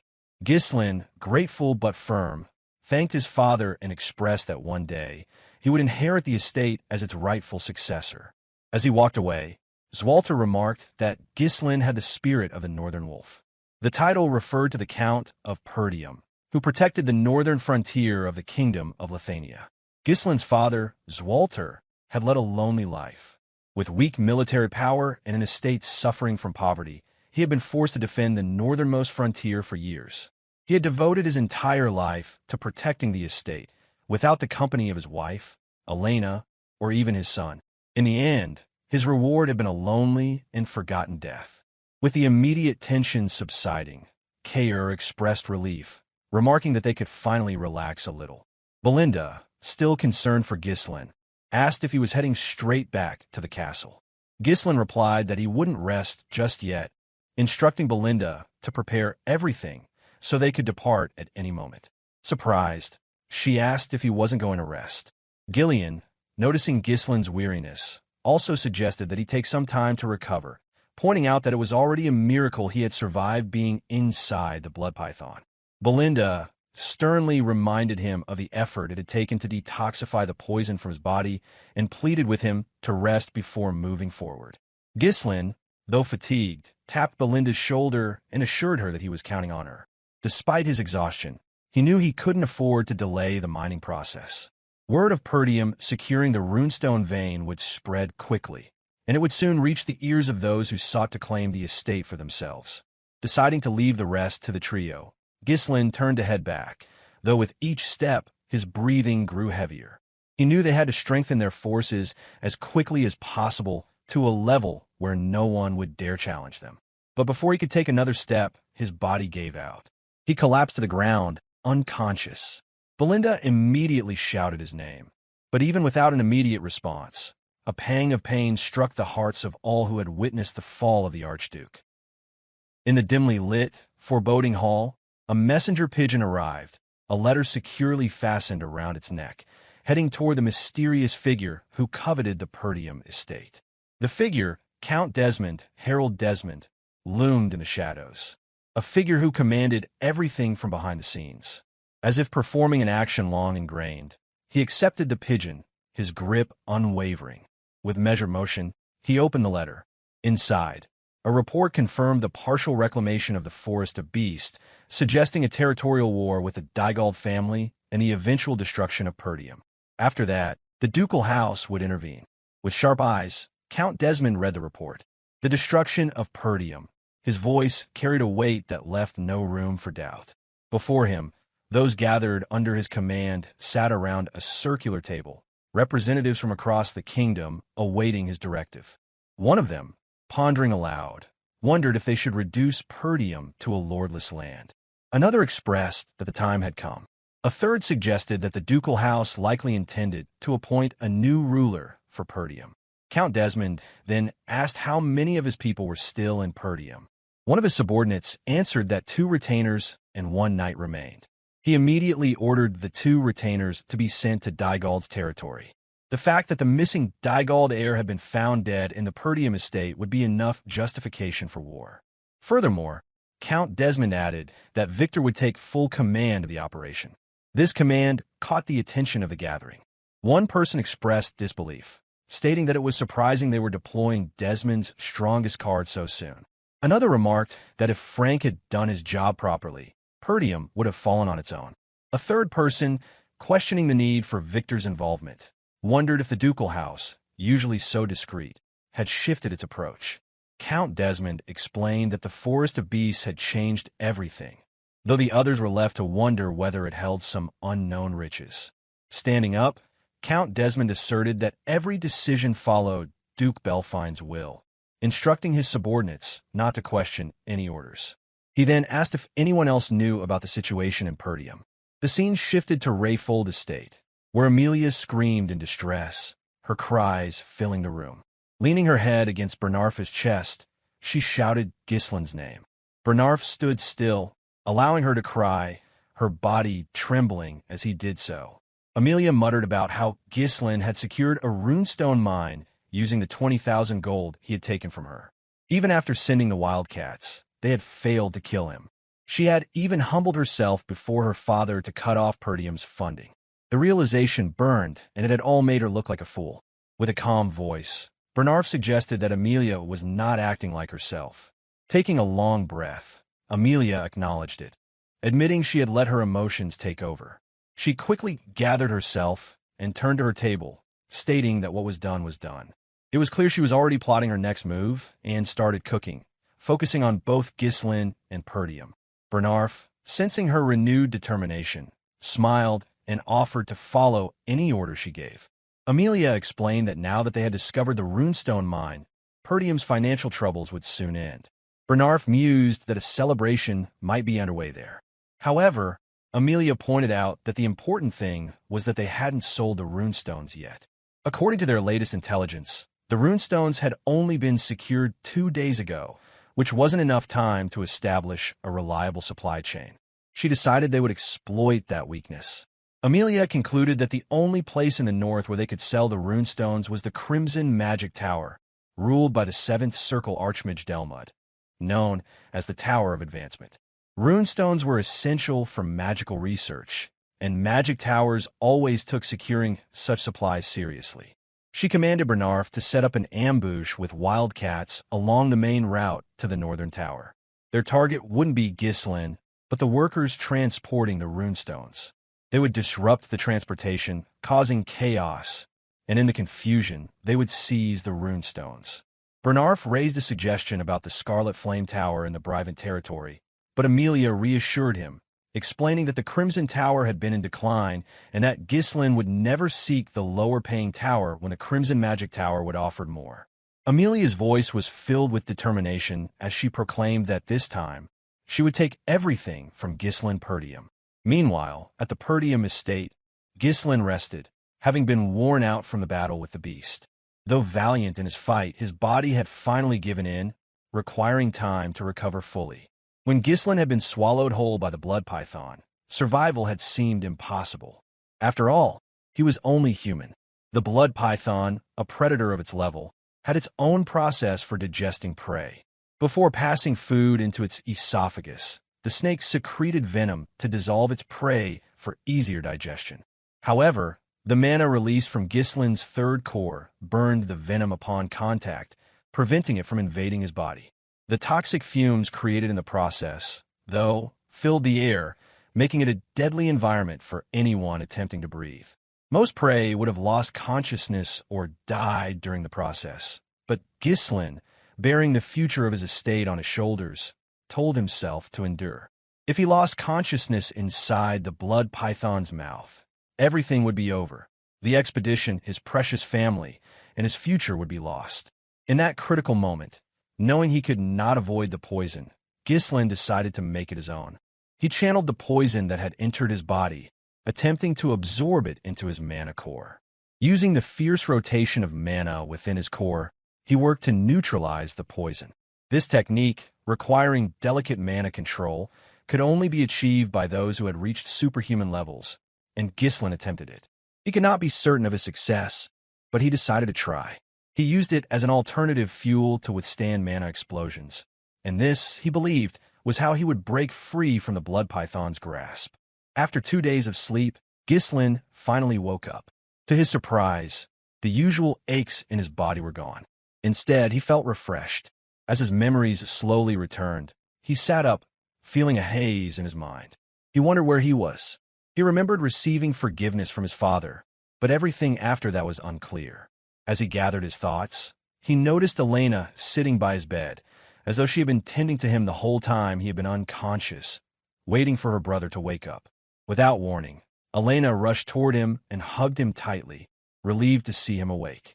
She explained that he had woken up after 2 days, and after leaving without a word, he had suddenly collapsed upon his return. A flood of emotions overtook her, but once the initial worry faded, her voice softened, greeting him with a familiar warmth. Still trying to make sense of everything, Ghislain nervously muttered her name. But before he could process it further, Elena abruptly pushed him back onto the bed and ran out of the room, calling out to Belinda that her brother was awake. Ghislain's thoughts remained focused on the situation at hand. 2 days after emerging from the blood python's body, he had received only minimal first aid from Belinda before continuing to work. He had tried to endure until the runestones were sold, but his young body had not been able to handle it, causing him to collapse. His thoughts deepened as he reflected on his recklessness. Considering how reckless he had been, Ghislain realized his body was in surprisingly good condition. Sleeping for just 2 days shouldn't have been enough to recover from such damage. He assessed his body and noted something strange. His recovery rate had drastically improved, and his mana capacity had increased. When he tried to gather his mana, he noticed that its nature had changed. Ghislain wondered if his mana had fused with the blood python's energy during the process of neutralizing the poison in his core. He murmured to himself that he never knew in his past life that he could grow stronger in such a way. The risk he had taken had certainly paid off. He would need to run some tests after dealing with more pressing matters. One thing was certain, which if this method worked, he could become dozens of times stronger in no time. A content smile crossed his face, but his focus quickly shifted to the matter at hand. Selling the runestones was now the priority. 2 days had passed, and by now, everyone who needed to know about the runestone mine was already aware. Ghislain quickly got dressed, intending to gather the mercenaries immediately. Just then, someone knocked on his door. He assumed it was Belinda and called out to her, telling her there was no need to knock. However, to his surprise, his father entered the room, followed by Belinda, who wore a cheerful expression upon seeing him standing, and Elena, who had a sheepish grin on her face. Swalter, his father, exclaimed his relief that Ghislain was awake. Ghislain responded, startled by his father's words, and confirmed that he was fine. Visibly relieved, Swalter expressed his satisfaction that Ghislain was okay. Coming to his side abruptly, Belinda ran her hand along his face, nagging him like a child. She scolded him for suddenly collapsing and expressed how worried they had been. Ghislain reassured her nonchalantly that he was fine. Swalter stepped closer to Ghislain, asking if they could talk. Standing before his son, Swalter then said that he had a request. Ghislain, confused, listened intently, for his father had never spoken to him this way before, as he had always viewed him as the failure of the Perdium estate's heir. Later, the 2 men, father and son, made their way to the training ground. The eerie silence was only broken by the sound of their combined footsteps, each carrying their own sword in hand. Ghislain couldn't help but observe the Duke closely, realizing it was the first time they had been alone together. He thought about how, in his past life, he had always been too busy avoiding his father, fearful of the scolding he would receive. The tension of the present moment stirred memories of the past, though Ghislain remained focused on the now. Once they reached the center of the arena, Swalter spoke, apologizing for having called his son out so soon after his rest. Ghislain reassured him, mentioning how well he had slept for 2 days and feeling great as a result. However, Ghislain quickly shifted the conversation, bringing up the request his father had mentioned earlier. He is growing nervous, wondered whether he would be scolded.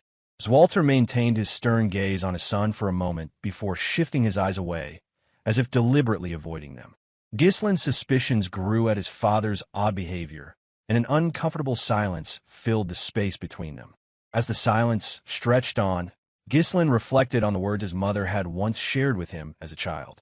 He recalled a hazy evening when he, his mother, and Elena had been perched atop a hill, gazing out at the distant Perdium estate.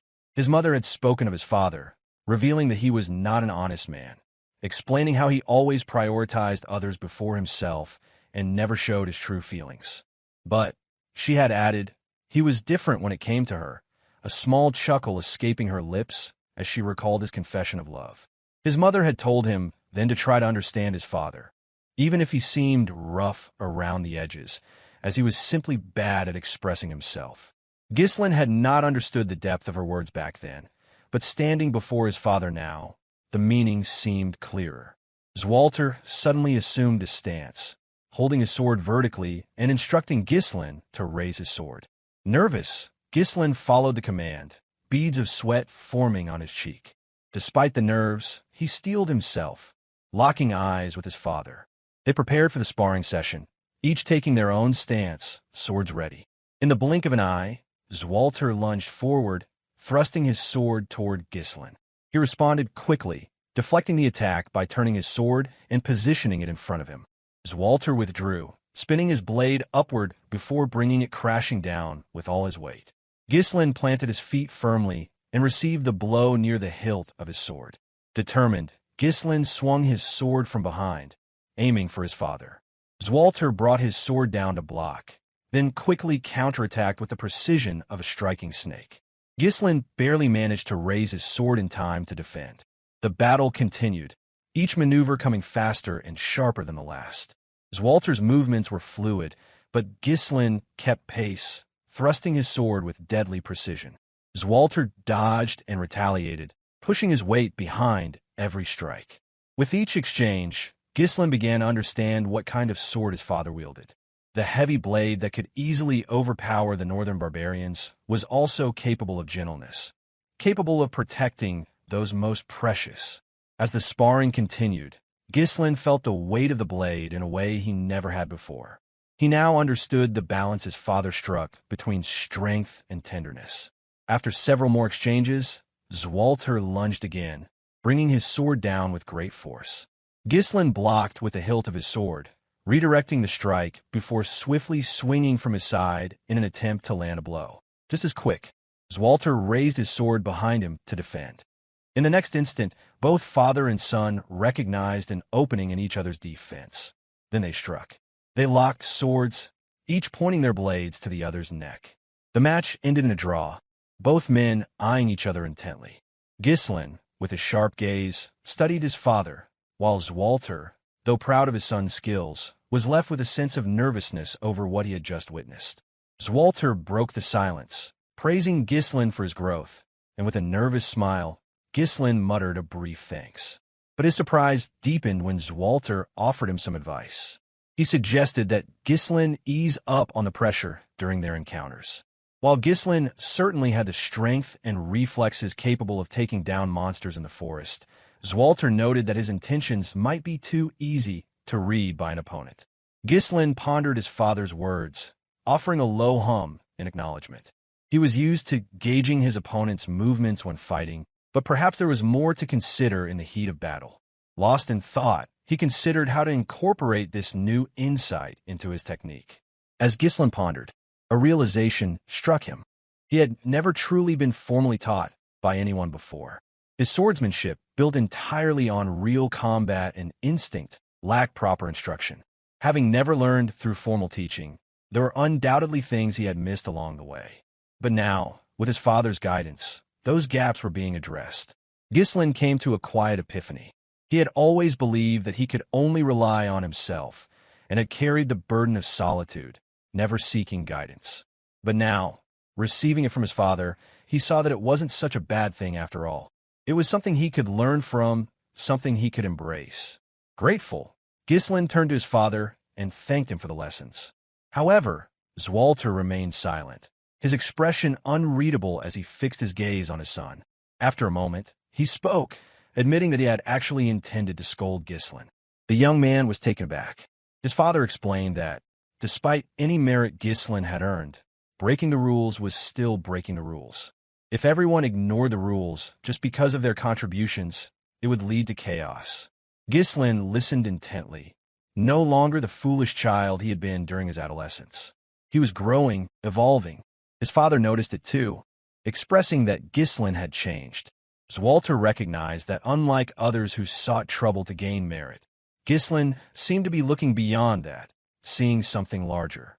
Swalter advised him to continue on his current path, to think about Perdium and those around him, and to fulfill his responsibilities as the estate's successor. The word responsibility echoed in Ghislain's mind.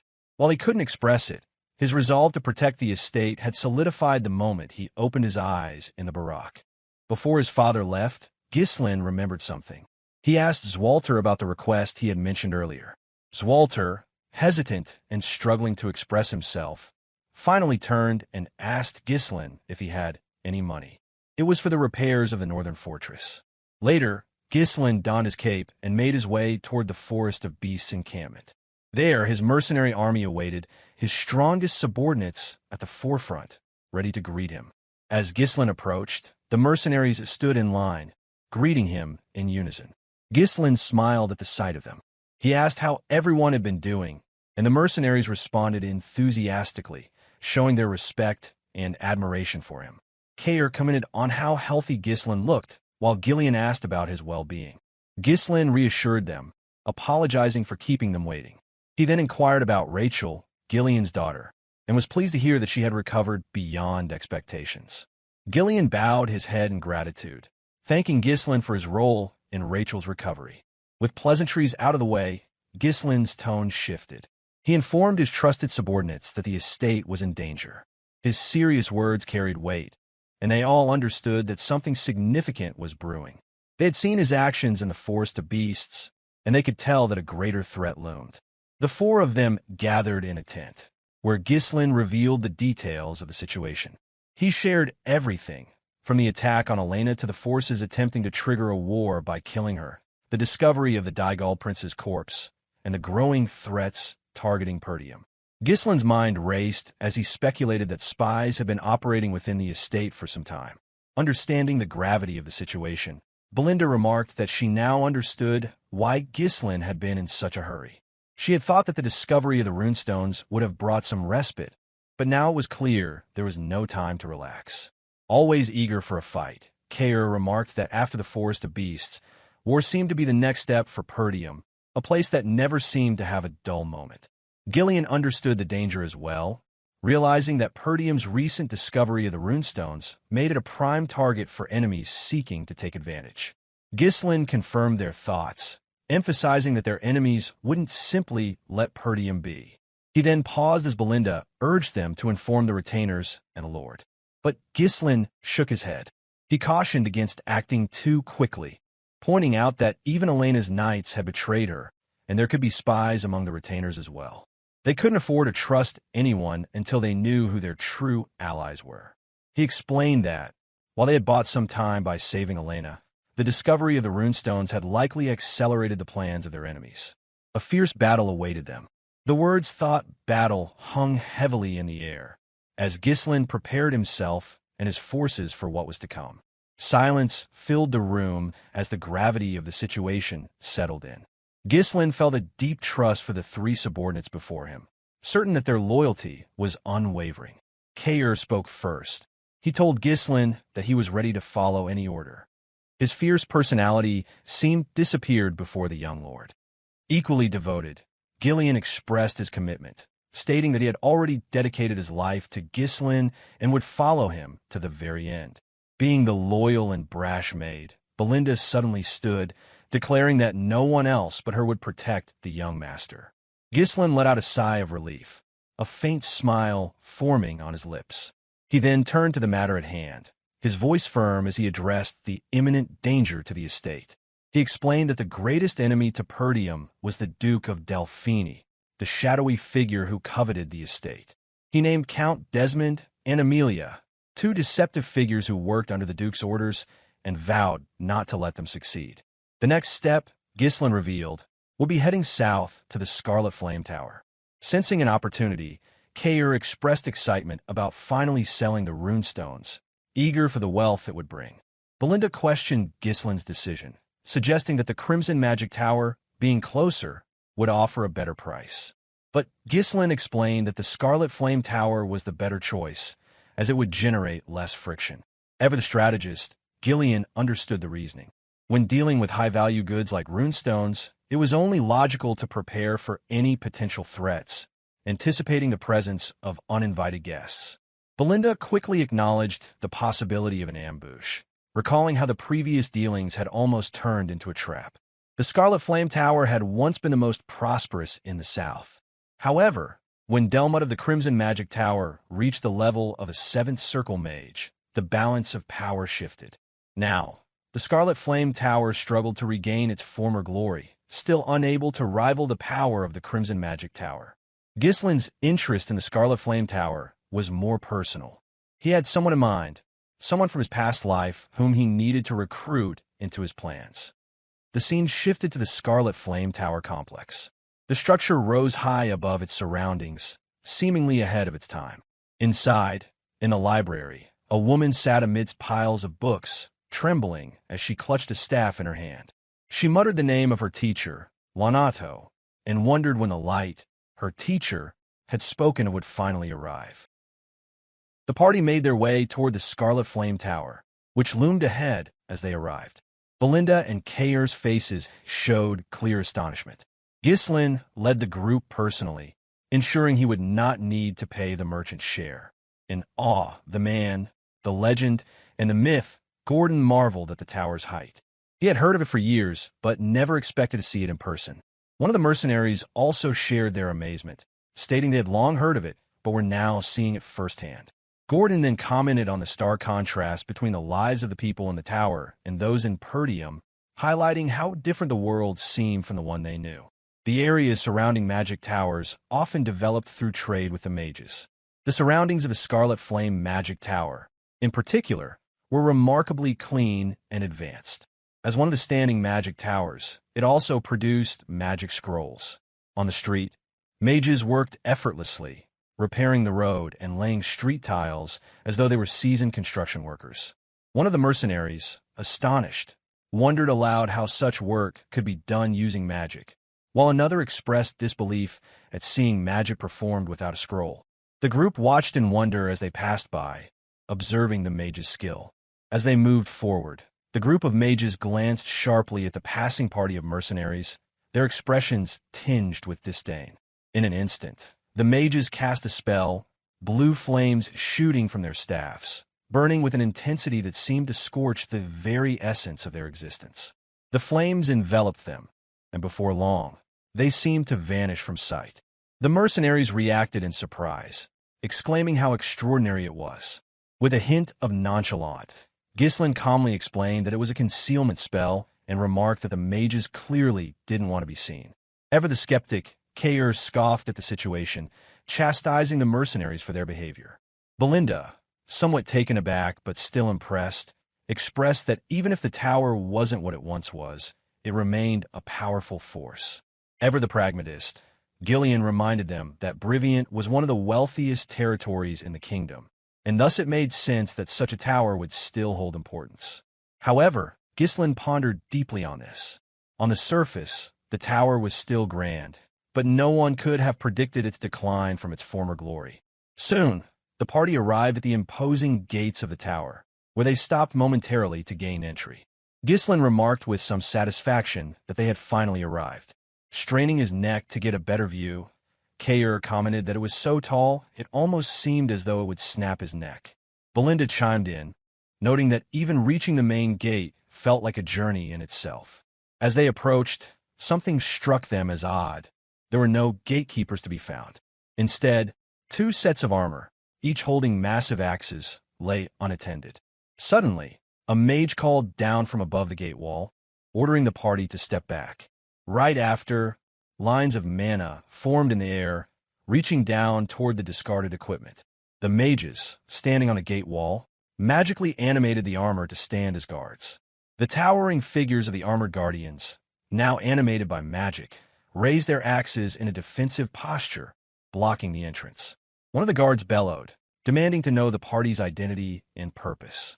Tinged with incredulous in her voice, Belinda commented that the armor seemed almost like puppets, while Kaor sneered, remarking that these were typical gatekeepers of a magic tower, unwilling to even come down to speak face-to-face. Stayed composed, Gillion announced Ghislain's identity as the Archduke of Perdium and asked to speak with the person in charge of transactions. However, the mages immediately rejected their request. One mage scoffed, dismissing anything from Perdium as low-quality materials or cheap potions, calling it a waste of time to deal with people from such a place. He ordered them to leave. Angered, Belinda screamed at the mages, demanding they come down and face them. The mage simply told them to get lost, as they moved the two puppets into an offensive stance. Still calm, Gillion turned to Ghislain and asked how they should proceed. Taking a moment to consider, Ghislain then spoke, asking if the mages were truly comfortable with their decision. The mages halted their taunting and looked at him curiously. Without hesitation, Ghislain pulled out a piece of runestone and held it up for the mages to see. Initially, the mages seemed puzzled, their gaze distant as they tried to understand. But soon, one mage's eyes widened as he realized what the group had brought, an entire carriage full of runestones. The mages began to register what was happening. Could it be that everything they brought was runestones? With a smug grin, Ghislain asked if they were truly going to pass up such an opportunity. At this, the gate was opened, and the party was granted entry. Ghislain and Belinda were escorted to meet the person in charge of transactions. Two men greeted them warmly, bowing in recognition of their esteemed guest. The man who introduced himself as Sylvain, the trading manager of the tower, promised to assist them with whatever they needed. Unfazed, Ghislain requested someone capable of handling such a large transaction, indicating his desire to meet directly with the tower master. Sylvain was taken aback by this request, but quickly assured them he would notify the tower master and have someone escort them to the reception room. Belinda, still seething from the earlier disrespect, muttered under her breath about how they should have been treated with more respect from the start, directing her words toward the mage guard earlier. Just then, an explosion rattled the tower, drawing Ghislain's attention. He wondered aloud if something was wrong, but the mage quickly dismissed his concern, explaining it was a common occurrence during magic research. Still, Ghislain's thoughts drifted elsewhere, and a certain figure lingered in his mind. At the research lab, the door opened, and three seemingly high-ranking disciples stepped into the room. One was already lying on the floor, the air thick with dissipating mana. A blonde-haired mage spoke sternly, telling the girl that she had been warned about entering the research lab. Alfoy, blonde-haired man who sneered at the black-haired girl, his tone dripping with mockery as he spoke. He couldn't believe that someone without the ability to use magic would dare occupy a spot in the research lab. He taunted the girl, asking if she was ignoring the words of Alfoy, the heir to the magic tower and a third circle master. Another mage, a black-haired man, joined in, also mocking the girl and her teacher for accepting such a disciple. A third mage, a blonde-haired man, chimed in, arrogantly stating that the black-haired girl should be grateful for even being allowed a spot in the prestigious Scarlet Flame Magic Tower. The black-haired girl, lying weak and disheveled on the floor, gasped for air but still found the strength to respond. She weakly asserted that as a mage, she had the right to use the research lab just as much as anyone else. With a cruel smirk, Alfoy responded dismissively, calling her a mage before casting a spell. With a swift motion, Alfoy summoned crimson flames to his staff, preparing to challenge the girl with a fiery attack. Alfoy's tone was smug as he told the girl to try blocking the fire with her own magic. He hurled a fireball toward the seemingly helpless girl, casting the first circle spell Fire Sling.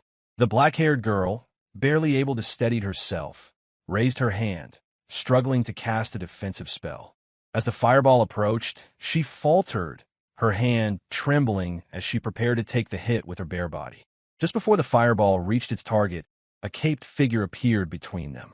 Ghislain, wielding his sword, moved swiftly, deflecting the fireball with ease.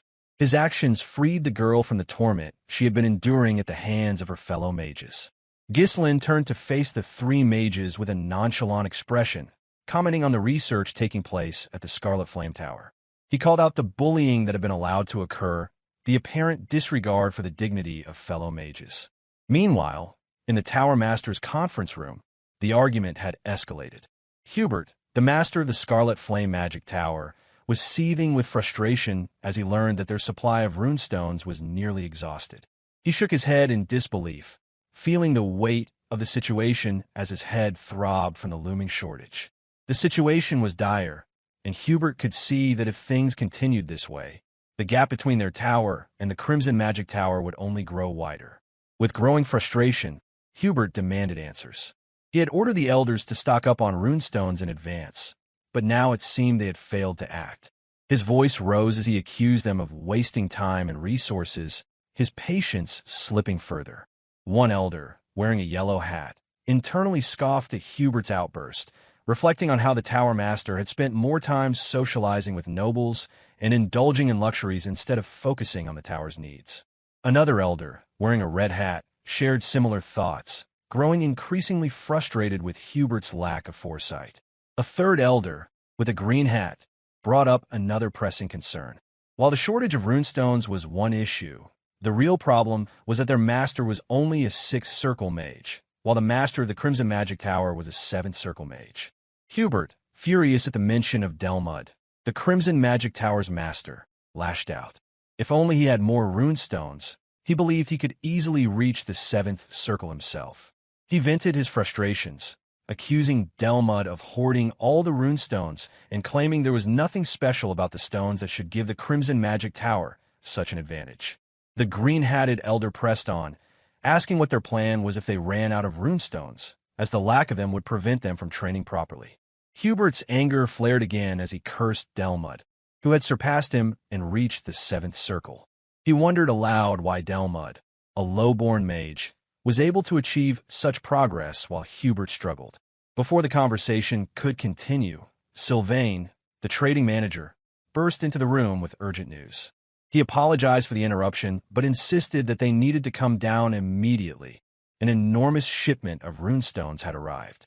At the mention of the runestones, the elders were left stunned, their confusion quickly turning to cautious hope. Meanwhile, in the research lab, Alfoy was continuing his attack on Ghislain, launching fireballs toward him. However, Ghislain stood unwavering, his sword in hand, effortlessly deflecting each attack as if they were little more than annoyances. His calm demeanor contrasted sharply with Alfoy's growing frustration. Determined to end the confrontation, Alfoy gathered all his mana, conjuring a massive fireball with every ounce of his power. He hurled it at Ghislain with the intent to overwhelm him.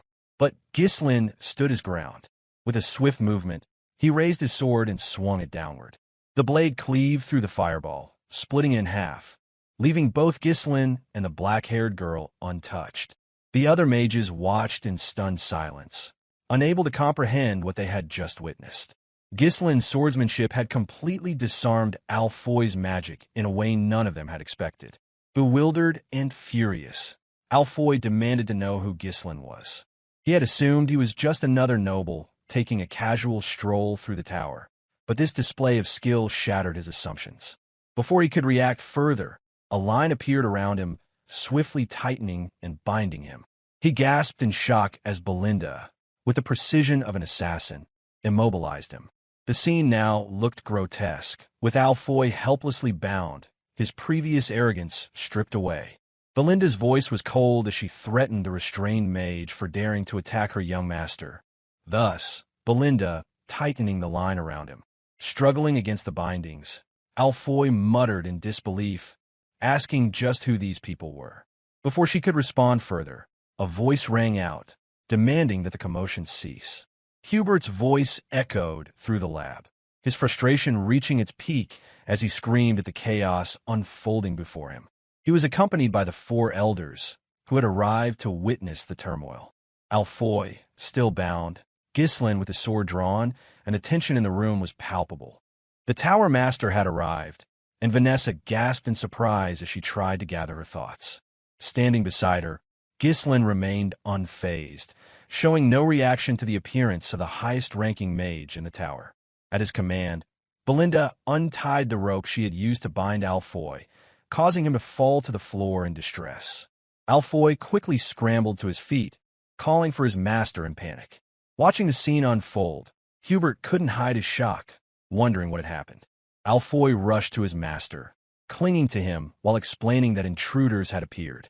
He claimed that he had been trying to stop Vanessa from entering the lab when a young man suddenly attacked him. His voice trembled as he insisted that he had only been trying to prevent the helpless Vanessa from getting hurt. Belinda sneered at the scene, mocking Alfoy for acting like a little girl, which caused him to quickly turn around and protest, asserting that he was a man, not a girl. Still seated on the floor, Vanessa weakly explained that she had only wanted to use the lab, but her words seemed to trigger a memory in Ghislain's mind. He recalled a figure from his past life, someone he had heard about during a turbulent period through one of his subordinates who loved to spread rumors and news.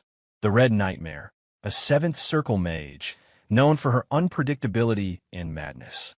Ghislain thought to himself that even someone like her, the embodiment of nightmare itself, could have moments like this.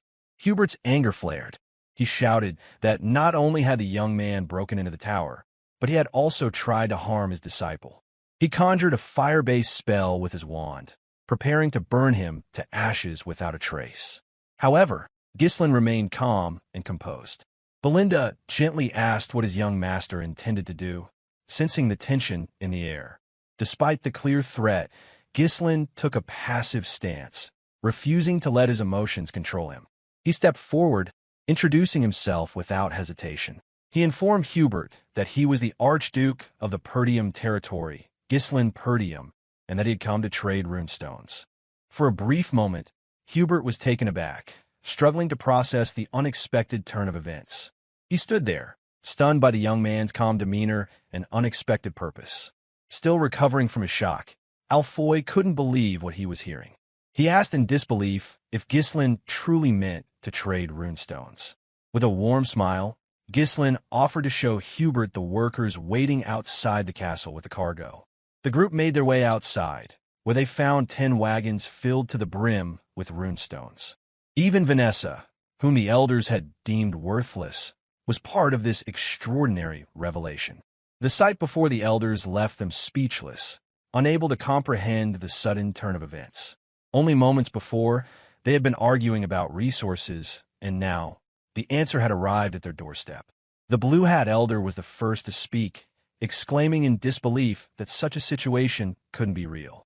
The Red Hat Elder followed, unable to fathom where such a young man could have acquired so many runestones. The Yellow Hat Elder asked Hubert what they should do, noting the sheer amount of the precious stones before them. Meanwhile, Hubert stood frozen, his face darkening, though his mind raced with excitement.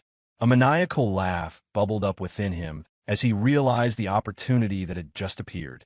He saw the arrival of the runestones as a divine gift, one that would allow him to finally crush the rival Crimson Magic Tower once and for all. Though his outer appearance remained calm and composed, his inner thoughts were consumed by glee. He spoke aloud, downplaying the significance of the discovery. Hubert claimed that the amount of runestones was less than he had expected, and the quality didn't seem as great as he had hoped. He cleared his throat, trying to maintain a semblance of professionalism. Standing nearby, Kaor seethed with anger. The nerve of Hubert to belittle the very stones they had worked so hard to acquire. His hand instinctively reached for his sword, seething in silence. Timid and unsure, Vanessa ventured a comment, suggesting that even one wagon of runestones could last for weeks. But Hubert snapped at her, telling her to be silent and leave, mocking her for her apparent uselessness. He cursed the legacy of a late mage, blaming Leonardo for leaving behind such a headache. He further insulted Vanessa, telling her that if she was so useless, she should at least be self-aware.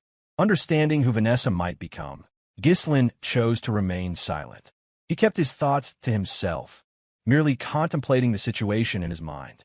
Hubert turned his gaze to the elders, asking if they shared his opinion. Observing the situation with sharp eyes, the elders quickly came to an understanding of what Hubert's was scheming. The Blue Hat Elder picked up a piece from the wagons and inspected it closely, agreeing that it didn't seem as impressive as it should have been. The Yellow Hat Elder added that considering the source of these stones, there was a chance they could be counterfeit. Belinda's voice was laced with anger as she retorted, demanding an explanation. The idea that their young lord had worked so hard to acquire the runestones only to have them called fake seemed incomprehensible to her. Standing by her side, Ghislain remained completely unfazed by their schemes, his demeanor unshaken. The Yellow Hat Elder, attempting to downplay the situation, remarked that no matter how difficult it was to obtain the runestones, it was not their concern. He pointed out the prevalence of scams these days, a sentiment shared by the Green Hat Elder, who added that it didn't make sense to trust the seller's word alone. After listening to their responses, Ghislain finally spoke, his words calm but pointed. He asked if they were saying they wouldn't buy the runestones, which took the elders by surprise. Ghislain then gave an order, telling his group to leave. He commanded that they should move on, making it clear that the Scarlet Magic Tower was not interested in the trade. Belinda, sneering at the elders, followed his lead, her expression mocking them. However, Hubert, sensing the panic rising within him, quickly instructed them to hold on. He whispered to one of them to play along, and shortly after, the Blue Hat Elder, eager to smooth things over, suggested that they might buy the runestones after all, out of respect for the effort Ghislain had put into bringing them. The Elder claimed that returning empty-handed would reflect poorly on the Tower Master's reputation, and that they should help save face. Adopting a smug tone, Hubert agreed, expressing that it sounded like a better course of action. He declared that, out of his great generosity, they would purchase all of the runestones Ghislain had brought, though, he added, the price would be slightly below market value. However, Ghislain remained unbothered by their sudden change in tone and responded calmly, pointing out that there had been a misunderstanding. He instructed Kaor to leave just one wagon of the runestones and to take the rest back, a request that caused Kaor to momentarily hesitate. With a satisfied smirk, Ghislain added that they had agreed to sell only one wagon's worth of the precious stones. This caused Hubert and the elders to panic, knowing that the resources they desperately needed could slip through their fingers.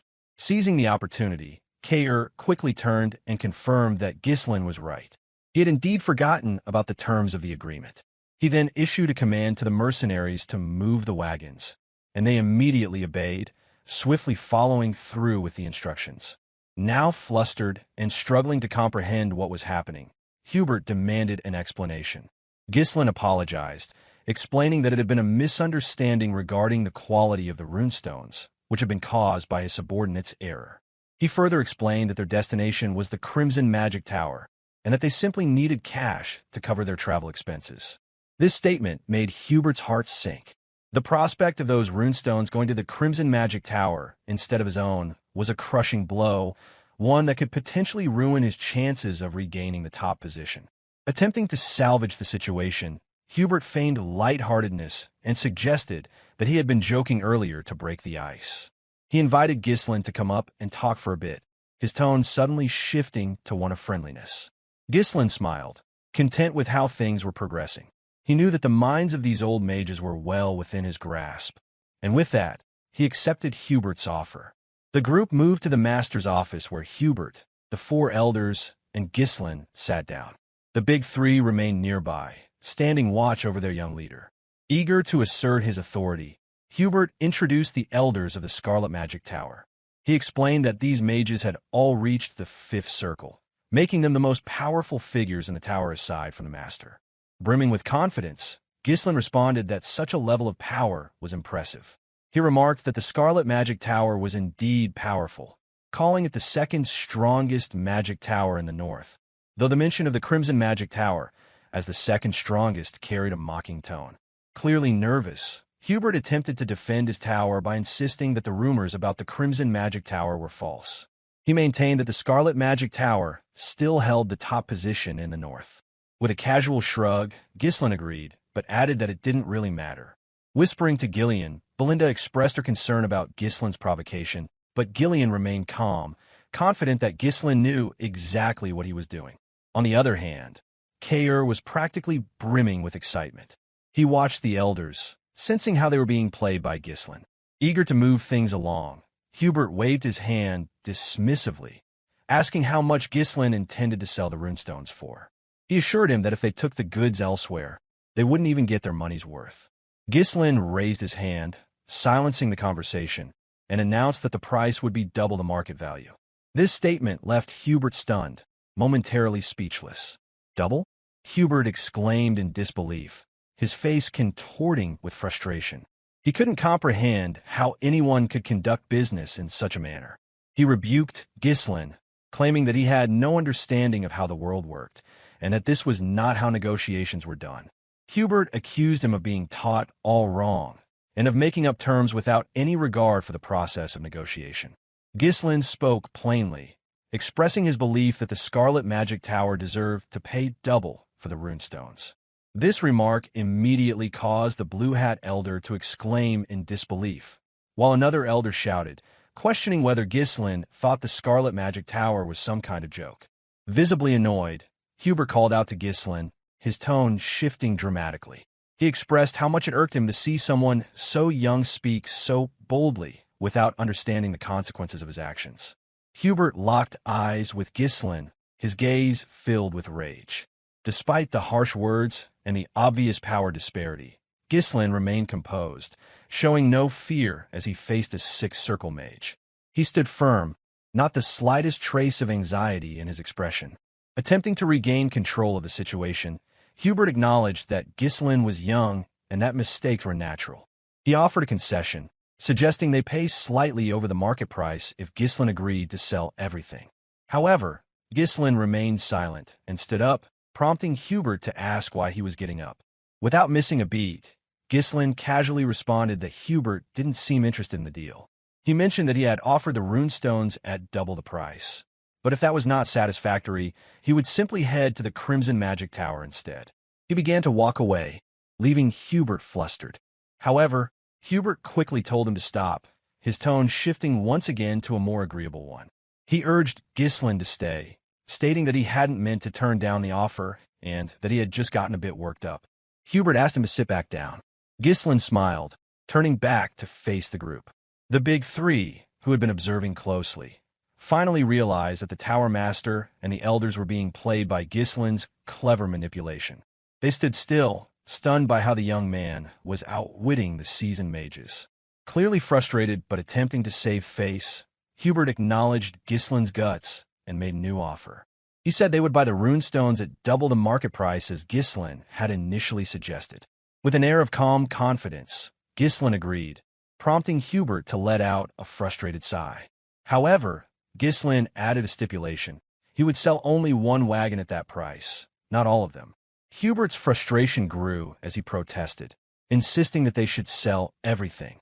With logic and calm reasoning, Ghislain explained that if word got out that they sold to the Scarlet Magic Tower for double the price, the Crimson Magic Tower might offer triple, so it didn't make sense to sell everything for just double. This caused Hubert to lose his temper, screaming that Ghislain was pushing too far. His patience had worn thin. Unfazed by Hubert's outburst, Ghislain simply stood up and began to walk away again, prompting Hubert to shout for him to wait. Realizing he was about to lose the deal, Hubert hastily offered to buy everything for triple the market price. Ghislain paused, a small smile crossing his face as he recognized that his plan had worked. Finally, Ghislain sat down again, expressing his satisfaction that they were now speaking the same language. He praised the Scarlet Magic Tower, acknowledging it as the top magic tower in the north, and in turn, Hubert quickly stood up to go get the money, eager to close the deal. Inside, Hubert fumed with frustration. He was a sixth circle mage, yet he had been outmaneuvered by a country bumpkin. He couldn't understand why these ridiculous problems kept arising during his time as Tower Master. He resolved that if Ghislain ever tried something like this again, he would burn the young man's head. Just as Hubert was about to leave, Ghislain called out, halting him with a final request. Ghislain revealed that he wasn't done yet and had one more condition to present.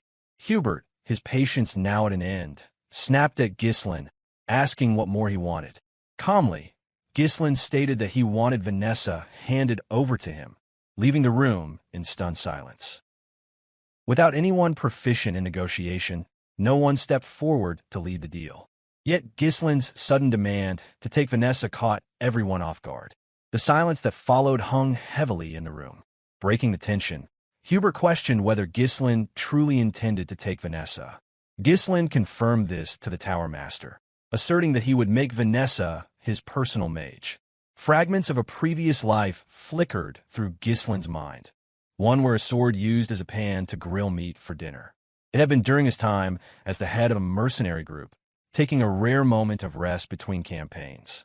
By his side sat a subordinate, a sword brother, and to be precise was Ghislain's favorite slave named Claude, whose right hand had been replaced with a hook. As the meat sizzled, Ghislain noticed it was beginning to burn and made a sharp remark about it. In a tone laced with frustration, Claude challenged the complaint, pointing out the absurdity of making a one-armed man cook. Ghislain silently raised a clenched fist in response, prompting Claude to withdraw his words, pretending it had been a joke all along. Shifting the conversation, Claude brought up something that might interest his leader, a name spoken with intrigue, the Red Nightmare, Vanessa. Ghislain admitted ignorance, prompting Claude to elaborate. According to intel he recently gathered, the rumors spoke of a mage who had incinerated the northern region of Lithuania. She had reached the Seventh Circle, a woman known as Vanessa, feared and infamous as the Red Nightmare. Ghislain responded with mild curiosity, noting the title sounded extravagant, and asked for more details. Claude explained further. Allegedly, this mage had gone completely mad. Despite being a mage, she had taken the unusual route of learning mana cultivation. That oddity captured Ghislain's attention. He inquired why a mage would skip the mana circle method to pursue such a path. Claude offered a simple explanation: madness. He went on to describe Vanessa's rampage. Fires, deaths, and economic ruin followed wherever she went. The nobility had been driven to desperation. In fact, the most recent extermination request had her as the target. Ghislain paused to consider.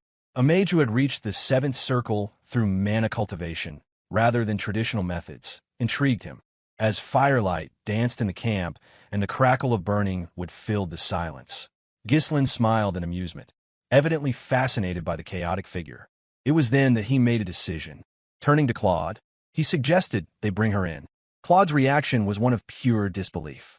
Reflecting on that moment, Ghislain knew that the plan had never come to fruition. Vanessa had already lost control of her magic, and by the time he found her, she was on the brink of death.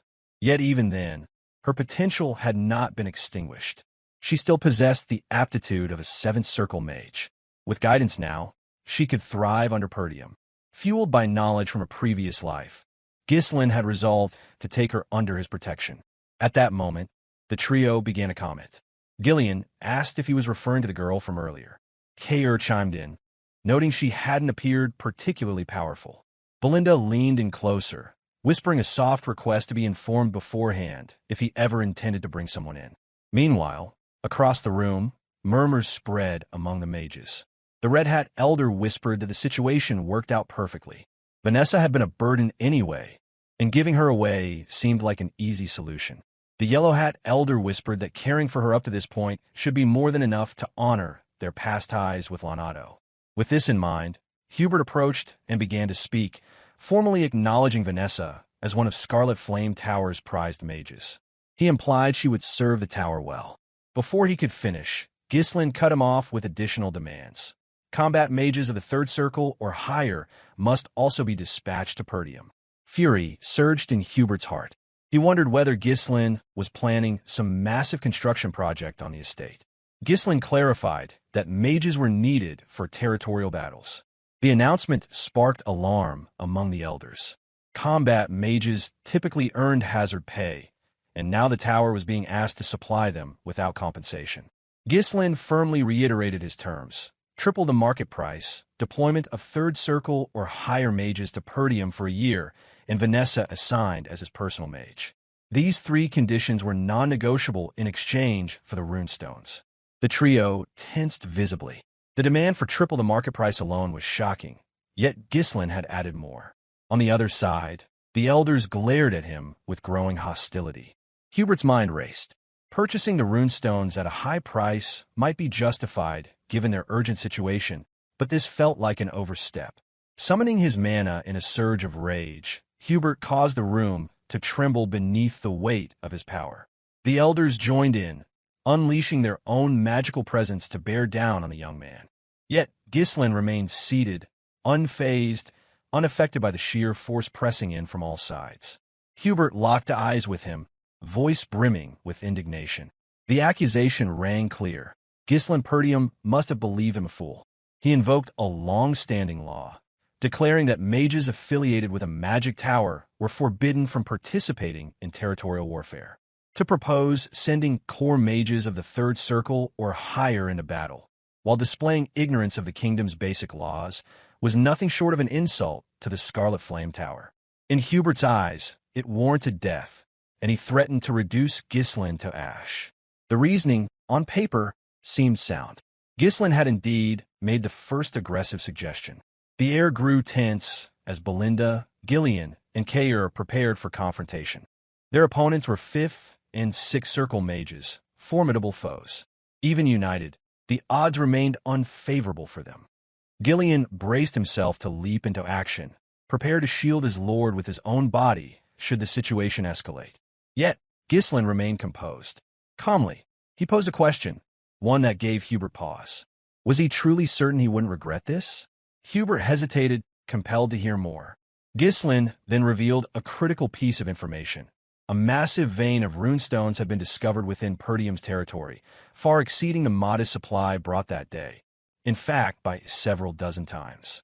The revelation stunned Hubert and the elders.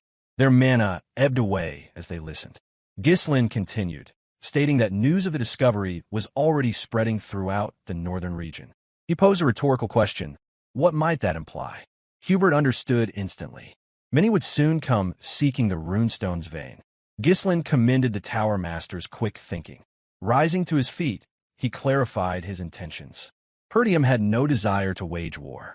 The territory simply needed the tower's support while building strength. If the Scarlet Flame Tower extended its help through this crisis, Ghislain promised an exclusive access to the runestones. Hubert echoed the offer. Exclusive rights? To seal the agreement, Ghislain extended a hand. With such a deal in place, it would only be a matter of time before the Scarlet Flame Tower surpassed the Crimson Magic Tower and reclaimed its position at the pinnacle.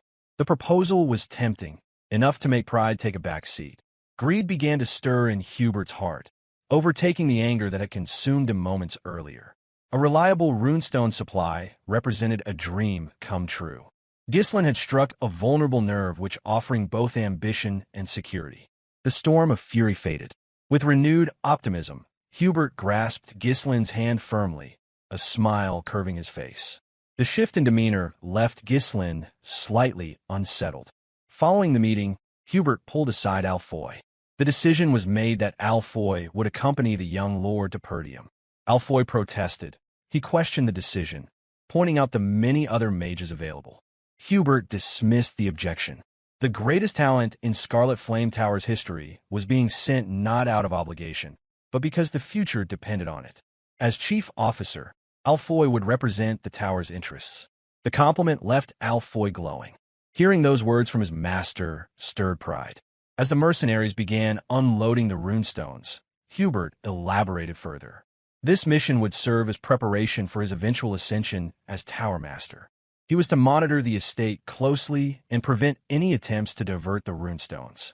If a territorial conflict did erupt, he was to retreat without engaging. All that was required was endurance for 1 year. Within that time, the Scarlet Flame Tower would surpass Crimson and reclaim its place at the top. Alfoy accepted the mission eagerly, responding with unwavering resolve. However, the moment he arrived at Perdium, the excitement faded. His expression soured as he took in the estate's condition. Standing before the new arrivals, Ghislain welcomed the mages alongside his subordinates and mercenary forces. Among the mages, opinions were mixed. One observed that the castle was constructed in a classical style. Another added that while not flamboyant, it was practical. A third noted the use of proportional harmony in the architectural layout. But Alfoy seethed internally. In his eyes, it was nothing more than a wretched backwater. Only his master's command had brought him here. To think, the heir to the tower, reduced to working in such filth. When it came time to announce his position, Alfoy did so with formality. He identified himself as a third circle mage and heir to the Scarlet Flame Tower, assigned to lead the dispatched mages. However, Ghislain interrupted without hesitation. There was work to be done, and Alfoy was instructed not to let down his guard. The comment left Alfoy speechless. Rage churned inside him at being treated like a servant. Resentment brewed. Inwardly, he vowed that once he became Tower Master, he would deal with Ghislain accordingly. Ghislain called him back from his thoughts with a question. He wanted to know where Vanessa was.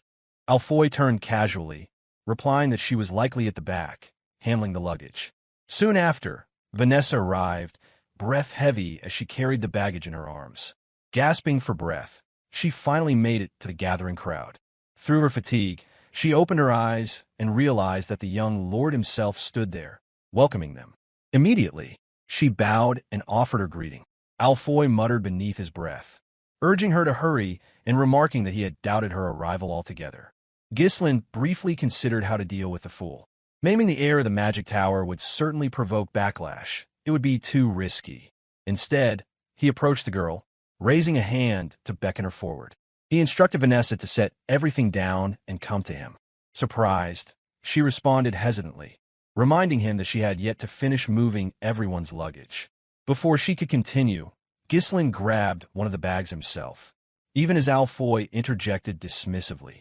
According to him, she had always done menial tasks at the tower, and, being incapable of using magic, might as well continue with chores. Before Alfoy could utter another word, Ghislain hurled the bag squarely at his face. Injuring the air would have gone too far, but humiliation was just the right dose of punishment. Alfoy cried out in frustration, shouting in disbelief. Ghislain remained calm, asserting that Vanessa no longer belonged to the tower. From that moment on, she was under his protection, and mistreatment would not be tolerated. He then issued a warning that this incident would be overlooked, but if it ever happened again, the consequences would be severe. Watching the scene unfold, Vanessa slowly regained her breath. A faint blush bloomed across her cheeks as she witnessed someone stand up for her for the first time after a long while. But Alfoy refused to back down. His face twisted in rage as he shouted about the absurdity of being treated in such a way. He was the heir to the Scarlet Flame Tower, a third circle mage, and this backwater noble had dared to demean him. Rallying the others, he barked out a command. Even if their host bore a noble title, the insult had gone too far. The estate could be reduced to flames in an instant if they chose to act. He urged them to rise and defend their pride as mages. With a sigh, Ghislain snapped his fingers. At once, the mercenary army, hardened by the brutal conflict within the Forest of Beasts, moved to surround the mages with mechanical precision, responding immediately to their commander's gesture. Alfoy panicked. He shouted in disbelief, outraged that these savages would dare raise weapons against mages. This wasn't how mages were meant to be treated. Ghislain silenced him with a single command, cutting off the tirade. As the mages turned their attention to the young lord, he laid out the reality. No matter how they were treated, the terms of the contract were clear. He now held the legal right to command the mages for 1 year, granted directly by the master of the tower. In exchange, exclusive access to the runestones had been secured. If any of this fell apart due to their defiance, it would be the tower master, not them, who suffered the loss. Alfoy stood speechless, fully aware that losing access to the runestones would devastate the Scarlet Flame Tower. Ghislain pressed the point. Their only role in Perdium was to serve as backup mana sources. If they wanted better treatment, they should commit to that role without complaint. Alfoy's face burned with anger. The thought of being reduced to little more than a battery for others was beyond humiliating. Still, he could neither argue nor act. Turning away, Ghislain issued a command to Kaor and Gillion that they were to ensure the mages learned their place. Lit up with unsettling glee, Kaor commented that life at the tower must have been comfortable for the scholars. Gillion agreed, promising that the newcomers would adapt quickly to life in Perdium. Alfoy trembled with rage. He could barely contain his fury, but he remained powerless before the two. Meanwhile, Vanessa stood still, slightly flustered as she watched her former peers being disciplined before her eyes. She jumped slightly as Ghislain approached and addressed her. Ghislain asked that from that moment forward, she was to obey only him. He reiterated that she had become his personal mage. Her eyes widened in shock, and a soft blush colored her cheeks.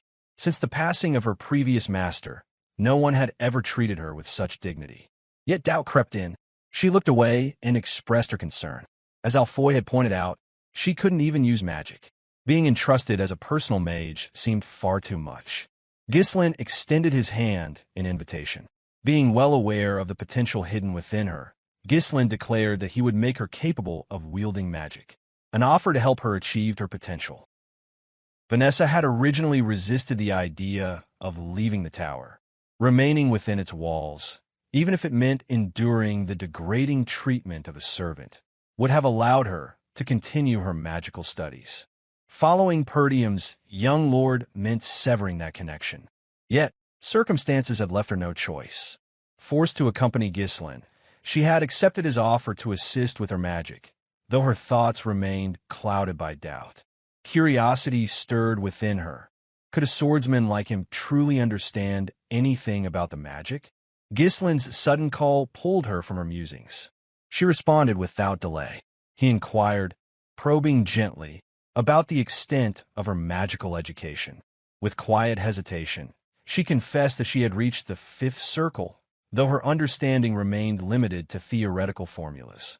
A kind smile crossed Ghislain's face as he silently formed his plan, which is to teach her the proper method of mana cultivation and oversee her progress personally. He commended her accomplishment, acknowledging that reaching the fifth circle was no trivial matter. Having spent her life as a mage constantly belittled and dismissed, Vanessa accepted the compliment half-heartedly, unable to read the young master's true intent. She lowered her gaze and admitted that, despite all her efforts, she still could not perform magic, rendering her studies seemingly meaningless. Although Ghislain already understood the cause of her inability, he asked anyway if there was a reason she couldn't use magic.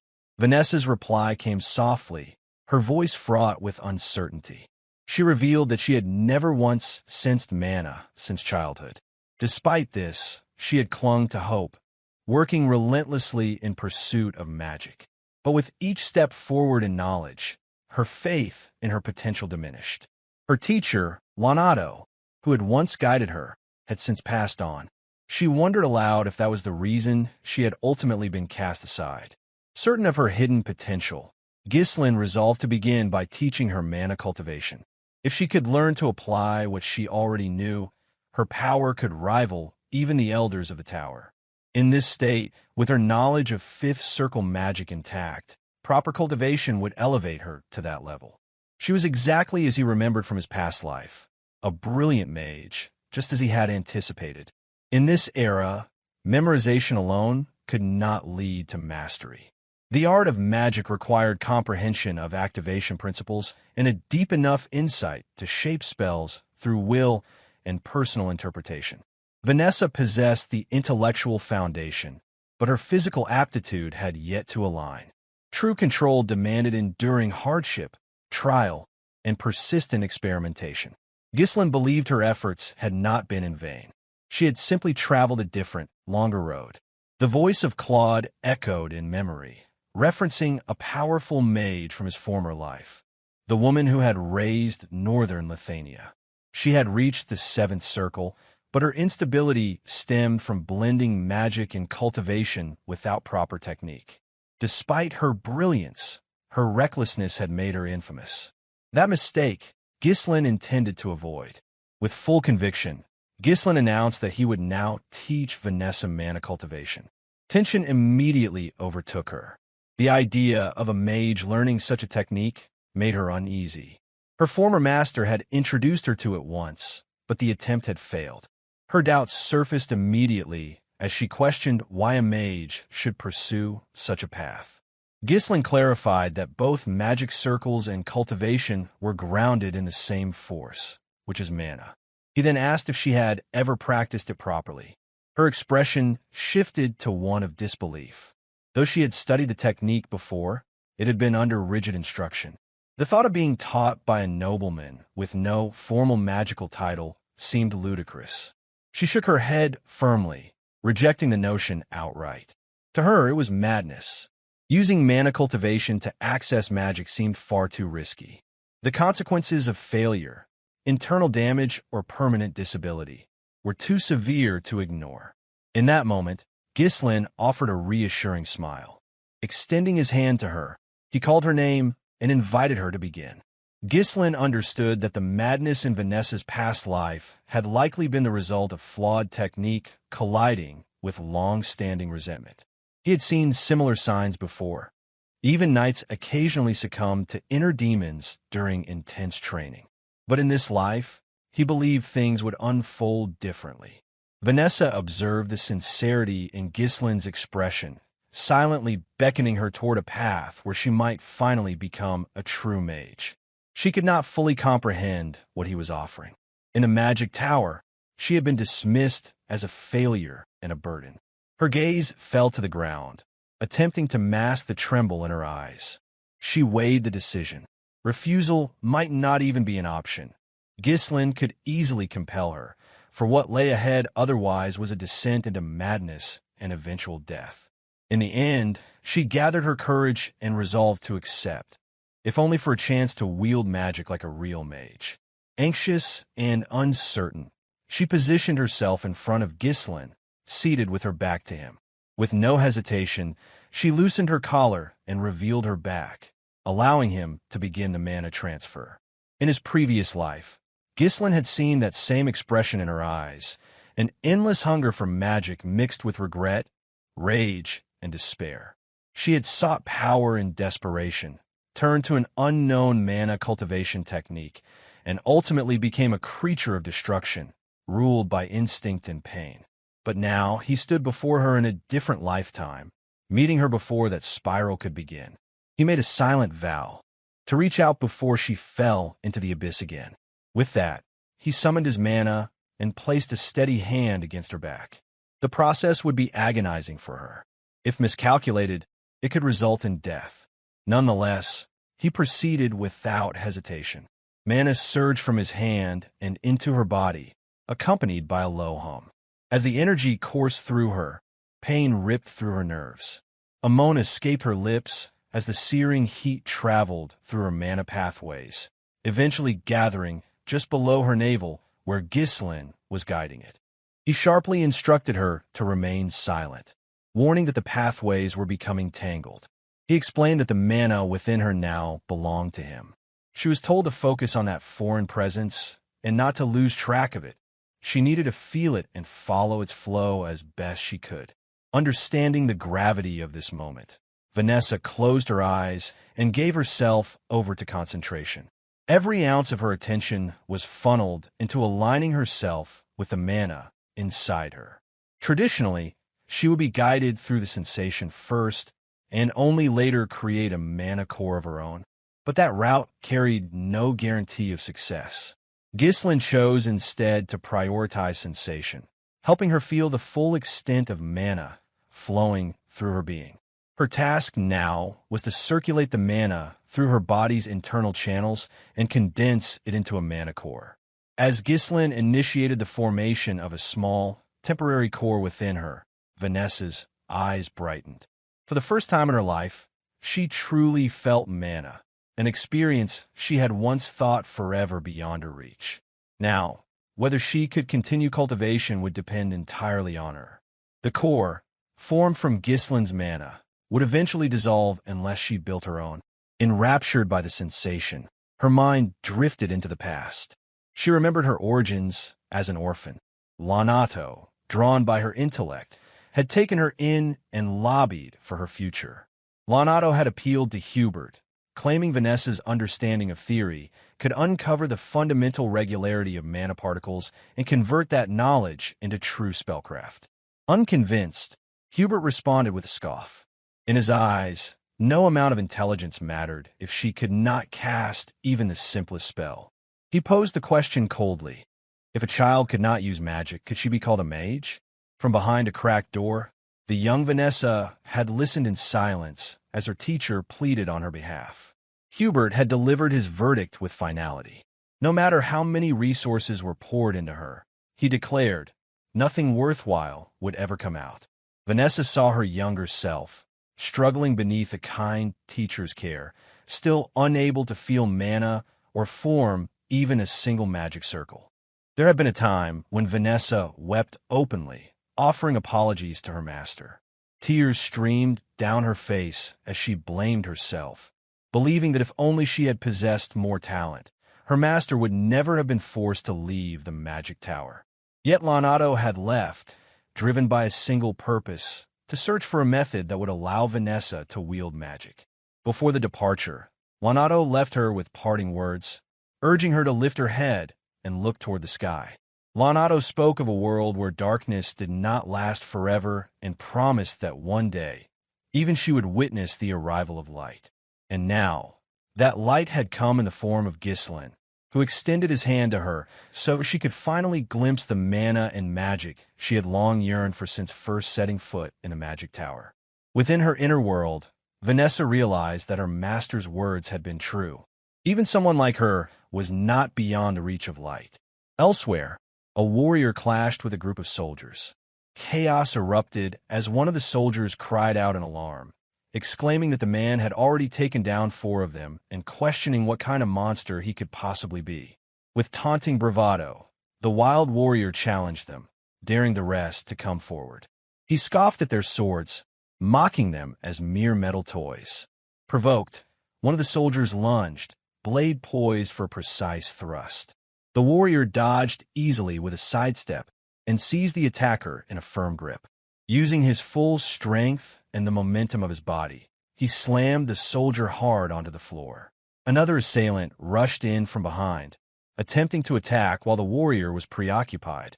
But the warrior noticed in time and, without missing a beat, swung the first soldier like a ragdoll, striking the newcomer with brutal efficiency. Both were hurled through the wall of their barracks with a crash. The warrior stood over them, unbothered, and remarked that he had not even begun to warm up. Inside the barack, Victor drank alone in silence, untouched by the uproar. One observing soldier murmured in awe, declaring the man is the greatest warriors of the era. With his meal finished, Victor set down his cup. Seeking quiet in the restless life of a night, he stretched out beside a riverbank, a fishing rod planted lazily nearby. Another man approached and asked if his training had gone well. Victor, unmoved, simply asked what news he brought. The man reported a dispatch order from Count Desmond. Victor rested in silence for a moment. As the Count soared, refusal was never an option. For the sake of honor, he retrieved his helmet and donned it once more. Returning to the barracks, he found his men bloodied from the brawl, but spared them no attention.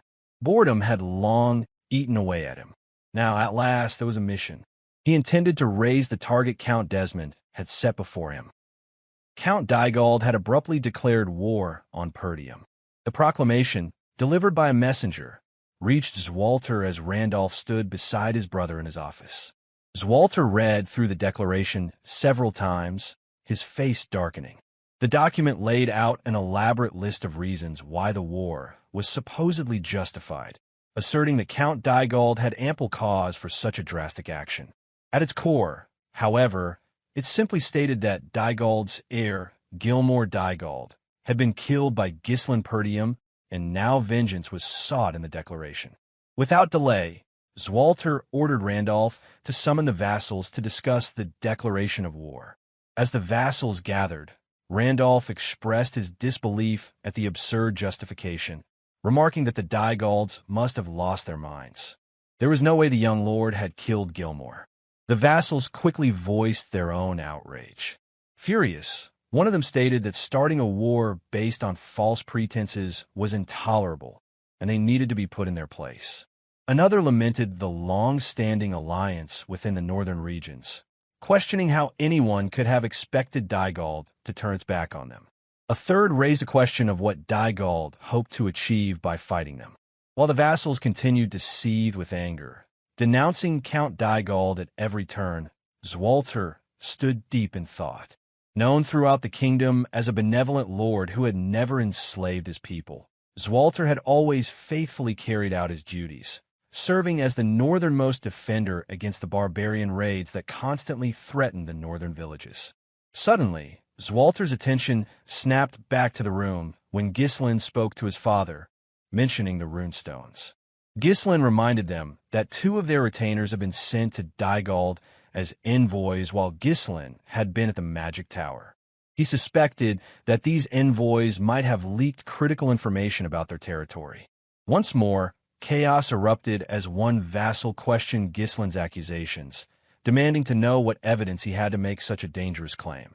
However, Ghislain remained unfazed, while Swalter fell silent, reflecting deeply on his son's words. The runestones, he realized, might have been the catalyst. Sometimes, actions intended to benefit a territory ended up becoming its undoing. Swalter looked at his son, now seeing the calm demeanor of someone who seemed to have known the war was coming. Despite his youth, Ghislain, who had once been known as the Mercenary King in his past life, remained composed. On the other hand, Randolph grew more impatient, stating that there was no need to overthink the situation. Their forces outnumbered Dygald's, and they had far more battle experience. They should make them pay for picking a fight. At that moment, a knight burst into the room. It was Scoven, bearing bad news from the gate. Breathing heavily, Scoven reported that Dygald's forces had arrived. Before the vassals could even process the news, the devastating blow to their morale was already clear. A high-level knight, on the cusp of becoming a superhuman-level master, was leading the charge. Dressed in shining silver armor, Victor, the Count Desmond's sword, had been trained from a young age and now carried the flag of Dygald to raise Perdium to the ground. Though Dygald was not a prosperous territory, much like all the estates in the harsh northern region, the exception was Desmond and Raymond's territories. Count Desmond, while feigning neutrality, had already aligned himself with the duchy's factions, and Amelia was stirring rebellion in Raymond with the support of the duchy. Now, the duchy's power was bearing down on the impoverished territory of Perdium under the pretext of a senseless justification. As all of this unfolded, Randolph seethed in fury, asking aloud how it was possible that they had declared war and arrived so quickly. Albert added, wondering when they had even prepared all of this. Meanwhile, as a seasoned commander, Swalter remained deep in thought. Moments later, Soldier reported that a confirmed force of about 6,000 armed soldiers, with a follow-up supply division of approximately 1,000.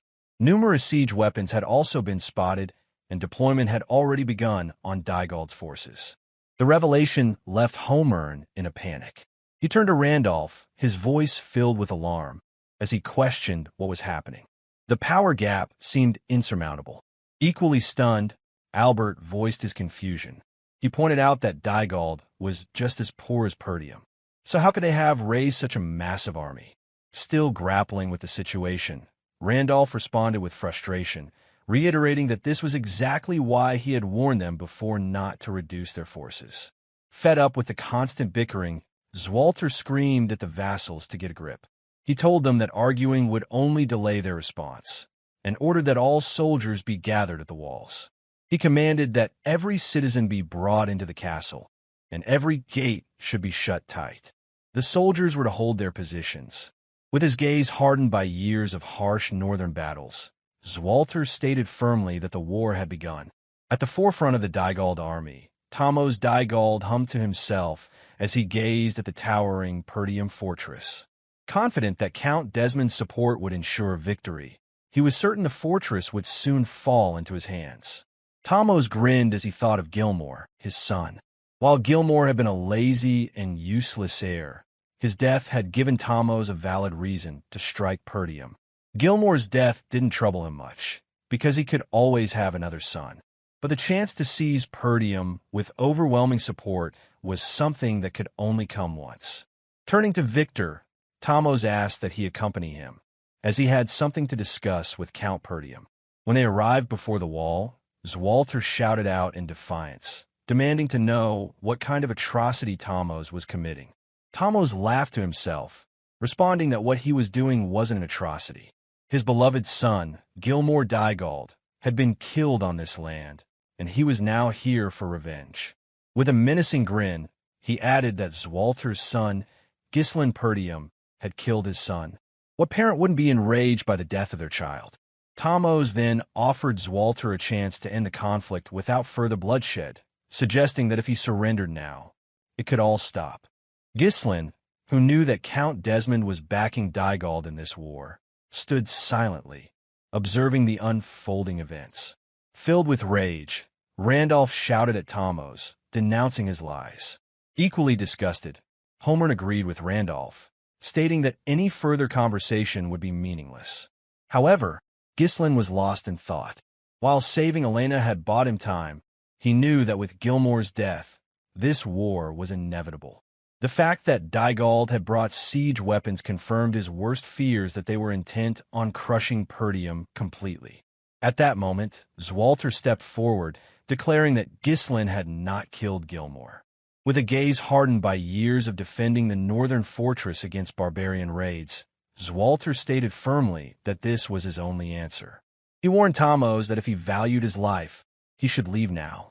Thamos was visibly startled by the intensity of Swalter's gaze, but Victor remained silent, standing unwaveringly by his side.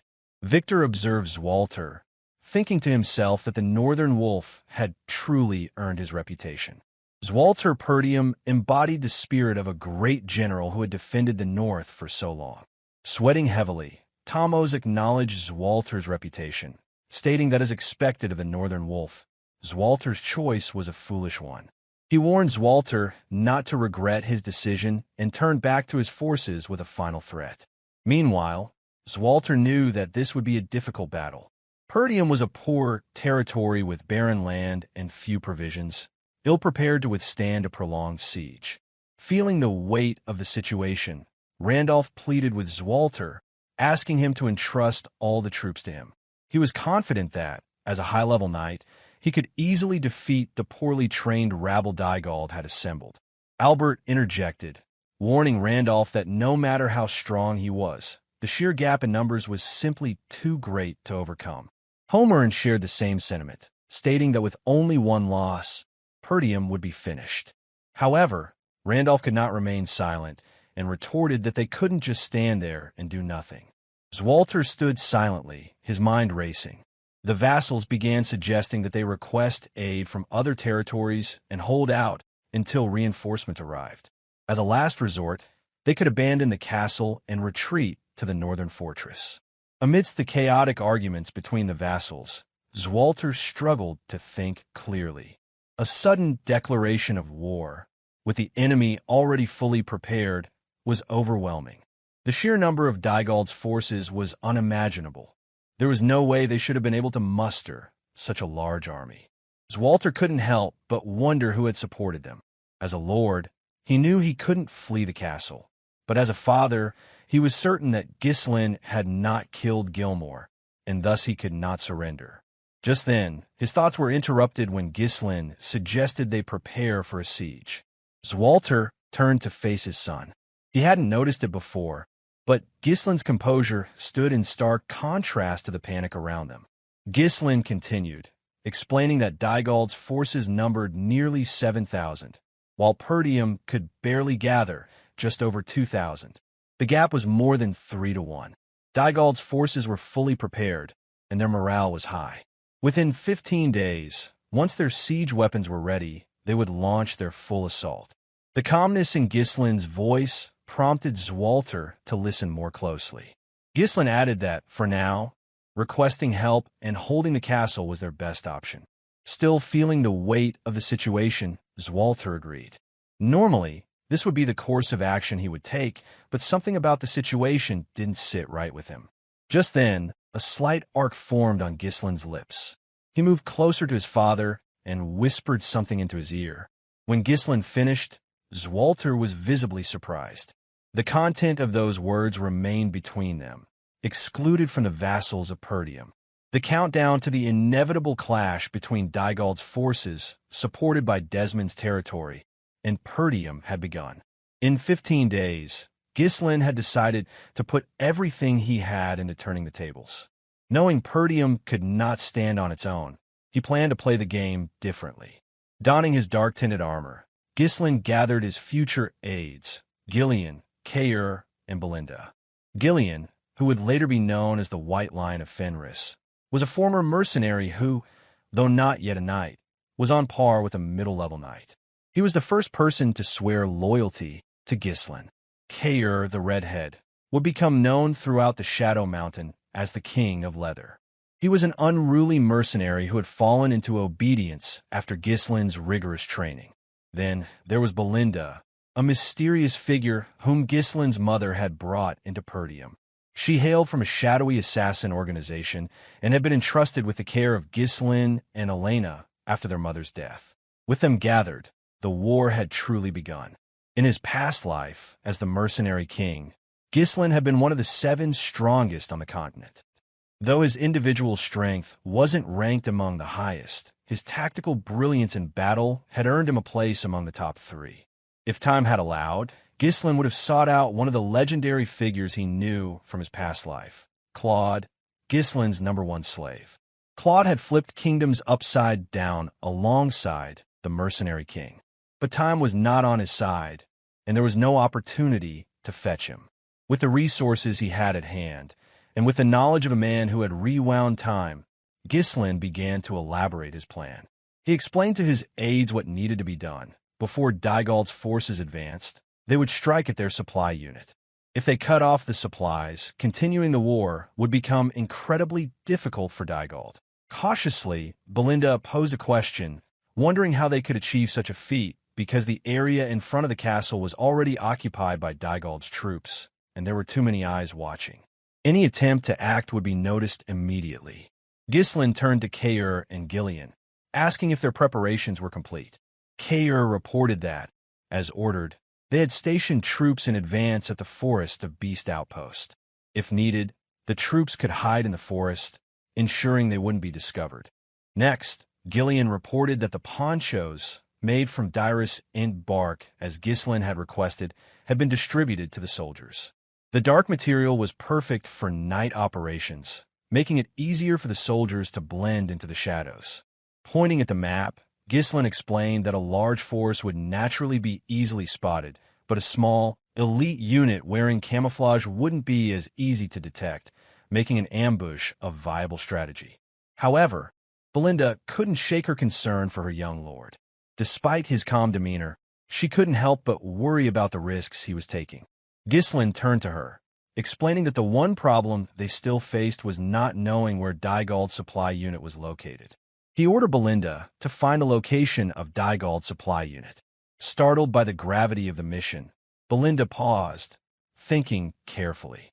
She knew she had to protect the young lord, but she also wondered how Ghislain could be so daring in devising such a risky plan. After a moment of hesitation, Belinda replied with a firm understanding that she would carry out the task. On the other hand, Ghislain thought to himself that this was a dangerous mission, sneaking into enemy lines, risking death, but he trusted Belinda. He knew she would handle it with ease. Now, there was only one thing left for him to do: play his ultimate trump card to end the war. In his past life, Ghislain had known Vanessa as the Red Nightmare, a figure who had gained legendary status after raising the Lithania kingdom following her breakthrough to 7th Circle mage status. Her talent and unconventional mana cultivation technique had turned her into a force to be reckoned with. In this war, Vanessa had become an indispensable force for Perdium. A few days later, at Dygald's supply unit camp, the darkness shrouded the area, with the moon hidden behind thick clouds. Unaware of the impending devastation, Baron Fabreau, a vassal of Dygald and the commander of the supply unit, cheerfully proclaimed that the war had finally begun. He eagerly anticipated the day he would be granted his own land. Perdium's former retainers, who had joined his camp, agreed, with one stating that joining Desmond's side had been the right decision. The support from their troops had earned him a cushy rear position. Another retainer raised his glass, praising the other's excellent decision-making. Drinking heartily, Fabreau continued to revel in the moment. He waved his glass, shouting that Perdium would soon be nothing but a distant memory, and part of the land would soon be his. In the darkness surrounding the camp, Ghislain's force lay in wait. Leading the charge, Ghislain had gathered his entire mercenary army. His plan was simple: wipe out the Dygald supply unit and cut off their resources, crippling the Dygald main force stationed in front of Perdium Castle. Despite the gravity of the war to come, Ghislain's future aides jested among themselves. Belinda sighed, commenting that the weather was particularly gloomy. Noticing the same, Kaor remarked that it was hard to see anything in the pitch-black darkness. Reaching for his helmet visor, Ghislain smirked, noting that it was perfect weather for a surprise attack. Everything was ready, so Ghislain pulled his visor down and reached for his sword. With determination in his eyes, he commanded his forces to take no prisoners and to kill them all. Leading the charge with unrestrained fury, Ghislain's eyes showed no mercy. The hatred he carried for Desmon County and the duchy drove him to bulldoze anything and anyone who dared to threaten what was his. Disguised as Dygald recruits and mercenaries, the sheer size of the force made it unmistakable that it was outside Lord, helping in the war dispute between Perdium and Dygald. Shrouded in the darkness of the night sky, no one in the camp realized an ambush was closing in until the opposing force was at their doorstep and Ghislain's force emerged from the shadows. With a savage grin, Kaor tore through the battlefield. With each swing of his sword, he struck down a soldier stationed at the supply unit of Dygald's force. To the left, Gillion wielded a long-handled battle axe. Every swing felled a few soldiers in his path, cleaving through their ranks without hesitation. His axe, cutting through the chaos of battle, sent soldiers flying in all directions. Mana surged through Ghislain's body, propelling him to sever the necks of every soldier in his path. His blade, empowered by the mana, cut through the soldiers effortlessly. He pushed through the fear, the uncertainty, and charged forward with all his might. Nearby, Belinda charged ready to cover his back. Though worried about her young lord's first battle against human opponents, she did not voice her concerns, staying vigilant as she prepared to protect him from any potential threats. The Dygald soldiers were in disarray. Unprepared for an ambush, they had underestimated the tactical capabilities of Perdium's forces. They thought that dividing their troops would be impossible, never considering such a well-coordinated attack. However, Ghislain and Gillion made quick work of them. They were no ordinary warriors. Ghislain, drawing from the experience of his past life, led his mercenaries with the precision of a high-level knight, and Gillion's battle-hardened skills only added to the might of the force. The soldiers on the outskirts were wiped out in an instant. Ghislain quickly reached the opposite end of the camp, spun his horse around, and issued orders to move according to plan. He instructed that not a single soldier of Dygald's would survive the night. Torches, struck by flying bodies, were scattered about, igniting nearby tents. Soon, flames began to spread across the camp. Chaos erupted as soldiers ran about in confusion. One of the high-ranking officials in Dygald's unit rushed toward his superior. The soldier breathlessly informed Baron Fabreau that they had been ambushed, urging him to take immediate action. Fabreau swiftly exited his tent, frustration boiling over as he took in the sight of his camp in chaos. He bellowed at the soldiers nearby, demanding to know where the guards had been. Panic surged in his mind, and Fabreau shouted orders for his forces to regroup. He insisted that they still outnumbered the enemy, urging them to form ranks and stop the attack. Despite his efforts to calm himself, the reality of the situation was beginning to set in. The soldier returned with grim news that over 70% of their forces had already been wiped out. The man, the myth, the legend, Gordon the Muscle followed closely behind Ghislain. Hardened from battles in the Forest of Beasts, the mercenary's charge was unstoppable. His immense strength and brutal efficiency tore through the enemy soldiers with terrifying speed. Gillion, noticing the need to conserve stamina, switched to a smaller weapon, sacrificing some of his destructive power but enabling him to move faster and continue his assault. Meanwhile, Kaor remained fierce, striking soldiers with precision, cutting through their ranks with reckless abandon. Ghislain stayed resolute, his eyes gleaming with killing intent. His blade, sharpened with mana, sliced through the soldiers with practiced ease, each strike landing with deadly accuracy. Though his strength was a fraction of what he had in his previous life, Ghislain was, in this skirmish, the harbinger of death. His mercenaries followed his every move. Noticing Ghislain charging at the front lines, Fabreau recognized him as an entirely different presence. His face drenched in sweat, Fabreau finally realized that his 1,000 soldiers had no chance against such a force. In a panic, Fabreau turned abruptly, ordering a retreat. His aide looked confused, but Fabreau was certain that if the battle continued, he would lose his head, not just his land. In that instant, his aide was struck in the neck with uncanny precision. Shock flashed across Fabreau's face as he watched in silent attack. The speed and accuracy of the attack left him paralyzed with fear. Though Fabreau himself was unharmed, he collapsed to the ground, following the sound of his aide's lifeless body hitting the earth. It was Belinda who had reached them. Sitting atop her horse, she coldly addressed him, her voice carrying a chilling calmness.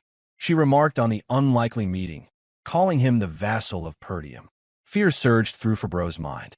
His 1,000 soldiers had been obliterated, and he had relied too heavily on their sheer numbers, missing his opportunity to escape.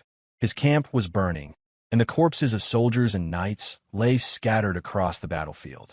In an effort to wage war against Perdium, Dygald's entire supply unit had been wiped out, leaving only Fabreau alive. Now, with his hands bound behind his back, Fabreau knelt in front of Ghislain and his mercenary army. Though he bore a noble title, Fabreau had no choice but to surrender. It was common in wartime for nobles to be taken as prisoners rather than executed. Just then, Belinda stepped on him, her boot pressing Fabreau's head into the dirt. Belinda informed the others that Fabreau was one of the vassals sent as an envoy to Dygald. Not only had he been selling information, but he had also been acting as Dygald's supply commander. Panic gripped Fabreau as he pleaded with Ghislain, desperately begging for mercy. He surrendered without hesitation, throwing himself at Ghislain's mercy, hoping to survive. He had never imagined that the young Lord of Perdium, despite his reputation as the northern scoundrel, could lead such a force in battle. However, Ghislain remained calm and asked to have bribed Fabreau, seizing what he believed to be a fleeting opportunity for survival. Fabreau quickly revealed that he had been bribed by Count Desmond. He also explained that he had been threatened and had no choice but to follow through with his actions. Ghislain didn't linger on the information. His mind quickly shifted to the demons from his past life. With Fabreau's admission, Ghislain knew for certain that Desmond County had provided troops to Dygald to wage war against Perdium. Feeling ignored, Fabreau became more desperate. He wailed loudly, insisting that, despite his actions, he had served Perdium for a long time. He argued that Count Dygald would surely pay a hefty ransom for his release, claiming that sparing him would be a profitable deal for Ghislain. Ghislain dismounted from his horse, his eyes unwavering, and told Fabreau to raise his head.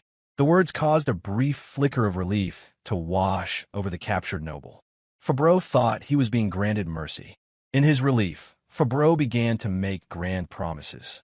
He thanked Ghislain for sparing his life and vowed that with the life he had been given, he would serve Perdium with everything he had. But before Fabreau could finish his words, Ghislain swung his sword, severing his neck in a single, smooth motion. The strike was immediate and without hesitation. Ghislain had no recollection of Fabreau from his past life's timeline, suggesting that Fabreau had never been significant. In that fleeting moment, Fabreau was left unable to understand why he had been executed. Ghislain sighed, finding the situation absurd.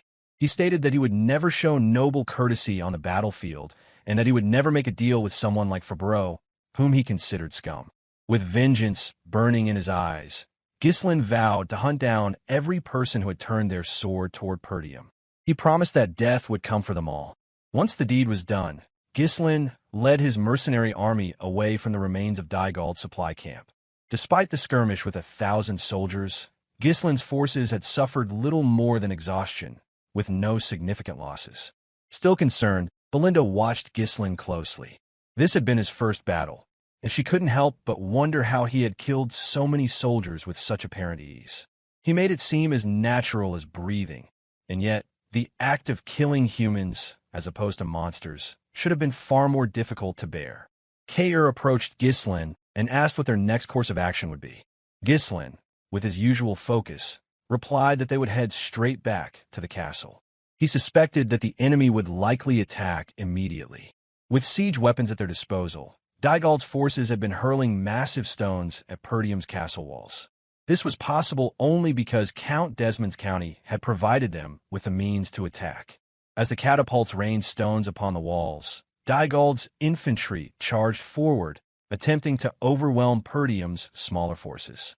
Being a tactical strategist, Ghislain issued orders swiftly for Kaor and Belinda to provide support on the left wall once they arrived, while he himself would move to the right wall. Right after, Ghislain called out to Gillion, putting him in charge of attacking Dygald's base. He explained that the assault was a surprise attack, and that he expected Gillion to face off against thousands of soldiers with a much smaller force. With that, Ghislain turned to Gillion and asked if he could handle the task. A faint smile crossed Gillion's lips as his eyes gleamed with excitement. He answered affirmatively, assuring his young lord that it would be no problem and that he would follow his orders without hesitation. In response, Ghislain smiled, the thought of his loyal mercenary pleasing him. After all, Gillion was like a sleeping lion, waiting to be awakened when the time was right. On the other hand, Kaor scoffed, expressing his dissatisfaction that the old man always seemed to get the more exciting tasks. Meanwhile, Belinda raised a more pressing concern about who would defend the gate. Ghislain gave a definitive answer, ordering them to leave the gate alone. With the strategic mind of a seasoned commander, Ghislain did not explain further. With his experience as the Mercenary King, who had once razed an entire kingdom to the ground, Will always had a plan. This left Ghislain's aides slightly confused. After all, to them, Ghislain was still a young lord who had gained fame as the northern scoundrel and was commanding an army for the first time. They had expected him to be uncertain, but his calm demeanor and strategic orders led them to wonder what he had in mind. Ghislain did not provide further explanation. Instead, he simply stated that this war would mark the beginning of a new chapter in Perdium's history. Meanwhile, Swalter, a valiant high-level knight, stood firm against the overwhelming number of enemies. His voice rang out clearly, ordering his soldiers to prepare for the incoming assault. On the opposite side of the wall, Randolph, also a high-level knight, commanded the archers to fire at the advancing enemy. Though their numbers had been reduced by the rain of arrows, Dygald's soldiers were still too numerous to be easily stopped. With ladders in hand, they began scaling the walls, their numbers overwhelming Perdium's defenses. As the Dygald forces swarmed the wall, Swalter immediately ordered his soldiers to engage in close-quarter combat. His brother Randolph closely followed behind. With the two of them leading the charge, they hoped to hold off the advancing enemy. Seeing the wall begin to crumble and his forces overwhelm it, the commander of Dygald's forces laughed manically. His joy was palpable as he thought victory was finally within his reach. He clapped his hands in delight, exclaiming how exhilarating it was. Even without dispatching their strongest knight, he was sure the battle was won. However, Victor remained focused, keeping his eyes on the battlefield. As Dygald continued issuing orders for the catapults to prepare for a second volley, Victor thought inwardly that it was finally time for the Northern Wolf to meet his end. He had hoped to face Swalter, but now, seeing the way things were unfolding, he believed he wouldn't even need to lift a finger. Inside the walls, Swalter, the Northern Wolf, faced a relentless swarm of mercenaries disguised as Dygald soldiers. With practiced ease, he blocked an incoming attack, sidestepping and swinging his sword to strike at the side of one of the mercenaries. But the enemy continued to pour in, and despite his strength and skill, Swalter, alongside Randolph, found themselves surrounded. Maintaining his composure, Randolph expressed his frustration. The walls were one thing, but at this rate, the gate would fall soon. Thus, he asked what the Lord's orders were.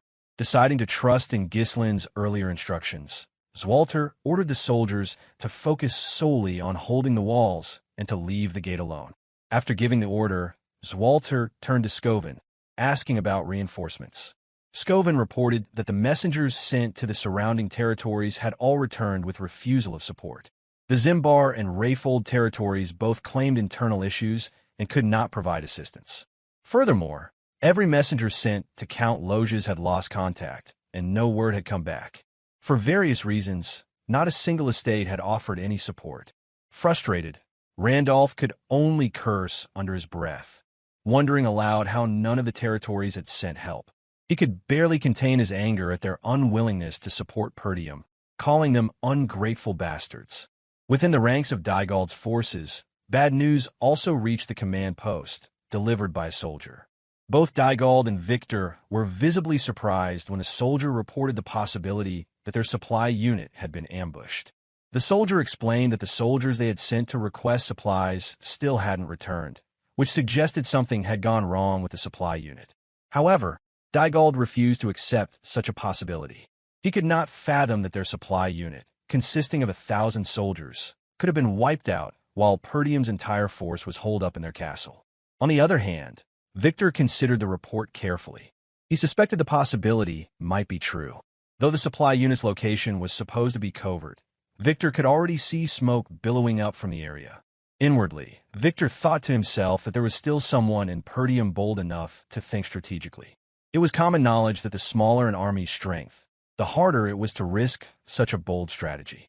His eyes gleamed with excitement as he realized how interesting the war was becoming. At this point, Dygald turned to Victor and asked what they should do. Without supplies, their siege would be cut short, especially considering that Perdium's entire army was holding up within their castle. Victor raised his hand, silencing Dygald's concerns. If they couldn't thin out Perdium's supplies, they would simply break through Perdium's walls with their sheer numbers. He was confident they did not need supplies, stating with certainty that they would take Perdium's castle by the end of the day. Dygald stammered in disbelief. If they charged relentlessly, they would undoubtedly overwhelm Perdium's forces, but the losses they would suffer would be catastrophic.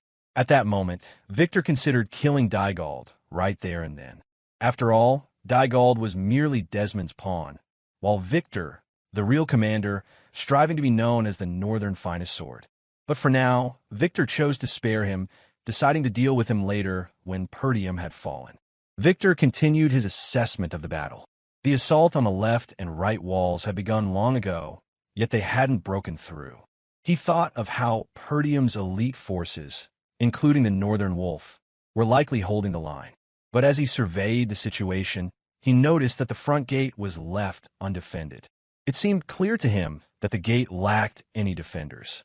With that realization, he raised his sword and ordered the rest of his army to charge forward. His voice was filled with conviction as he proclaimed that, by the end of the day, they would smash through the gate. Behind him, Desmond's forces, disguised as Dygald soldiers, advanced with their siege towers. Their sheer number dwarfed anything that Perdium could muster.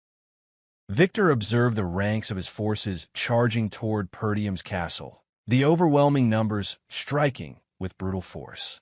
Though striving as the finest sword of the northern region, Victor still longed to achieve greater things as a commander of an army. He hoped that through these accomplishments, he could elevate his status and perhaps even earn a noble title, something to solidify his place among the greats. With this ambition in mind, he called upon one of his subordinates, Idun, before riding into battle himself. A loud thud resounded as Idun, riding his horse, drew nearer. Idun was the kind of man who took pleasure in fighting for sport, beating people for amusement to stave off boredom. But when it came to war, he was completely obedient and followed orders without hesitation. He wielded a massive, long-handled sword, a weapon so heavy that it was a clear indication of his immense physical strength. He approached Victor with military discipline, his usual chaotic demeanor vanishing entirely before his commanding officer. Victor outlined his plan to Idun. He would charge toward the castle gate himself, ordering Idun to stay at the rear and hold the formation.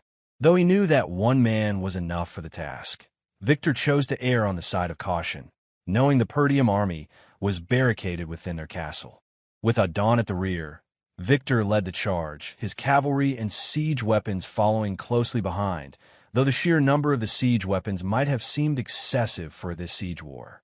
Meanwhile, Dygald's infantry scaled the castle walls with ladders. Despite their overwhelming numbers, they faced great difficulty in overtaking the defenders and opening the gate.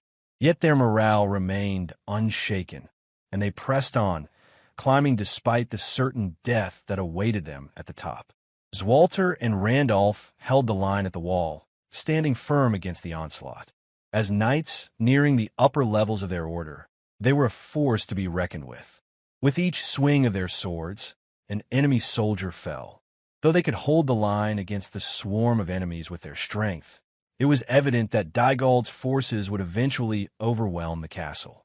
In a moment of rising tension, Scoven, an experienced knight of Perdium, suddenly called out to his lord, panic evident in his voice. Swalter quickly turned his head to see what had unsettled the knight. The sight that greeted him nearly made his blood run cold. The enemy had brought forward siege towers, enough to completely take over the walls. The towering structures, coupled with ladders, suggested that they had been carefully prepared long before Count Dygald's son had met his death. Swalter cursed under his breath, his thoughts racing. He wondered aloud how the enemy had managed to calculate the height of the walls with such precision. Struggling to maintain control, Randolph pointed out that they were already overwhelmed by the sheer number of infantry climbing the walls. With the arrival of the siege towers, he had little confidence that the castle would hold on. Swalter turned back to his soldiers, his expression grim, and asked if the catapults were ready. A soldier quickly reported that one catapult had just been set up. Though constructed hastily, there was hope that the catapults could at least reduce the number of enemies charging to the walls. Within moments, The crew adjusted the catapult's aim and fired a stone toward one of the enemy's siege towers. One soldier from Dygald cursed at the sight, calling Perdium dogs, and wondered aloud when the enemy had found time to build catapults to counter their towers. The trajectory of the stone was unmistakable. It would hit the tower and destroy it.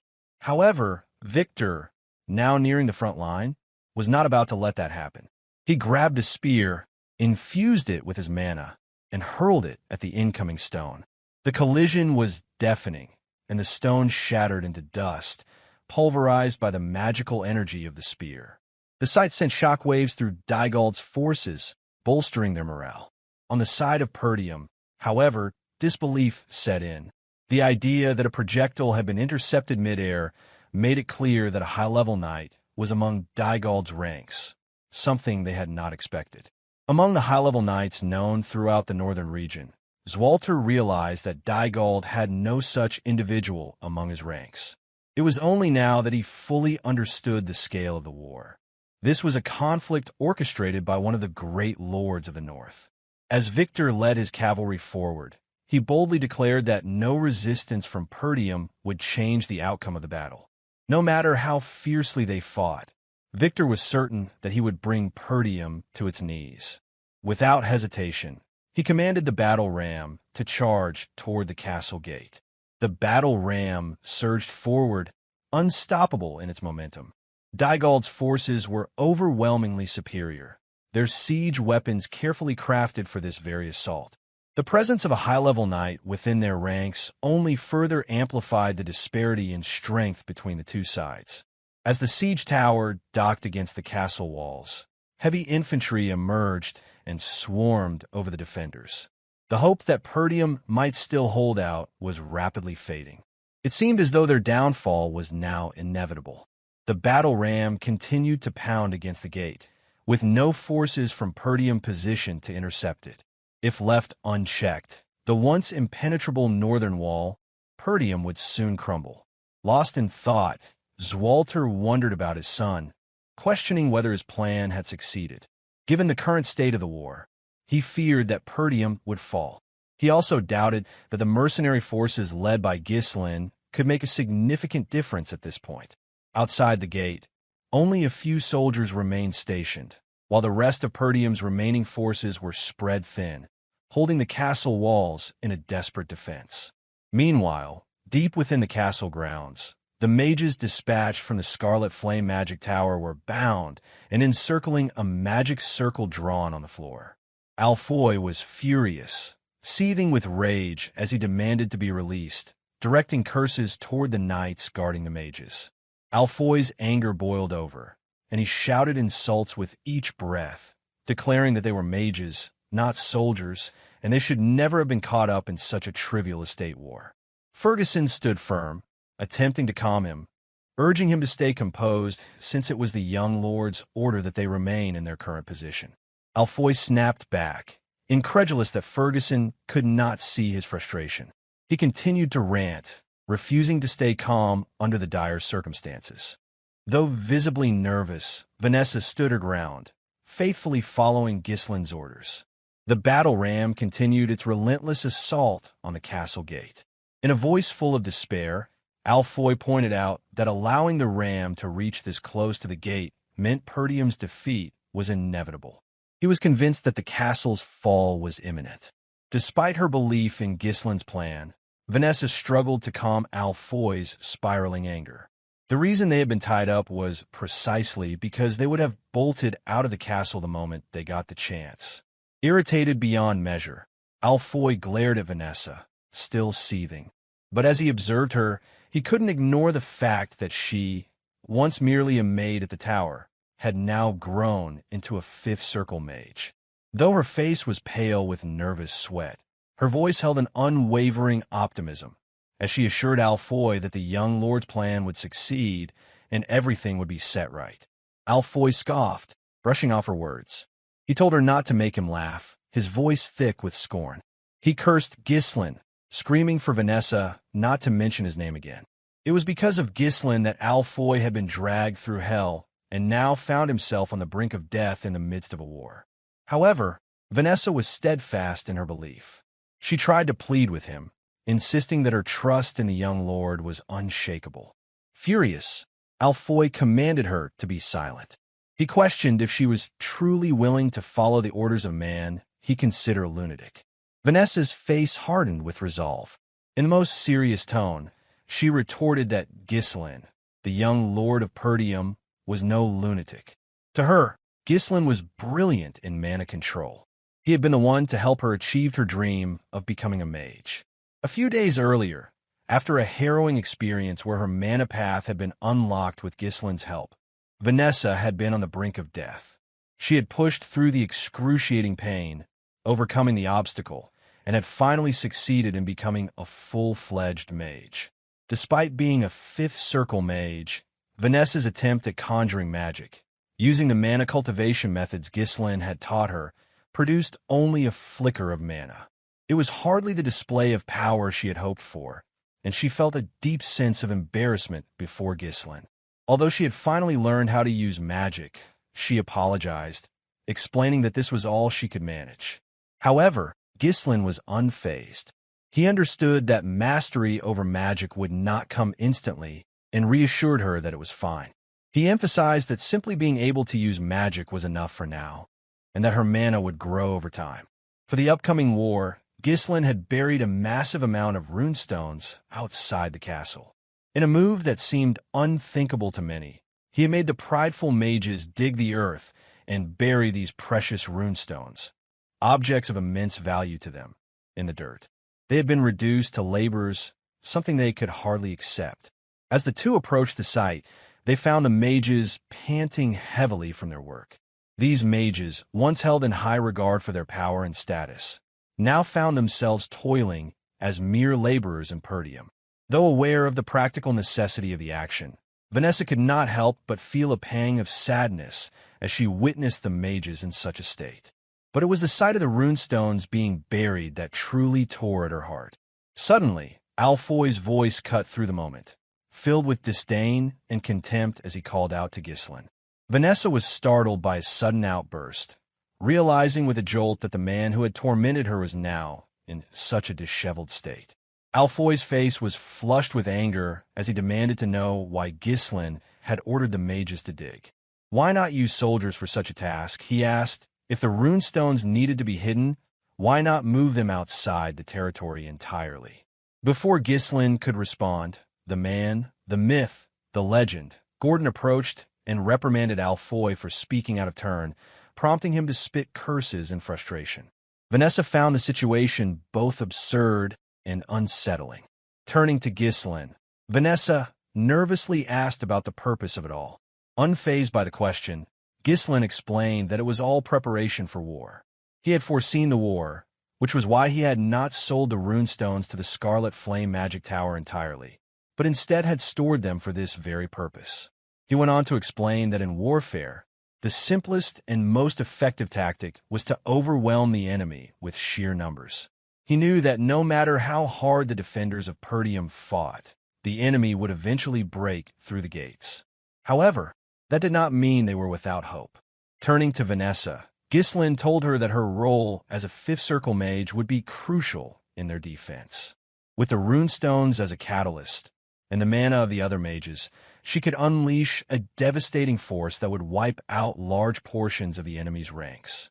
Vanessa understood what Ghislain was implying. She realized that this would mean taking many lives.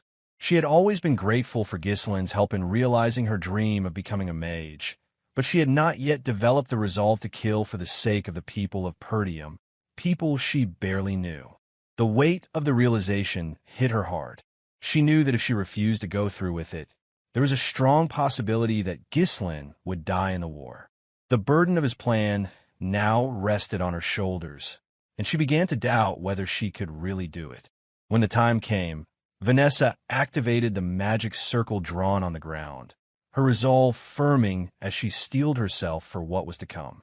With the estate on the brink of destruction, Vanessa, who had once unable to cast even a basic spell, was now performing the delicate and dangerous process of mana precision to absorb the mage's mana.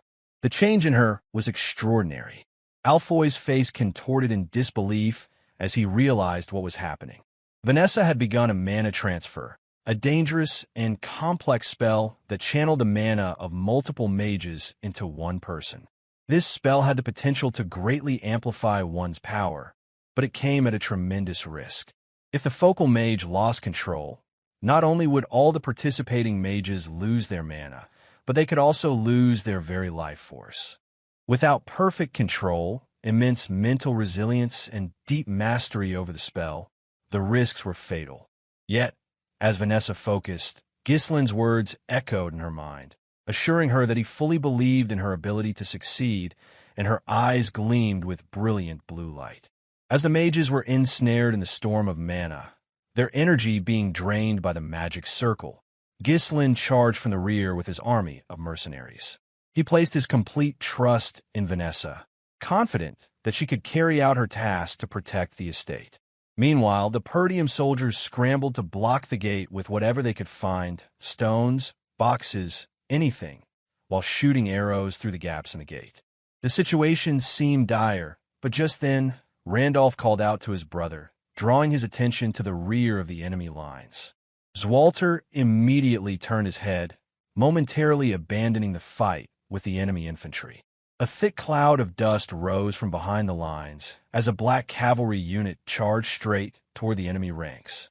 Though the unit's numbers were only in the 300s, their momentum was unstoppable. Swalter's eyes quickly identified the leader of the incoming unit. He had secretly hoped that Ghislain would take Elena and flee the estate. If Perdium were to fall, at least they could find shelter among the allied forces. But Ghislain was not one to abandon his estate, not after the despair he had experienced in his previous timeline. That was enough for a lifetime, and he would not turn his back on Perdium. The black cavalry unit moved forward with relentless momentum, and Ghislain led the charge. Their numbers were dwarfed by the enemies, but Ghislain did not hesitate. Common sense might have dictated that such a charge would be reckless, but Ghislain was not one to abandon his people. The weight of the despair from his previous life was something he could not carry again. Just then, Victor was startled as a soldier hurried to report the situation. Unknown to them, a cavalry unit had ambushed their rear from both sides. Under Kaor's lead, one side of the ambush was taken, with Belinda providing support, allowing him to rampage through the enemy ranks. The mercenaries followed closely behind, wearing ponchos made from the Dirus Ent bark, equally destructive in their charge. Meanwhile, Ghislain continued his lone charge toward the enemy's ranks. His eyes gleamed with a sharp, unyielding killing intent as he gathered his mana and released his mana cores. A perfect symphony of riding skill, swordsmanship, and mana control allowed Ghislain to tear through the battlefield. Each swing of his sword sent an enemy crashing to the ground.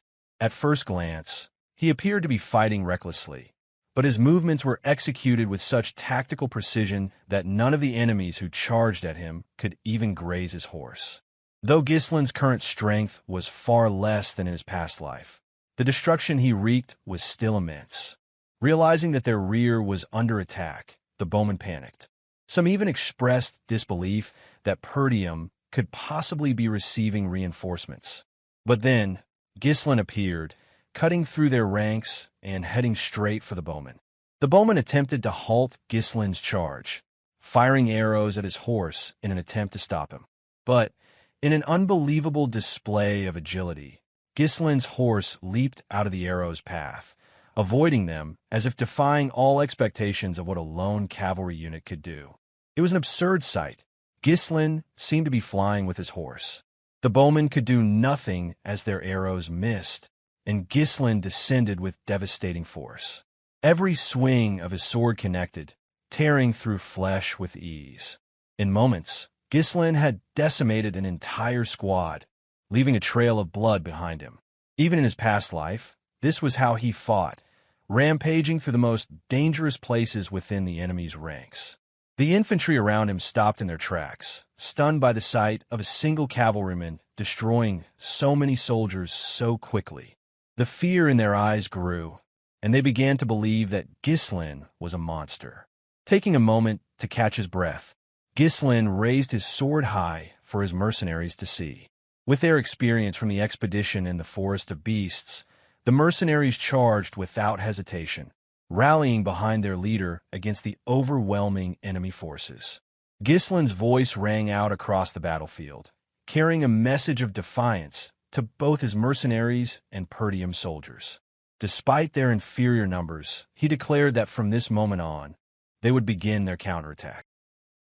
Even though their numbers were greatly inferior, the Black Cavalry under Ghislain's leadership showed neither fear nor hesitation as they thundered toward one flank of the enemy's formation.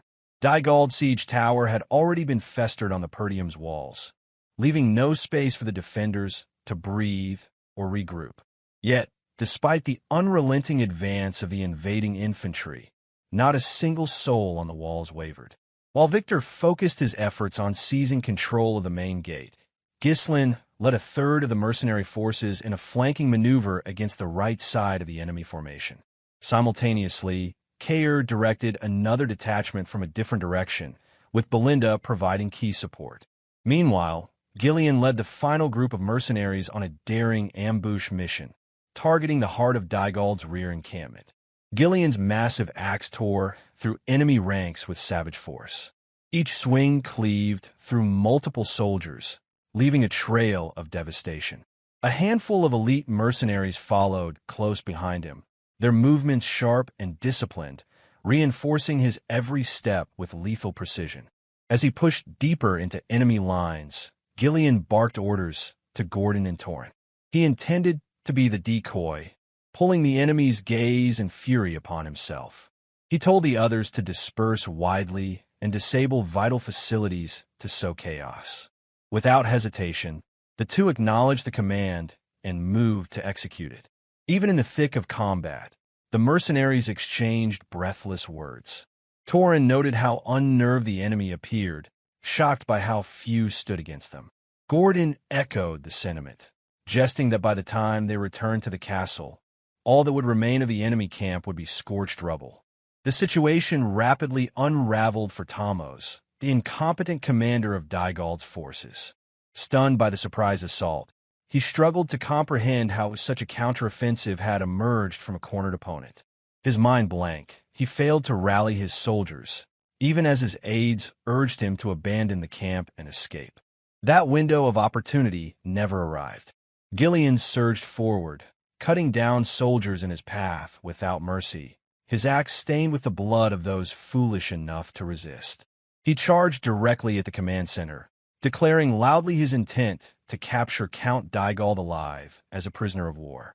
His axe pulsed with mana, glinting menacingly beneath the sunlight. Thamos knew in his gut that Gillion could not be stopped. The man charging toward him was an unstoppable force, driven by pure will and fury. Yet at the last possible moment, a glimmer of salvation flashed before him. A sword strike, fast and precise, arced toward Gillion. Instinctively, Gillion turned, catching the blow with a powerful swing of his own. The clash of weapons echoed through the battlefield as Gillion's mana-charged axe met the massive sword head-on. Sparks scattered with the force of the impact, the sound rising above the din of war. The two warriors pulled back slightly, locking eyes as they assessed one another. A knight of such caliber had not been seen in Dygald's camp until now. Morale had already been fragile with the presence of an elite warriors that can contend against Swalter and Randolph at Dygald's front line. The sudden appearance of another high-level knight at their rear only deepened the despair. This knight clearly hadn't been drawn from Dygald's own ranks. Count Dygald lacked the merit to rally such strength, being a selfish noble unfit to rule, much less lead a disciplined army. From just a single exchange of blows, Gillion realized the strength of his adversary. This was not an enemy to underestimate, not in the heart of hostile territory, where one wrong move could end everything. Seated tall upon his horse, the knight was Idun Fraso. He observed Gillion with a calm expression, commenting on the audacity of Perdium's forces to strike so deep into Dygald's camp with such a modest number. There was something almost admiring in his tone. Idun swung his sword again in a smooth, practiced motion. With a knight's honor, he asked his opponent to give his name in recognition of strength shared in combat. Gillion remained silent. His gaze never wavered. His eyes, burning with an eerie and focused killing intent, studied Idun from head to toe as he readied himself for the next clash. Gillion lifted his axe high, his entire frame pulsing with unrestrained mana. With a voice heavy with conviction, he declared himself nothing more than a nameless weapon in service to the young Lord of Perdium. His unwavering loyalty stemmed from a single, life-altering event that Ghislain had saved his daughter from the eternal punishment.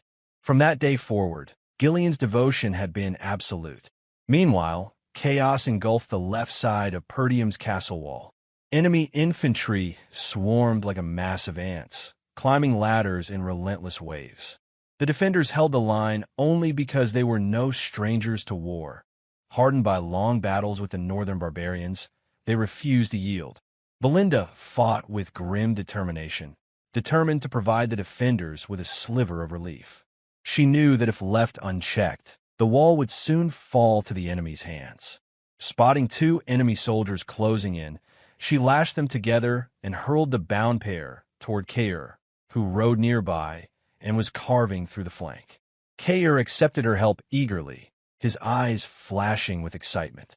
As the bound enemies tumbled through the air, he stepped forward and brought his sword down in a single, fluid motion, slicing through both with brutal precision. Blood sprayed across the battlefield, a crimson arc against the sky. Caught in the exhilaration of battle, the insecurities that once haunted him faded, replaced by the unshakable spirit of a warrior.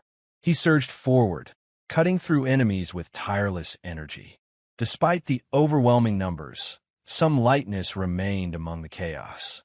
Belinda called out to Kaor, scolding him for splashing blood in her direction again. Kaor laughed it off, referring to her dismissively as a mere lady and advising her to dodge if she had time to complain. Belinda flushed red with anger at the remark, clearly offended by the condescension. On the right wall, Ghislain led a third of the black cavalry unit from the front, rending through Dygald's flank with merciless efficiency. Each swing of his sword shattered the enemy's formation. Not even the heavy infantry could withstand a single blow. In the heart of battle, he revealed the essence of a warlord. The Mercenary King fought in the most perilous position, mastering the release of his second mana core with each breath to conserve stamina. The sight of Ghislain charging alone with monstrous force shattered the enemy's morale. Even with superior numbers, no one dared to meet him head-on.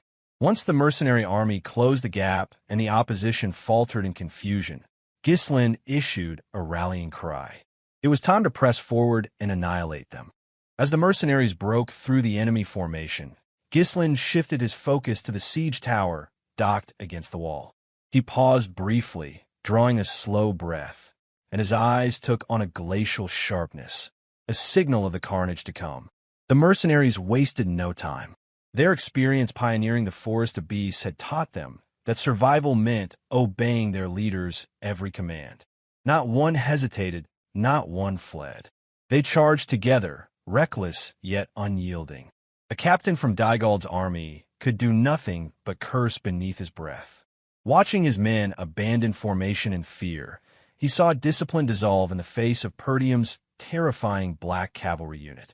Ghislain galloped toward the wall once more, a line of the spearmen held up. Even with the sight of blood, followed Ghislain's path in his solitary charge. Despite being human, Ghislain fought atop his steed with a fluidity and unity that matched any elven rider. As the enemy blockade came into view, he gave his horse a simple order, to dodge the blockade alone, and the beast obeyed with a sharp exhale. The spearmen launched their attack, spears thrusting in perfect unison.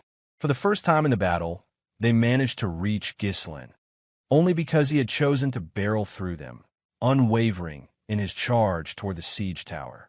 Then, without warning, Ghislain vanished from the saddle. He had leapt.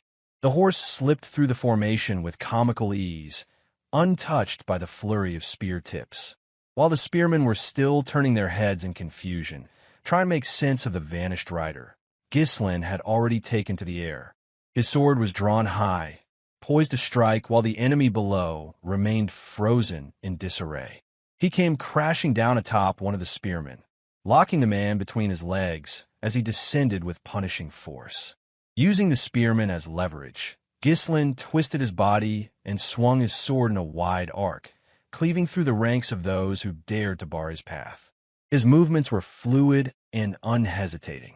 There was no room for doubt, for he understood with ruthless clarity, and hesitation would bring swift encirclement from all sides. Once the opposing spearman had been dispatched, Ghislain released the body he had used as a pivot, allowing the inertia of his spin to carry him into one final motion.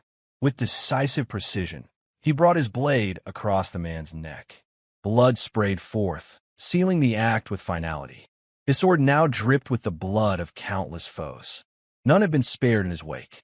The ground behind him lay desecrated, littered with limbs, broken bodies, and the carnage wrought by unrelenting force. No formation or resistance had managed to endure the overwhelming might unleashed by his fully activated second mana core. His eyes locked ahead.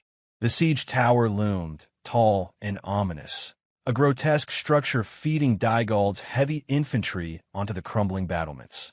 Below, a dense cluster of enemy soldiers formed a blockade between him and the towering structure. Yet, not a shred of hesitation clouded Ghislain's mind. A glint of sheer, razor-edged intent reflected in his eyes. No one standing there deserved mercy. Not a single soul among the enemy ranks would be spared. His verdict had already been rendered. Annihilation alone was acceptable. In one glance, he took in the situation. The wall's defense was in worse condition than he had anticipated. The collapse was imminent, likely to fail even before the gate could be breached. His black cavalry had pushed valiantly, breaking through where they could, but the disparity in numbers was severe. If they faltered even slightly, they would be enveloped. But surrendering momentum was not an option. Ghislain inhaled deeply, resolving himself once more. His eyes gleamed with renewed determination. He would keep pressing forward, no matter the cost. A corps captain from Dygald's forces issued an urgent command, rallying his soldiers to strike. The siege tower had reached its target.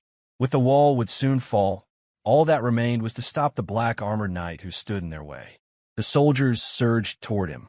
Ghislain raised his sword over his shoulder, steadying his breathing.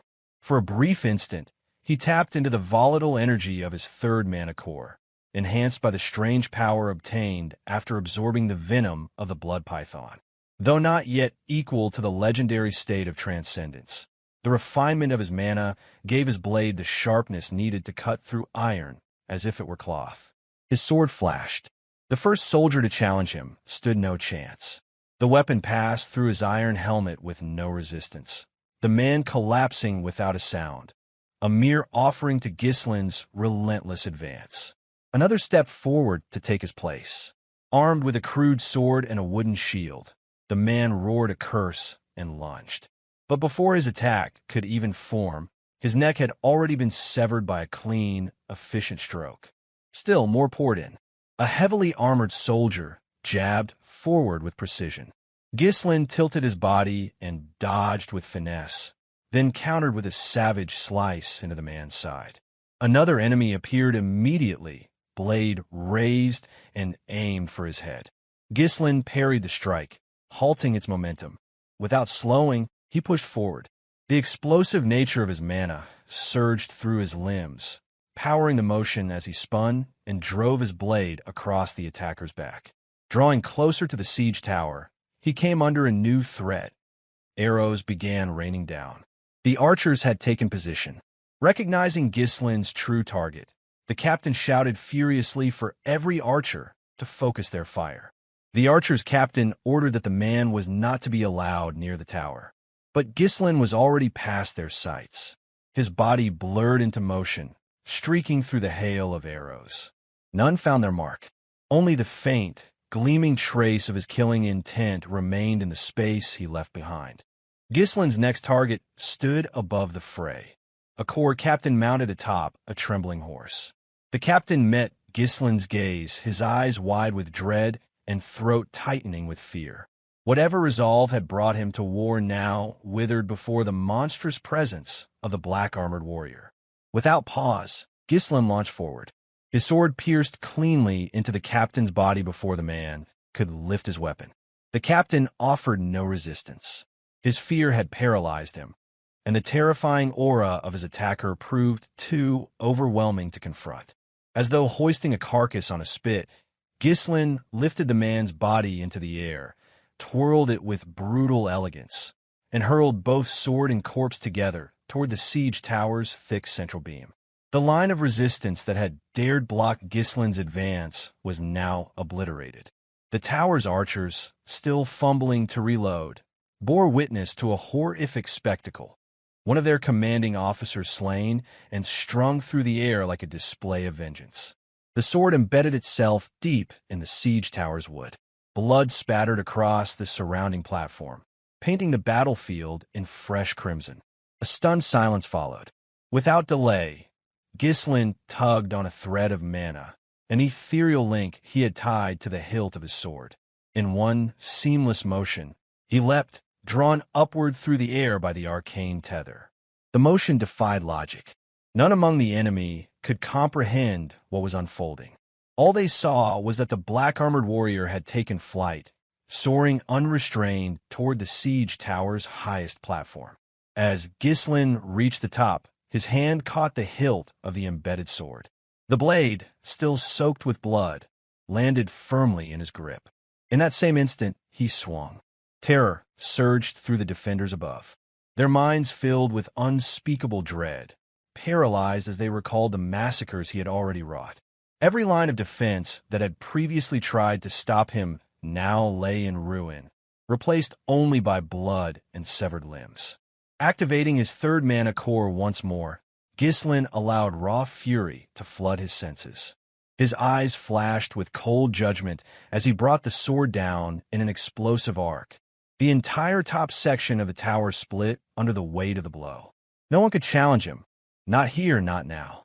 This siege tower, a key element of Victor's siege strategy and aligned perfectly with textbook military doctrine, was left almost undefended. The defenders had been stretched too thin along the walls, unable to secure every breach. Ghislain's timely assault now offered a vital reprieve to those still fighting on the ramparts. The shock spread rapidly through Dygald's ranks. The destruction of a siege tower by a lone knight in black armor had shaken even the most hardened soldiers. Yet some believed this act of defiance to be a foolish gamble. They reasoned that once the tower collapsed, its would-be invaders would swarm the lone attacker. Observing the collapse from afar, Victor remained outwardly calm. He pondered whether the warrior who destroyed the tower was the same black cavalry commander responsible for the devastating flank assault. As a plume of dust rose from the crumbling tower, Ghislain stepped away from the wreckage with steady resolve. The move he had made was bold, driven less by calculation and more by instinct. He had exploited the narrowest of weaknesses in Victor's formation. In the chaos of war, he had discerned the enemy's intent, gauged the battlefield's rhythm, and seized the fleeting moment. Victor turned to one of his soldiers and asked if the gate had finally been breached. The soldier faltered, stammering an explanation. The gate proved more fortified than they had initially assumed. Internal interference had delayed their progress, but he estimated success within 10 minutes. Victor remained silent for a breath. That delay could allow the black-armored warrior to rampage freely within their ranks. Deciding to act, Victor prepared to enter the battlefield himself. He walked forward, instructing his troops to break through the gate within 5 minutes. In the meantime, he would deal with the enemy commander personally. Before turning away, Victor shot a glare back at the soldier, his cold gaze heavy with killing intent. The message was unmistakable. Failure would be met with death at his own hand.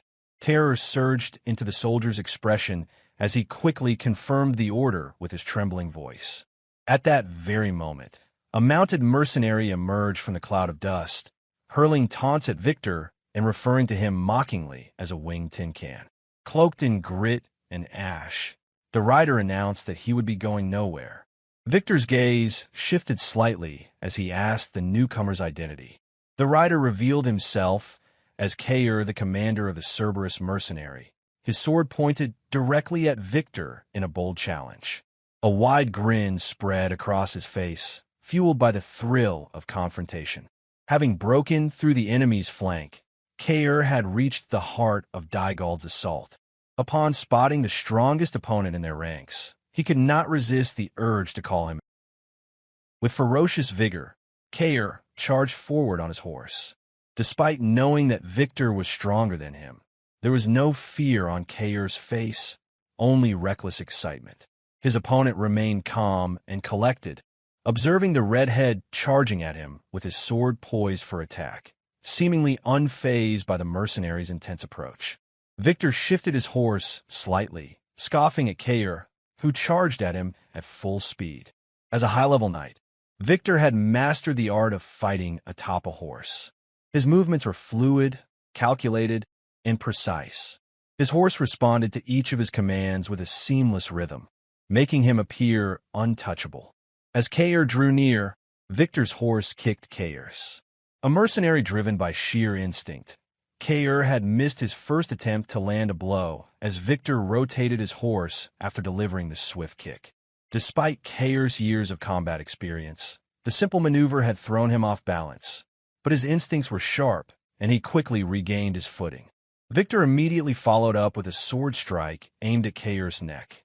Kaor noticed the sword coming. The speed of Victor's attack left no room for Kaor to defend, and the mercenary realized just how outmatched he was in this duel. With no way to defend, Kaor leapt from his horse, letting the sword strike sever the horse's neck. The steed collapsed, but Kaor's focus remained entirely on his opponent. Though he had been outplayed fighting atop a horse, his resolve remained strong, and he refused to retreat. As he descended, Kaor pulled his sword back and prepared to strike down with all his might. Meanwhile, Victor stood his ground, still atop his steed, ready to face whatever attack the redhead might throw his way with his unnerving focus. In quick succession, Kaor delivered 2 sword strikes imbued with his mana, each more powerful than the last, toward his opponent. Victor easily parried both with practiced ease, his sword moving with minimal effort, as if the redhead's attacks were no more than a nuisance. But Kaor wasn't finished. Gritting his teeth, he brought his sword down once more, this time with more powerful strike, carrying his momentum and mana. The attack was swift and filled with raw strength, but Victor raised his sword, prepared to block it casually. His demeanor was one of complete confidence, showing how little he regarded Kaor as a worthy opponent. Kaor cursed inwardly. He knew that fighting atop a horse made it harder for a knight to move, but despite his speed, his attacks were easily blocked by Victor. Kaor's strikes had no effect, and his momentum faltered with every failed attempt. Victor deflected Kaor's sword strike with ease, spinning his sword to dissipate the attack's momentum. Victor anticipated Kaor's next move, reading the mercenary's body language and movements. He swiftly pulled back his sword, preparing for a counterattack. He had seen enough of Kaor's kind to know what was coming. Pathetic mercenaries who thought they were strong, but they only swung their swords wildly, thinking that instinct alone could win them the battle. Now it was Victor's turn. With a smooth arc, he brought his sword down, swift and deadly, intending to finish the battle with a decisive blow. Before Kaor could even land on his feet, he raised his sword in a desperate attempt to defend himself. He had been briefed on his opponent's strength, but nothing could have prepared him for the overwhelming power of the high-level knight. The moment their swords collided, Kaor felt the full weight of Victor's strength behind the strike. When their swords clashed, their mana collided as well. Kaor's blade met Victor's, but it was no match for the sharpness and power of Victor's swordsmanship. The shock of the collision ran through Kaor's arm, down to his whole body, as he still not yet regained his footing. Victor's mana-imbued sword cut clean through Kaor's with uncanny sharpness. The impact left Kaor reeling, his sword strikes losing momentum the moment they were blocked. It was clear to him now that he had no way of winning this fight.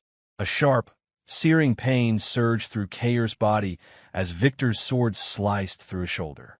The redhead's ferocity, once fierce and unrelenting, was subdued by Victor's precision and surgical movements. His body trembled as he realized that he was no match for Victor. Still atop his horse, Victor looked down at Kaor with mockery in his eyes. He couldn't help but feel a sense of superiority as he saw the redhead's resolve crumble. There was nothing easier to handle than a beast swinging wildly on instinct, and despite all his ferocity, Kaor had proven no different from the others. Kaor screeched on the ground after Victor struck and mocked him. Victor stood silently, appearing as if he were a noble knight, radiating confidence and composure, the very image of authority. Through labored breath, Kaor cursed inside his mind.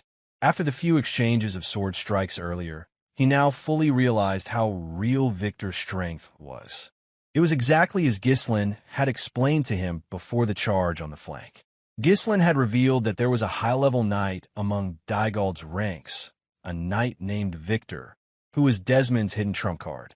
One among many, Desmon County stayed behind the shadows, targeting Perdium, had sent Victor to ensure their defeat. Kaor had asked if Victor was stronger than the Perdium young lord. Ghislain had responded curtly, stating that Victor would be the strongest opponent Kaor had ever faced, aside from Ghislain himself, who had once beaten him senseless in the Moriana recognition. Ghislain had elaborated that Victor was using Dygald's sheer numbers to force Perdium's focus onto defending the walls. Once their attention was diverted, Victor would break through the gates and launch a full assault. Ghislain had read the situation perfectly, preparing thoroughly by placing Vanessa at the castle to initiate their plan.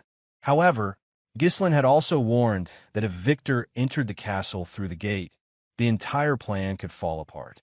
He had entrusted Kaor with the responsibility to hold Victor off until Vanessa was ready to unleash a secret concoction of destruction upon Dygald's forces.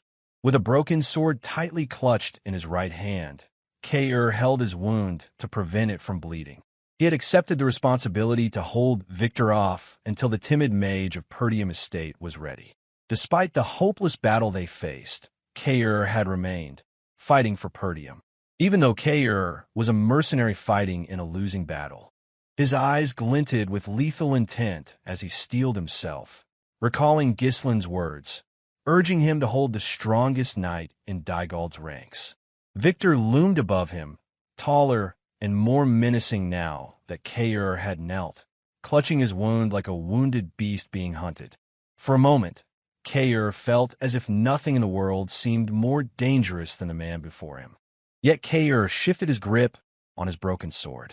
Just as the blade gleamed with mana, a laugh escaped Kaor's lips. His expression lit up with excitement, defiance burning in his eyes. He hurled an insult toward Victor, telling him to at least be beatable.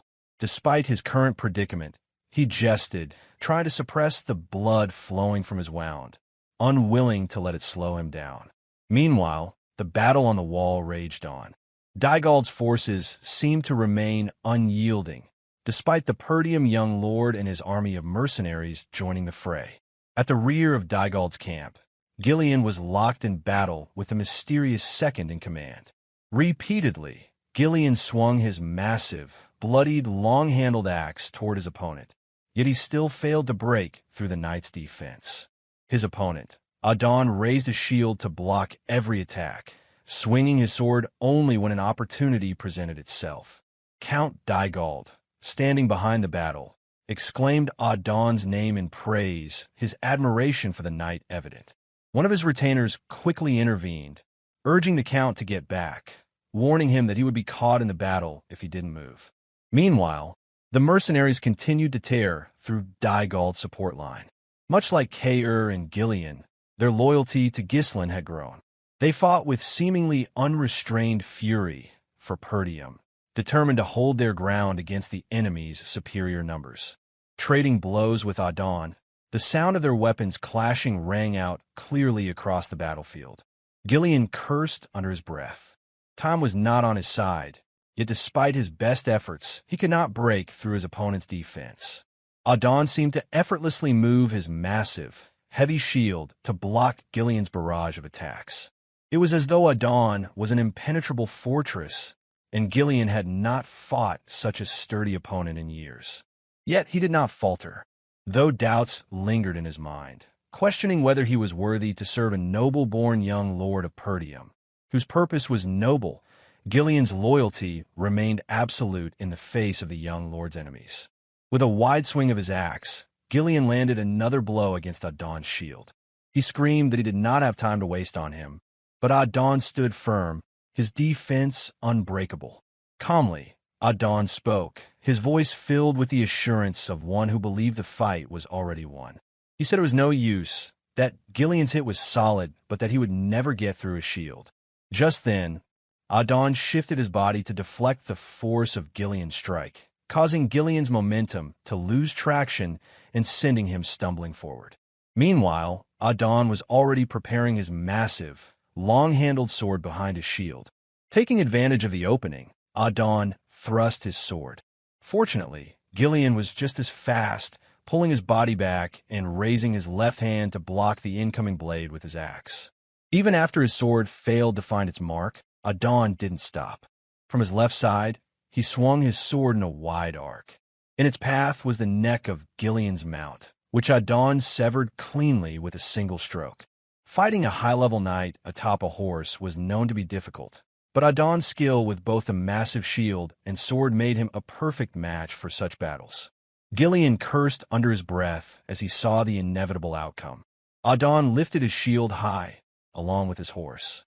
The sheer momentum of their combined weight would be devastating to Gillion, who had fallen without proper footing. Yet Gillion still raised his axe, attempting to defend. Idun's eyes glinted with a chilling, killing intent. He knew this would be the moment to break Gillion's defense. He brought his shield down with crushing force. The collision was inevitable.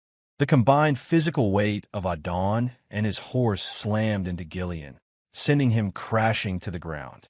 The shock tore through his body, ripping apart his senses. But Gillion held on.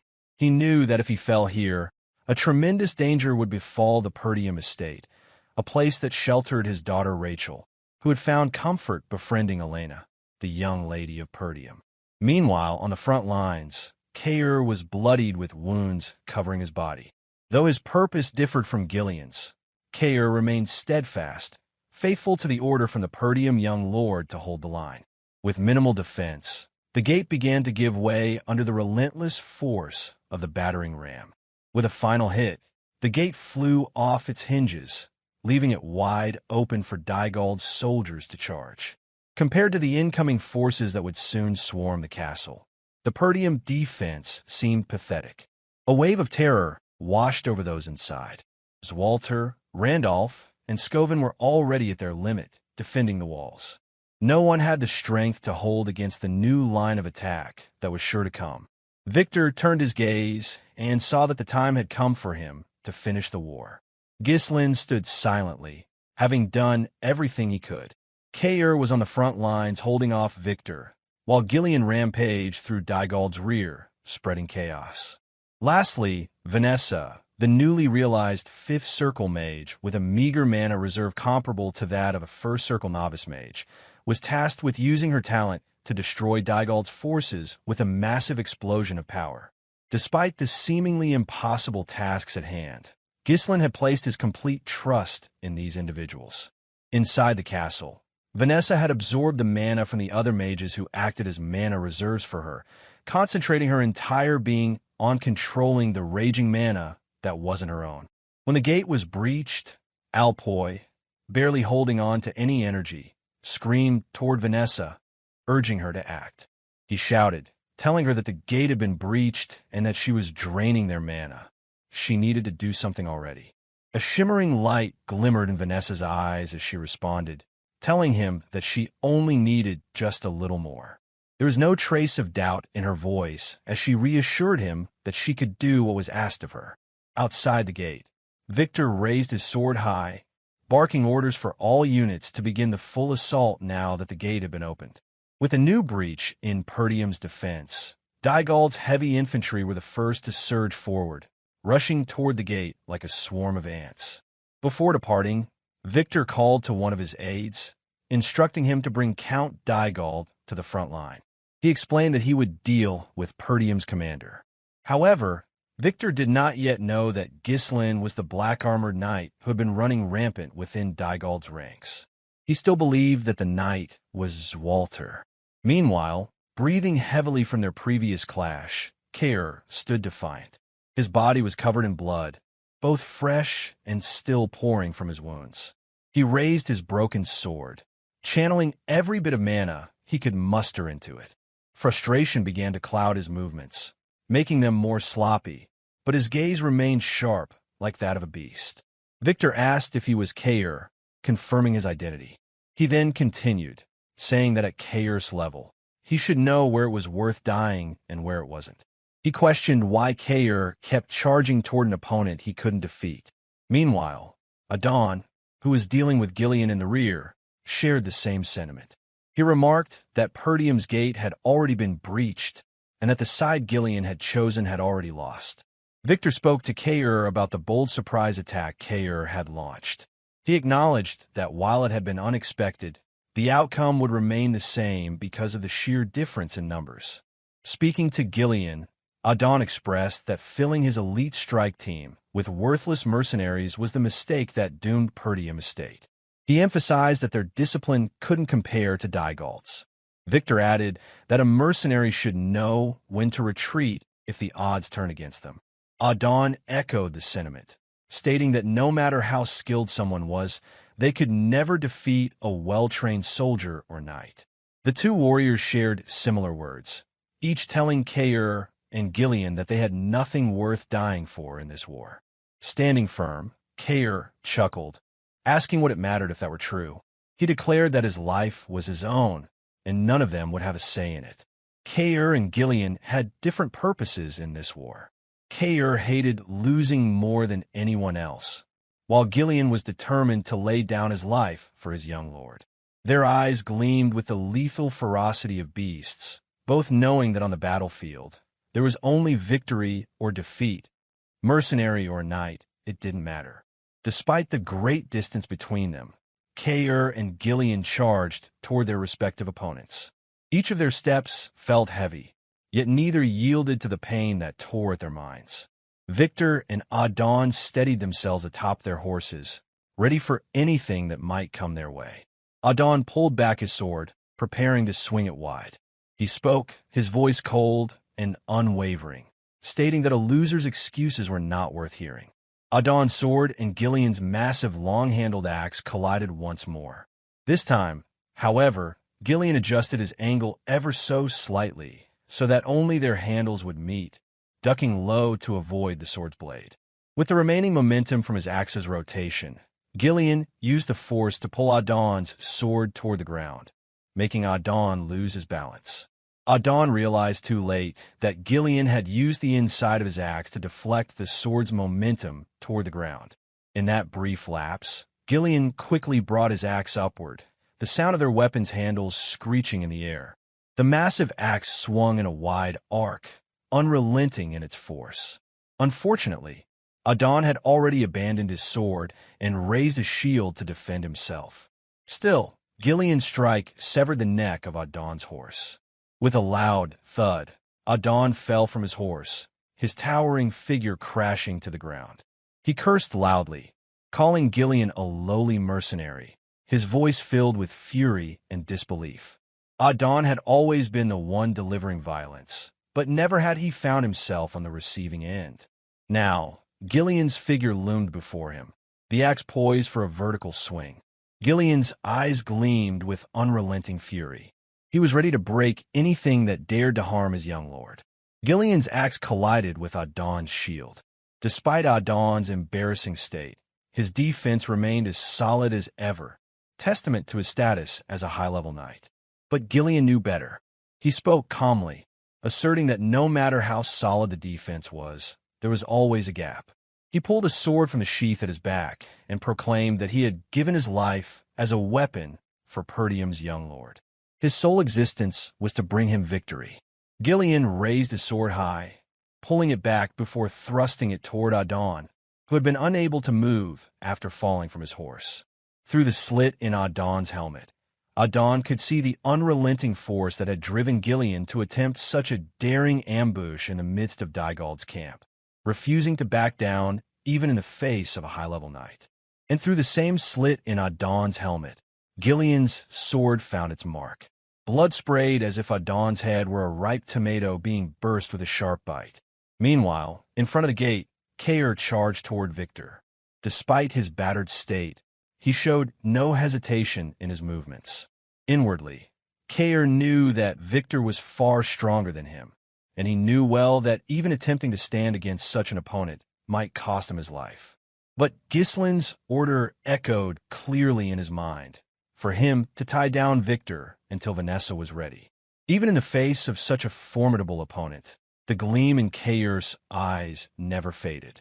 The reckless abandon in his bearing seemed never to cease. His mind focused on only one thing: to land a single strike on Victor. A sudden flash of memory resurfaced in Kaor's mind, recalling the time he had asked Ghislain to demonstrate particular moves. Despite Kaor's usual antics, Ghislain had listened intently to the question. Although awkward and embarrassed about asking for instructions, Kaor had inquired about how Ghislain managed to dodge a strike during their fight at Moriana's recognition. He was especially curious about one slick move where Ghislain had dodged and then quickly cut through the distance between them. Embarrassment showed clearly on Kaor's face, but he still managed to express his points and ask Ghislain to teach him. Glancing back slightly, Ghislain smiled at Kaor's growth in character. Before, Kaor would have defiantly spoken toward Ghislain rather than humbly asking. Turning back away, Ghislain explained that the specific movements themselves were not what mattered. He said that the first time someone fights him, they'll probably think he is just a beast who charges straight in. Because of this, they tend to underestimate him. Now on the battlefield, Kaor charged at Victor with Ghislain's word in mind. His body was bloodied, and his sword was broken, yet his spirit to land a hit never wavered. That determination drove him, an ambition to land a single strike against an opponent he could not defeat. Of course, Victor behaved exactly as Ghislain had explained. He swung his sword toward the incoming enemy while muttering about how simple the redhead was, a beast who only knew how to charge straight in. Within moments, Kaor reached Victor and launched a flurry of consecutive sword strikes. Unfortunately, Victor had seen every single one of Kaor's sword swings, deflecting, blocking, and launching his own counterattack. Right after, as if pulling every bit of strength he could muster, Kaor stepped back and spun. Using his hand like a bowstring, Kaor hurled his sword. With mana lingering on the throne blade, it tore through the air, aiming for his opponent's neck. Victor simply scoffed, thinking it was only the last desperate attempt of what a wounded beast could muster. With an upward swing of his sword, Victor deflected the sword strike with ease. Yet again, Kaor failed to land even a single hit on him. Kaor had only accumulated wounds on his body, lost his sword, and now faced total defeat. Victor spoke condescendingly, saying fools always make rash decisions when they think they have nothing to lose, without realizing it will be their last choice in life. It was just how simple it appeared to Victor. He had not yet solidified his own realm to reach the superhuman level, failing to notice his opponent's intent. The moment Victor finished speaking, he spun his blade through his side. In a single motion, he swiftly thrust it forward, intending to deliver his final blow to end the fight with the redhead. Ghislain's voice rang out in Kaor's mind, reminding him that if he could hide his true intent within his ferocity, and with it he could open a path for opportunity. The blade came straight for his head, but Kaor showed not a shred of fear on his face. His eyes remained focused, facing what his opponent thought was the last blow. At the last possible moment, Kaor shifted his head just enough, causing the sword strike to completely miss its mark by mere inches. Within that split second, Kaor grabbed hold of Victor's hand to control his own movements. Only after the sword had passed did blood spray from Kaor's temple, grazed lightly by the blade. Using Victor's own sword stance against him, Kaor moved unnaturally fast to seize his broken sword still flying through the air. Being held off by Kaor's sudden grip, Victor lost all momentum to pull back his sword, leaving no obstacle to Kaor's swift, precise movements. At that instant, Kaor brought his broken sword crashing down toward Victor. There was no time for Victor to maneuver his horse to dodge, and he knew it. That was the moment Victor realized Kaor could definitely land at least one solid hit. The broken blade tore down toward Victor's chest. Without a chance to imbue mana into it, Kaor's broken sword only grazed Victor's silver, pristine armor. Though Kaor seemed to have no intention to strike Victor directly, he was aiming for something else, which was Victor's steed. The broken sword landed perfectly on the horse's spine, blood spraying vividly from strike. Victor had no chance to block the attack since he trusted his sword completely. He could only watch in disbelief as the erratic movements of the redhead had claimed his horse. Quite literally, Kaor had knocked Victor off his high horse as it fell lifelessly to the ground, leaving Victor no choice but to leap off. Meanwhile, Kaor tumbled face first onto the earth in a comical, almost pitiful way. His breathing became labored and heavy. His body refused to move any further. After that brief but explosive strike he had launched, Kaor's strength had finally given out. Victor thought briefly about that irregular move to catch a sword midair after he had deflected it. Even in a losing battle, Kaor had laid the groundwork to turn the tide, a state only those prepared to die could reach. Victor did not immediately finish Kaor off. Instead, he praised the redhead, admitting that he wasn't just a brainless beast after all. Kaor's body still refused to stand. If Victor had wished, he could have ended Kaor's life then and there. Somehow, Victor chose to entertain the wounded beast, Kaor the redhead. Victor strode closer, raising his sword as he spoke calmly about how people sometimes surpass their limits on the edge of life and death. Unfortunately, Kaor's strike had missed its mark. Throughout the fight, Kaor's sword had broken but remained clean of Victor's blood until he stabbed the horse. Meanwhile, Victor's sword was stained crimson with Kaor's own blood. Pointing his sword, Victor asked the redhead, slumped on the ground and unable to move, if he had any last words. Kaor muttered something under his breath, barely audible to his opponent. A flicker of surprise dawned on Victor's face, even beneath his iron helmet, as Kaor clearly noticed that he had just flinched. The defiant smile on Kaor's face never faded. He felt exhilarated as he loudly declared that he had finally landed a solid hit. It was true. If only Victor had not been wearing his heavy armor, the broken sword Kaor had brought down could have embedded itself deeply into his chest. Just then, a series of throwing knives tore swiftly through the air, aimed straight toward Victor, who stood ready. Fortunately, Victor noticed them immediately as he lifted his head. It wasn't particularly threatening to him. Victor took a quick step back, skillfully dodging all the throwing knives. They landed right in front of Kaor. Had they missed, they might have struck Kaor's head instead. It was Belinda who appeared, swinging a hooked line as she maneuvered expertly above the two men on the ground. It was a rare sight, a woman clad in a maid uniform in the middle of a brutal war between two estates. Despite her fluttering clothes, her movements displayed the precision and discipline of a trained assassin. With uncanny accuracy, Belinda threw the hook, which landed squarely on Kaor's clothes. She scoffed at Victor as she moved gracefully through the air. Given the chance, she would have faced the hidden blade of Desmon County without hesitation, but saving Kaor was her immediate priority. Belinda landed firmly on her horse, darting swiftly away from the battle as she pulled Kaor toward her. Trained in deadly assassin techniques and possessing mana cultivation skills that Ghislain deemed perfect, Kaor's weight posed no challenge for her, leaving Victor alone on the field. All Victor could think about were Kaor's last words. He pondered deeply how significant it was for the redhead to land a hit on him. Kaor's last blow had stunned him, and if not for the woman's timely intervention, he might deliver the final blow. Kaor was being carried away by Belinda atop the horse. He muttered that his enemy had almost died.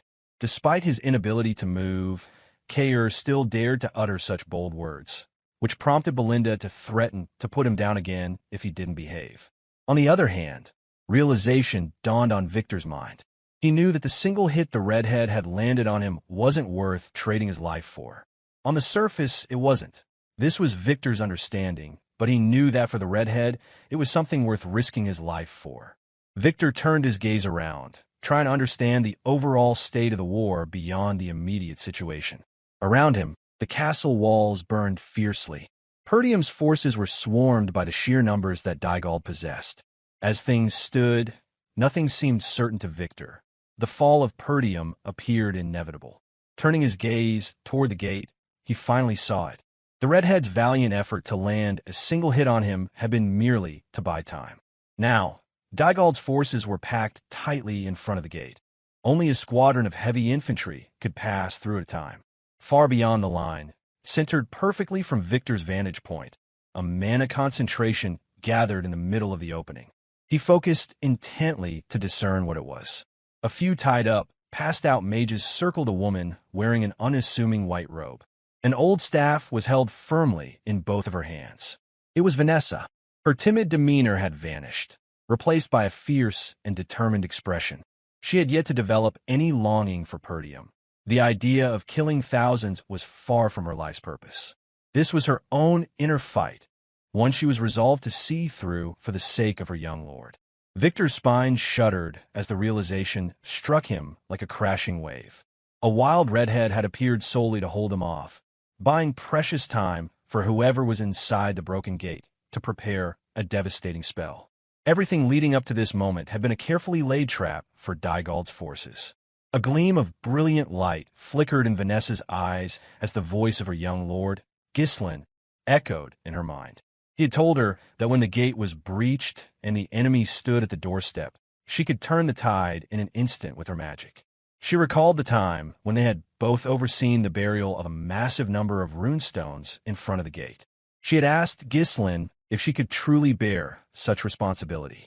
Ghislain had turned toward her with unwavering confidence and assured her she could definitely accomplish it with her abilities.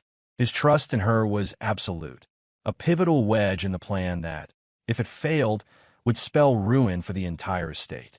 The same crushing weight of responsibility that Kaor bore to hold Victor off. Vanessa's lips moved softly, as if whispering a delicate incantation. With it came a tremendous explosion of mana, precise and exquisitely controlled by a single, once timid mage. She summoned a power far beyond human limits, defying the boundaries of the mage's circle. The immense mana swirled into glowing symbols orbiting Vanessa. In that suspended moment, every person present, ally and enemy alike, froze in place. In their eyes, the same vision unfolded. It began right at Vanessa's feet, the very place where the runestones had been buried. Between the lone mage and the advancing swarm of Dygald's forces, a crimson barrier rose, rippling like water reflecting the dying sun. Then, an overwhelming explosion of flame strike erupted. The unassuming, timid mage had unleashed the devastating spell Ghislain had concocted that only her talent could trigger. The sheer intensity of the flames engulfed every Dygald soldier daring to step within the gate's bounds. The earth trembled beneath the roaring inferno, the eruption of flame relentless and ever-growing. No one in Perdium's forces was harmed, as everything was perfectly aligned and timed for the spell to succeed. The shockwave pulsed outward first, crashing through the gate and spreading into Dygald's troops beyond. The blaze continued unabated. The runestones didn't trigger an instant combustion, but radiated power steadily after activation. The towering pillar of fire consumed siege towers and ladder carts alike, swelling larger with each passing second. Swalter stood silent. Randolph's jaw dropped in awe. Belinda steadied her steed, while Kaor summoned every ounce of strength to witness the towering flames. Gillion strode confidently toward the gate, drawing closer to observe the destruction firsthand. Ghislain gazed ahead with quiet contentment, as if awaiting this very day. Vanessa had surpassed all her limits, wielding a massive destructive spell possible only for an 8th circle mage, the cusp of human existence, a true transcendence. Dygald's forces fell into utter chaos. Those at the front could neither retreat nor advance to finish the war, despite the gate having been smashed open. Those further back fled frantically, unable to withstand the agony of being burned alive. The black cavalry unit commanded by Ghislain charged fiercely from the flank, striking straight at the broken formation of Dygald's forces. No one dared to stand and fight. The soldiers scattered, running frantically to retreat. Ghislain swung his sword relentlessly through the chaos, and the remaining Dygald forces offered no resistance. Those who survived the raging flames were swiftly cut down by Ghislain's black cavalry unit. Without pause, Ghislain barked out sharp commands to his mercenaries to encircle Dygald's forces. They were already in full retreat. The tide of the war had decisively shifted. Yet Ghislain showed no mercy, as if no one deserved any. From this moment onward, the only things daring enough to challenge Ghislain and come out unscathed were a cat and its owner. Dygald soldiers emerging from the engulfing flames had no moment to catch their breath before being met by the long, relentless line of black cavalry unit charging toward their necks. Every one of them had entered hoping to earn recognition for their service, only to now run desperately for their lives. Victor's breath came in ragged gasps. The oppressive heat was nearly unbearable. Fortunately for him, his bearing as a high-level knight allowed him to shield himself somewhat from the flames.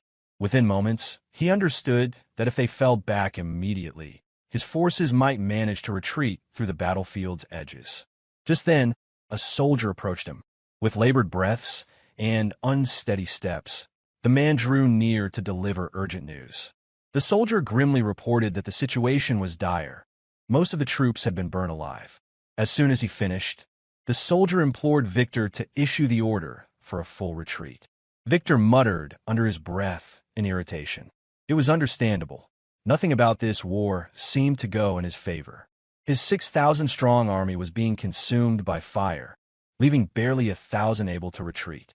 On the other hand, though Perdium's forces were exhausted, they remained intact. From Desmond's perspective, this war had been meticulously planned over years of silent preparation. Victor had blocked every path to ensure Perdium's downfall. Yet one after another, unseen variables emerged to thwart his plans. There was Perdium's black cavalry unit, the formidable leader of the Cerberus mercenary mad dog. There was even a high-tier mage who had burned thousands with a single devastating spell.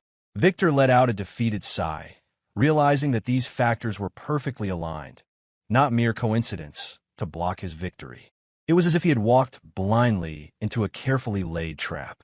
Supporting himself on his sword, Victor resolved on his next course of action. He strode off purposefully, ordering all soldiers to fall back and retreat for the time being. He explained that this area was not near the forest. Once they escaped the flames, they could regroup safely at the base. Victor expressed his deep frustration with the situation. He knew the conquest of Perdium would take far longer than he had planned, but given the current circumstances, it was unavoidable. With that, he ordered his soldiers to contact Idun immediately. Then he finally noticed someone approaching. Turning to see who it was, his eyes widened in disbelief, visible through the narrow slit of his helmet. Someone had come from Dygald's camp at the very rear of the formation, carrying Idun's severed head in hand. The gruesome sight of Idun's helmet, drenched in blood, added a further layer of devastation to Dygald's forces. It was Gillion. He strode steadily toward Victor, his long-handled massive axe slumped over his shoulder, just as bloodied as the helmet that bore the fallen Valiant knight's severed head. With steady resolve, Gillion stood firmly before the high-level knight and calmly asked whether he was the commander of Dygald's army. Victor's breath caught in his throat, his gaze fixed unblinkingly on Idun's severed head. The fact that someone capable of slaying a knight as strong and loyal as Idun had appeared weighed heavily on him. Perdium's hidden forces, previously unreported and unknown, were deeply bewildering. Without hesitation, Gillion released Idun's head, letting it drop to the ground with a final thud. Then he raised his massive axe and pointed it directly at Victor, issuing a cold challenge. His army and main camp were utterly destroyed, and he should surrender immediately. Whether this was another trap was unclear to Victor. The undeniable truth was that his forces continued to dwindle by the second. It was equally baffling how a mage could sustain such a massive, raging fire for so long, yet the barrier of flame still burned fiercely without faltering. For Victor, the war was over, at least in his role as commander. He let out a bitter, maniacal laugh, the sound echoing across the battlefield. In the next moment, he unleashed his mana outward, fully shielding himself from the scorching heat of the flames as he prepared to stand his ground on the battlefield as a true warrior. Gillion remained unfazed, standing fearless and unyielding. The presence of a high-level knight before him held no tangible meaning for the old man who was prepared to die. Victor steadied his breathing and took his stance, proclaiming loudly that Gillion should not make him laugh. Through his defiant words, Victor conveyed that the war might not end as expected. He declared with fierce conviction that he would slit the throats of all in Perdium himself and be done with it. With his breathing now steady and controlled, Victor proclaimed that his war was only just beginning. As a commander, it was his sacred duty to lead and command his forces. This was what was demanded of him to gain the experience required of a commanding officer. Now that his army was gone, only one choice remained: to stand alone as a lone knight in this brutal war. He was prepared to give everything he had, either to die at Perdium's hands or to push beyond his limits, manifesting his realm and transcending the boundaries of humanity to become a true transcendence. With Dygald's forces consumed in a wall of flames, Swalter capitalized on the surge in Perdium's momentum. Amid the chaos, his voice cut through the air, commanding all units to fire their bolts at the fleeing enemy with no mercy. Protected beneath the reinforced inner hides of the Dirus Ent, the black cavalry units surged forward. They rampaged with brutal precision, cutting down any soldier who dared to raise a blade against Perdium. Their advance was unstoppable, fueled by righteous fury and armored resilience. From deep within the battlefield, Ghislain issued the same ruthless command. His voice echoed across the war-torn ground as he declared that not a single Dygald soldier was to be left breathing. His words carried the same lethal resolve that defined his charge. An awe-inspiring phenomenon unfolded as the battlefield was completely engulfed by flames. No one had ever seen such a spectacle. The inferno blocked any attempt at retreat or regrouping. Within its fiery boundaries, Dygald's forces were helpless. They crumbled before the unrelenting assault of the black cavalry, who moved with disciplined ferocity and full protection from the intense heat. As the battle raged, Belinda emerged from the haze of war, bringing Kaor. His body barely held together, Kaor laid as if lifelessly. She called out to her young lord as she approached. Ghislain halted his charge, both to steady his breath and to hear what Belinda had to report. To his surprise, there was no tactical update or urgent warning. Belinda was simply checking on him. Her concern centered entirely on whether Ghislain had been injured. He assured her with calm composure that not even a scratch had touched him. In turn, he inquired about their well-being. Being irreverent even in the thick of battle, Belinda found humor in the carnage. She directed a sarcastic glance at Kaor, nudging him with her eyes to respond. Kaor, drenched in blood and barely able to sit upright, he raised a trembling thumbs up. It was a modest gesture, signaling that he was still alive, though only just barely. Ghislain looked at him briefly and chuckled. The sharpness in his eyes remained, but his expression softened slightly. The ridiculous resilience of his subordinates brought him a momentary sense of peace. Belinda kept up her sarcastic tone, remarking that had their plan been delayed even a little, the outcome would have been a catastrophe. She remembered how crazy Ghislain's strategy had seemed when he first explained it. He responded with quiet assurance, simply glad that the plan had succeeded. She quickly added that she never wanted to do anything like that again. The expense had been astronomical. The cost of burning through such a vast stockpile of runestones still weighed heavily on her conscience. Nevertheless, she conceded that the strategy had turned the tide of battle. With a half-hearted grin, she suggested Ghislain give some credit to Vanessa for devising the plan. Ghislain didn't dwell on it any longer, as he already planning to do so. Instead, his thoughts shifted. He asked about Gillion, curious why he had not returned. Gillion had been tasked with raising Dygald's main camp, and there had been no indication that he had failed. Logically, Ghislain assumed Gillion had found another target to engage after fulfilling his initial orders. Belinda looked alarmed. She had no answer, but ultimately reached the same conclusion. Ghislain didn't wait for confirmation. Trusting his instincts, he turned his steed sharply, lowered his helmet visor, and rode off toward the gate. Since Kaor was with Belinda and no one had eyes on Victor, it was clear who might still be out there. He left Kaor in her care without hesitation. Meanwhile, at the gate, Victor charged like a man possessed. His eyes gleamed with lethal intent, unshakable in his resolve. He had vowed to cut down every last foe himself, and in Gillion, he had found a worthy adversary. As he closed in, Victor spun his sword in a broad arc. Still standing tall despite having slain Idun in the rear lines, Gillion braced himself. He raised his axe's long handle just in time to intercept the powerful swing. But Victor was not finished. His footwork turned into a graceful but deadly rotation. He spun again, momentum surging through his entire frame, and brought the sword crashing down once more. The follow-up was flawless, each movement flowing with practice speed. Gillion had no time to retaliate. He could only raise his axe again, absorbing the devastating force that rattled through his limbs. Shock registered in Gillion's eyes. Victor's strength was far greater than he initially expected. Every blow carried the weight of accumulated force, each one striking with increasing pressure. It wasn't merely strength, it was a lethal rhythm. Victor didn't pause. He unleashed a storm of attacks, forcing Gillion into a retreat. Though both were seasoned warriors, Victor's precision was surgical.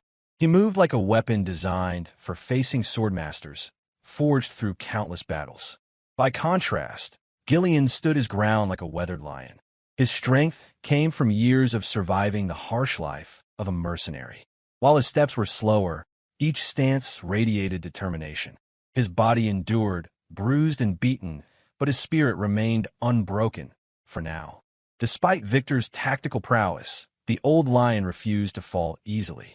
In the midst of the clash, Gillion managed a brief moment to rally. With renewed resolve, he unleashed a powerful counterattack, swinging his massive axe from behind as Victor charged into its range. The strike was aimed directly at the neck of the oncoming enemy. However, Victor reacted with inhuman reflexes. Launching himself into the air, he evaded the deadly swing completely. As he soared, his body spun in tandem with his sword, building momentum in perfect harmony between man and blade. Even before touching the ground, Victor had already positioned his blade for a decisive upward slash. His eyes burned with lethal intent, betraying no hesitation or fear. Upon landing, the swing came with deadly force. Battered but vigilant, Gillion managed to twist his body just enough.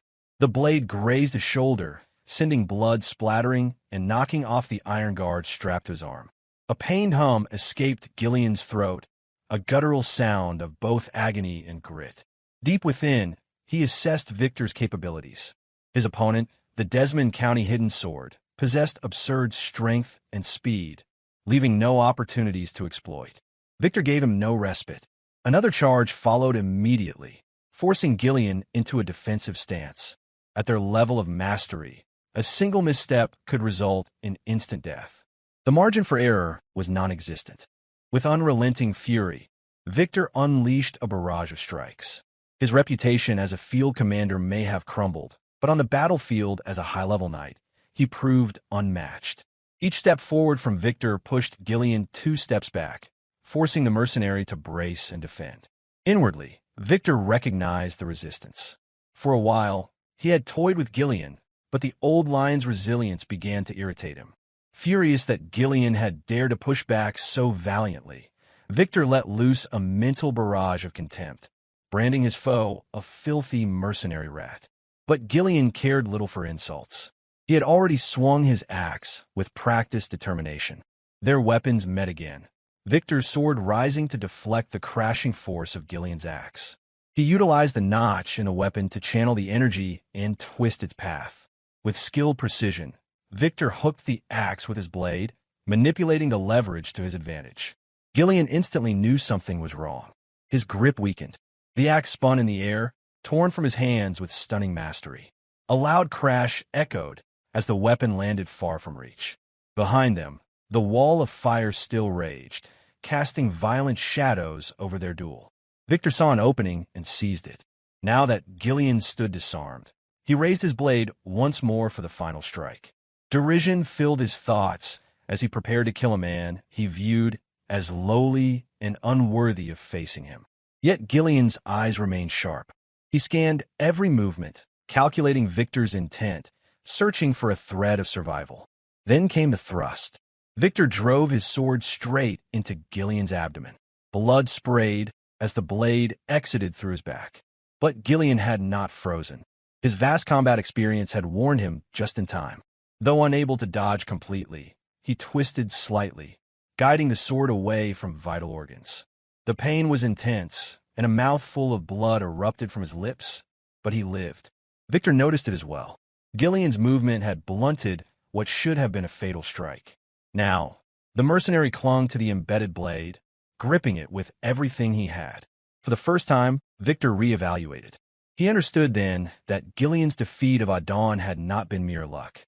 Idun had been formidable, yet this man endured both that battle and the current one. It was reckless, perhaps even foolish, but it earned Victor's respect. In his final assessment, Victor acknowledged that Idun, of all people, would not have regretted falling to someone like Gillion. With the decision made, Victor chose not to retract the blade, but to drive it deeper.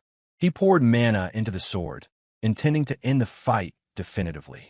The command in his mind was absolute. He would make the old lion die here and now. But before the act could be completed, his instincts screamed in warning. Something was hurtling toward him with overwhelming force. A sword, imbued with a dense concentration of mana, tore through the air. Its trajectory was precise. It was aimed straight at Victor's head. Victor immediately abandoned his intention to finish off Gillion. Instead, he gathered every ounce of physical strength, kicked Gillion away from him, and propelled himself backward, tearing his sword free from Gillion's desperate grip in the same motion. As his feet touched solid ground, Victor's head jerked toward the direction the sudden attack had come from. His thoughts raced. The very notion that someone within Perdium's ranks possessed the power of a high-level knight felt utterly impossible, completely outside any intelligence he had received. Measured and unwavering, Ghislain advanced across the battlefield, heading toward the two warriors locked in their fading duel. Gillion now lay sprawled across the ground, drained of all strength, unable to mount any further resistance. Ghislain's arrival had, in that instant, spared the old mercenary from certain death. Victor drew in a sharp breath, shocked beyond words. He could not, for the life of him, identify the man who approached. This figure, commanding, armored, and confident, had never once appeared in the countless reports passed down from spies embedded within Perdium's forces.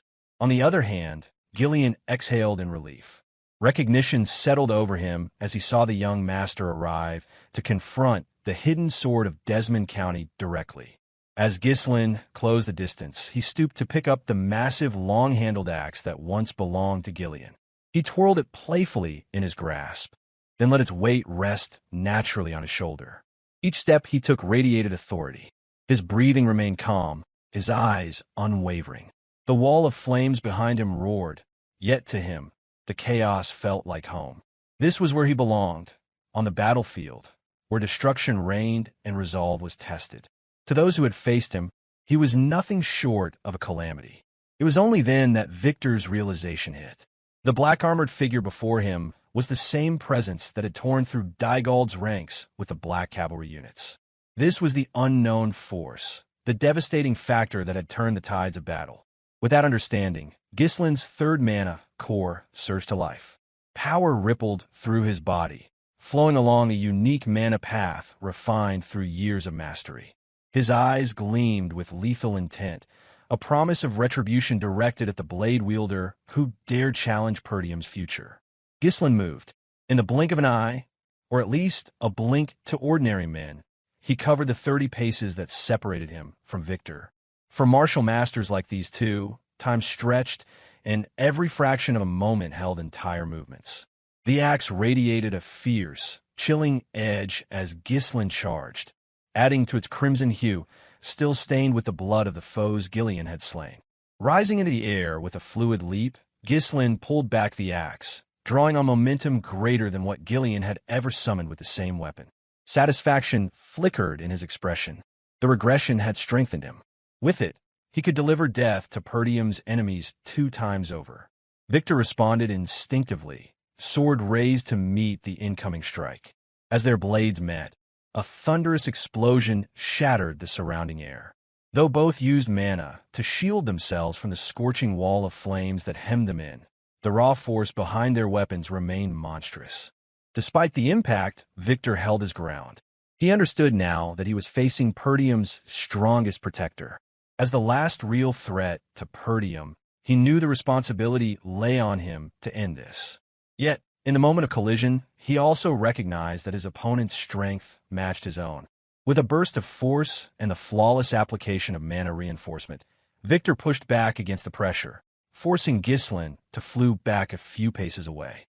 Without hesitation, both men resumed the clash. Their weapons moved in harmony, Ghislain's axe and Victor's sword, both primed for follow-up strikes. Blades collided again, ringing out in sharp clarity across the chaotic field. The duel was evenly matched, Ghislain's unpredictable, almost feral motion against Victor's composed, precise sword technique. They spun in tandem, each circling their weapons in arcs that carried significant weight and intent. Their blades met midair once more, sending another metallic crack echoing across the field. But this time, Ghislain pressed harder. Letting the axe's weight and momentum flow naturally, he infused a fresh surge of mana into it, preparing for a more devastating blow to follow. Victor did not meet the blow head-on and instead resorted to evasive maneuvers, launching himself high into the air to dodge the oncoming strike. As he descended, he raised his sword overhead, aiming to channel the force of gravity into a crushing downward attack. Calm and unwavering, Ghislain required little effort to neutralize such a move. He simply raised the handle of his axe, bracing it like a reinforced pole. The oppressive heat radiating from the surrounding flames became background noise, insignificant compared to the metallic thunder of their weapons clashing once more. Despite the power behind Victor's blow, Ghislain held firm, unfazed by the strength of his formidable opponent. With the axe handle positioned like a staff, Victor's sword locked against Ghislain's right flank. Seizing the opportunity, Ghislain leapt sideways, leaving Victor no room to retrieve his blade. Then, using precise timing and athletic finesse, Ghislain drove his knee upward to hook around Victor's neck. The maneuver caught Victor off guard. As Ghislain rotated his body midair, Victor's head trapped between his legs. The momentum carried them into a spiraling descent. This unorthodox move left Victor helpless, unable to counter the unfamiliar technique.